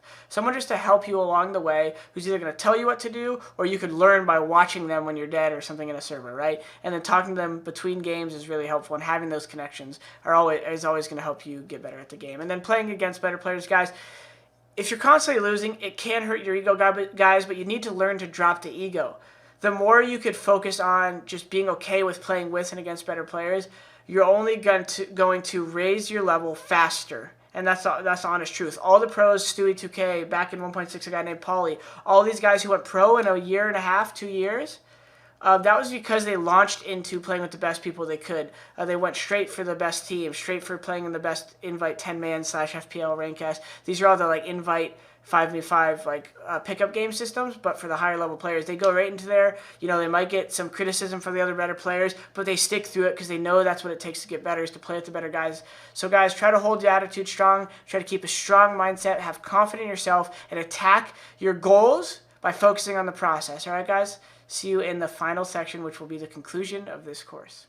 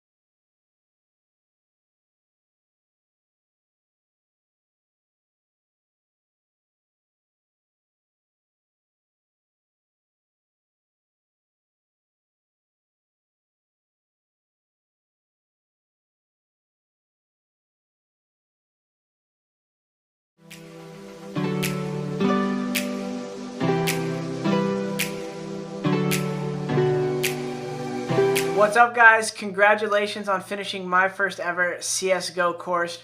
Right now, I just wanted to take the time to talk to you a little bit about what's next and what you can do after this course to continue on your journey to mastering CSGO. So first off, I wanted to recap what we went over in this course. We started with talking about my journey. I'm going to look at my notes a little bit here as I talk. We talked about my journey to pro, setting up configurations, making sure you set up your own config, what's comfortable for you, your desktop physical setup, lining things up so that you could create consistency in your setup, your mechanics from aim, recoil, movement, grenade usage, positioning, all those things so you understand the foundation of CSGO, movement, physics. Communication, learn how to talk to others, learn how to communicate your issues, learn how to just communicate in general and be concise and clear with your communication. The different round phases, learning how to plan for early round, nade protocols, timings, mid-round, rotations, how do you decide to make a decision based on the map control you have or the opponent has, where do you move with high HP, low HP, all those things with communication in the round phases. And then we talked about how to practice, the attitude that goes into that, and kind of being process-oriented versus goal-oriented, focusing on the different ways to approach practice and how you could practice and prep for your game. So as we move forward here, I wanted to give you guys some topics and things that you could take into consideration after this course. I filmed this course and I talked about a lot of stuff, guys. But in CSGO, there's multiple maps, and I could probably film 3 of these courses. There's so many different topics to talk about and to dive into specifically, but all in due time, right, guys? Check out my YouTube channel, stuff like that.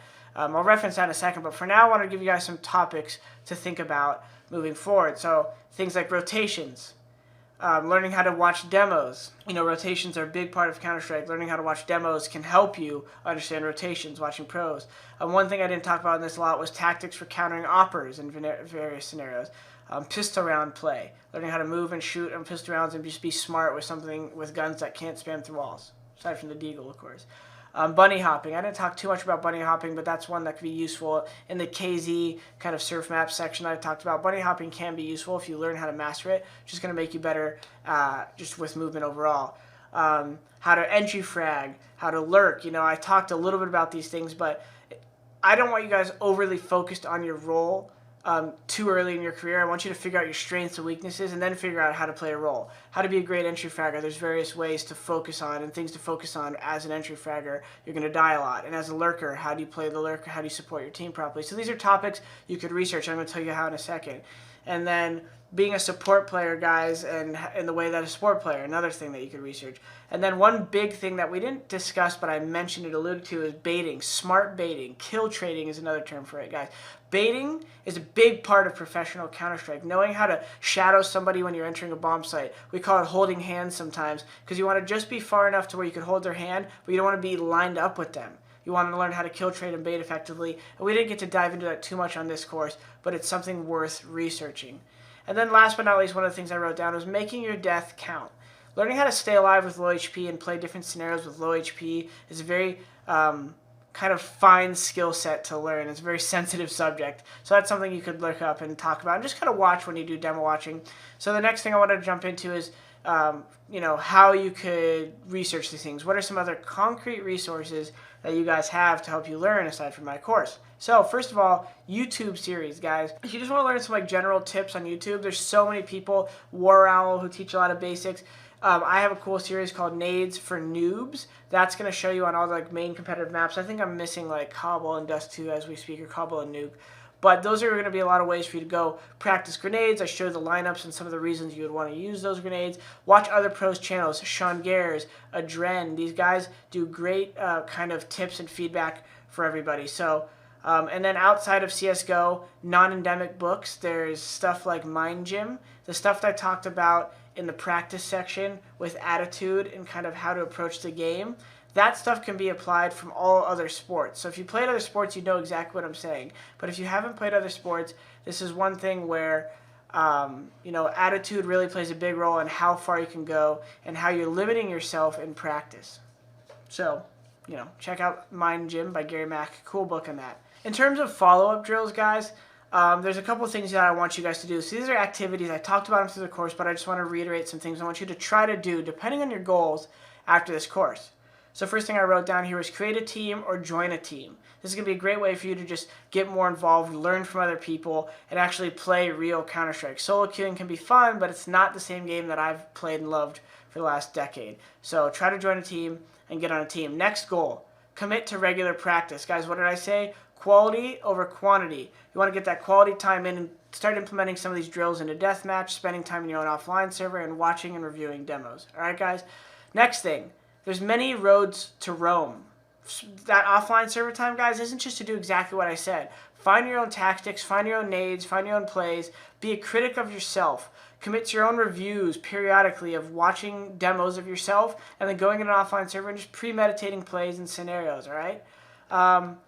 So another thing I want you to do is create a pregame routine. You know, some people like to be more specific and kind of, I don't know if you'd call it superstitious, but create a pregame routine, whether it's 5 minutes of warm-up or an hour of warm-up.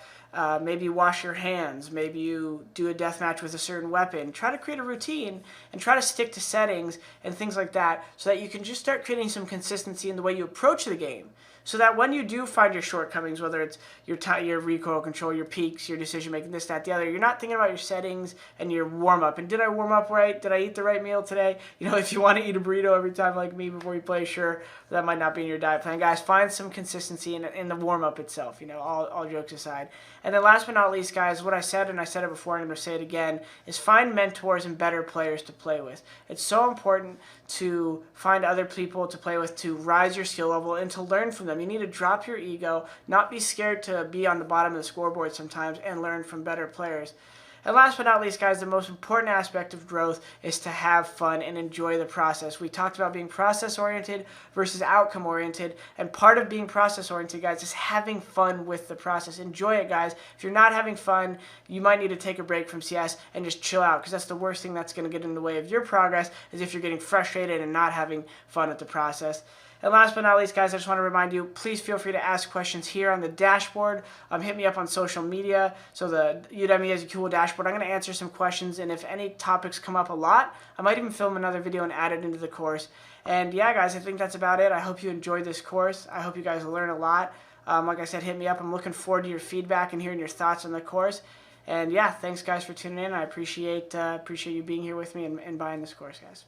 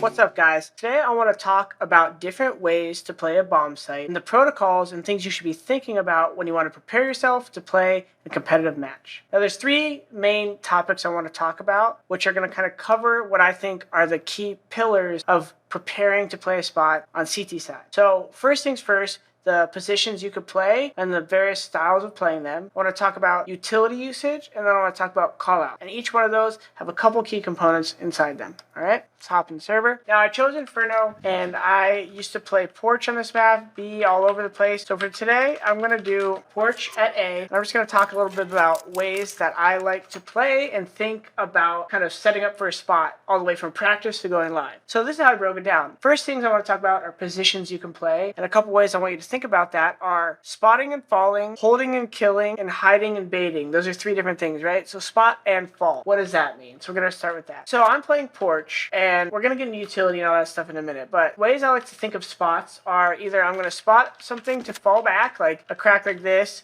or like this, and I want to be able to take a shot and know that they're there and fall back, right? So spotting and falling is really key when you don't really have much backup from your teammates, etc., etc., but that's the common reason I play it, right? Like if my teammate's playing passive here as a sniper, I know that they can walk out boiler, but if I don't have a lot of utility, or if I do have a lot of utility, actually probably be better, I might want to fall back because I could delay them anyways, right? You don't want to just die with your gun out and have full set of nades. So spotting and falling is a good choice when you have a lot of utility, because when you're going to hold a crack like this, boom, you can take a shot, see when they come out of boiler, fall back, be aware not to be exposed to that, but now fall back to another position, which is actually pretty good for another spot and fall, which would be there or there, right? So I know these positions, I've thought about them before, but I just want to give you some examples of these kind of protocols, right? The next is called hold and kill, right? Pretty straightforward. You're playing a spot like this, where you're kind of waiting for flashes to go off.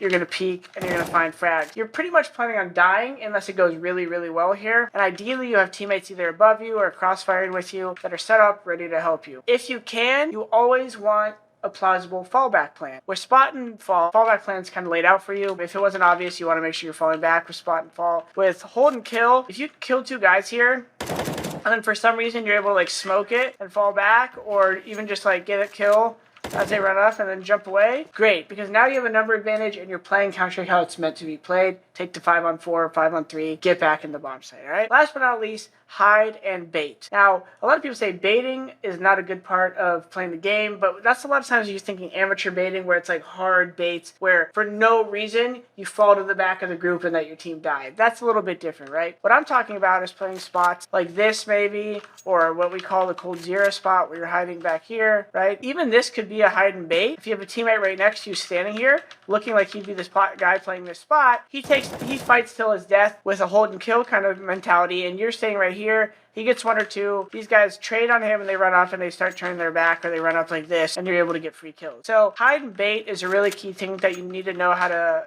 implement when you're playing, and it's not something you just go into without communicating with your teammate, right? So like if you're playing a spot like this is a great spot to surprise them coming out balcony, but if you have no one watching porch and that's your spot, you're screwed. You're gonna want to make sure that your teammate is like maybe playing a spot like this or whatever. You get the point. You want to communicate so that you guys are making sure your spots complement each other, right? So remember that spot and fall. One of my favorite ways to communicate this is say, hey, I'm playing spotty. And whenever I want to prep this for a spot on any map, I'll go to that spot like I'm in right now on my own server. And on my YouTube, you can watch, I have another video about how to create your own server. And I just come in here and practice angles that I think I would live at. This one I'm not as big a fan of spotting if they have an op, because they can really own you. But if they have like deagles or AKs, I don't mind playing a tiny crack, seeing them, not even really trying to do damage. If you can tag them, it's great. That's why I was holding the crack perfectly. Sometimes I'll even do things like this where I'll spot that, and with my eyes, right when I see them, I'll move and hold for a second and then fall back, right? So that's that, right? The next thing I want to talk about, and guys, that's a big one. So learning how to play spotty and having a fallback plan takes a lot of practice, so don't think you're going to get it as fast as I went over that. Next thing is utility usage. There's 3 P's, I was just thinking about this, in utility usage that I kind of wanted to share with you. Purpose, placement, and positioning. What's the purpose for throwing your smoke? What placement is it trying to land? Is it a specific place? And what position are you throwing it from, and why? So I'll give you an example. First reason a lot of people smoke middle is to make it harder for the T's to come up. It's pretty obvious, right? They have to come through a smoke top middle. The purpose would be to delay them normally from coming up mid and make it more obvious in the late game what they're doing, because they have to make more noise. The more time you kill as a CT, the harder it is for them to go slow as a T, right? You want terrorists to be making noise and do things loudly. Easier to find frags. Placement, where do you throw the smoke from, right? So if I want to smoke mid early round, it's safe to throw from here. But you can't always do that. Make sure you have various places to throw smokes. I know I could throw a mid smoke from going in this corner. See this black line on the wall, and I go up, see this little chicken toe? Kind of go up above the middle one from the black line. Kind of like right, yeah, you saw what I just did. I know this one will land in middle a little bit differently, but just as good. And I'm pretty sure I could do it from down here. I actually might miss this one, but it's always fun to miss one while I'm showing you guys. I think it's a little left of the third one, I want to say. Something like that. No, it's the fourth one. So that's why you practice and come in a server. I wouldn't have thrown this one confidently. 1, 2, 3, 4.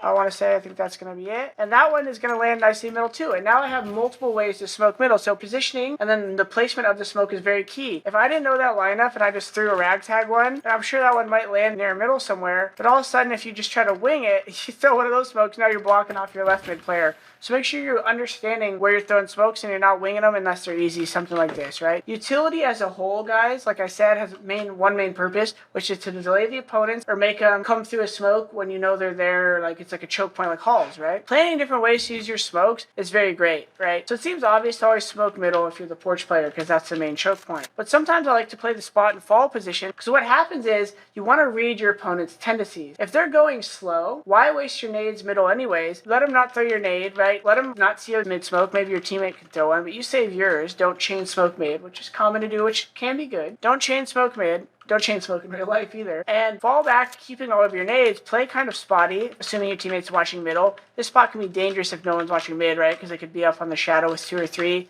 And then it's a hold and kill spot at that point. But if you could fall back, a lot of times when the T's take middle, they'll do something like this where they smoke off one side of mid and they flash the other, right? At that point, you can let them have mid, maybe throw a Molotov here to delay them, maybe HE deep into middle. You gotta be careful with Boiler. But now you have your smoke, and if they want to come middle late, 45 seconds left, this is gonna be a lot more annoying. You always want to try to let your big pick guy keep all of his nades at the end, because he's normally your anchor, is what we call it, the last guy to rotate out of the bomb site. You want him to have as much utility as he can. So you could offer him now middle of the round, hey, you want me to smoke your Halls, molly your Halls, flash your Halls, right? Knowing how to flash in here, smoke in here is always good for your teammates, because now you can use your smoke for a different purpose, and both of you can double up on focusing on porch. And this is all part of communication, guys. So positioning, knowing where you could stand to throw nades, placement, knowing how the nade lands when it hits the ground, and then purpose. Why am I throwing this smoke, right? Don't just run here in the middle of every round and throw this smoke. I love this smoke. Recently, a smoke I really enjoy is coming here and throwing this one. You can kind of play an aggressive angle early, try to get a kill, and then be ready to fall back. And that's my kind of combination of a spot and fall and a hold and kill, because now you're in a position where you're kind of using the spot to be able to get a kill and fall. Another hybrid, like I mentioned earlier, is this spot right here. You're able to hold this wall. Once you see them, you're able to get a kill and fall, right? You can kind of do that here, but it's not as easy because they have ground they can cover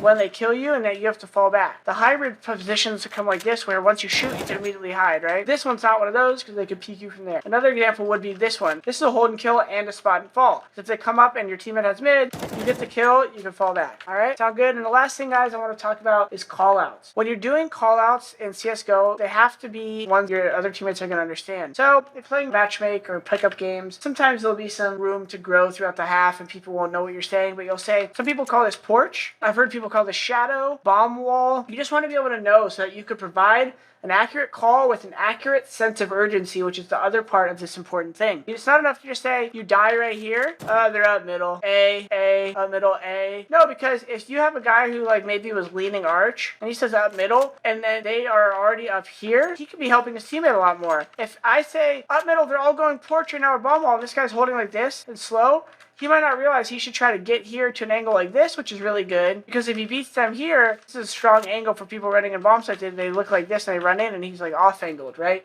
So your comm is going to help people get into the best position and have the best expectation of timing for where they're at. So another example is you died a Boiler. One up Boiler, one up porch. Make sure, I've talked about communication in other sections before, but make sure you're reiterating where people are at, and if they're not doing anything, reiterate it with that tone as well. One up mid, holding mid, they're holding bracket. So what I say is this is bracket. It might be top mid for other people. Learn the call out, try to convey it with your tone and emotion accurately, and try to finish that tone and emotion and then stop after concise communication. Not, oh shit, one up mid, oh no, bracket, I think he could be rapping. Like, if you don't know, it's okay to say, one up mid, he killed me, he's holding bracket, could rap, boom, right? So those, I think, are 3 big pillars, guys. Just to recap, positions you can play. If you're playing them to spot, if you're playing them to spot and fall, hold and kill, or if you're baiting and hiding, right? Learn the different styles and practice them. The final step that's not included in this video is examples where I go in game and actually do them. You can imagine them as I talk about them here, guys, but it's important for you to go put these into practice. And when you're going through slumps, you want to rotate through different variations of spot and fall, because if your aim isn't on point, spot and fall is great, because now you're going to bait them into positions where you're constantly crossfires, right? If you're really confident, hold and kill all day, try to go for frags. But spot and fall is a great way to play if you're not feeling super confident in your aim, because you're baiting them into passive crossfires, right? Utility usage, make sure you're studying in a server like this how to throw different grenades, right? What flashes are good to peek mid? You could throw this one. You could throw a banker off the wall. You could throw an underhand behind you. Make sure you practice all these different nades and have them in your mind so that they're in your arsenal when you go in game. Last but not least, go over all of your callouts, the different ways and names you want to say things. Practice making them concise, clear, and give the information you would want, most importantly, when you're talking to your teammates. All right, guys? Thanks for watching, and I'll see you in the next one.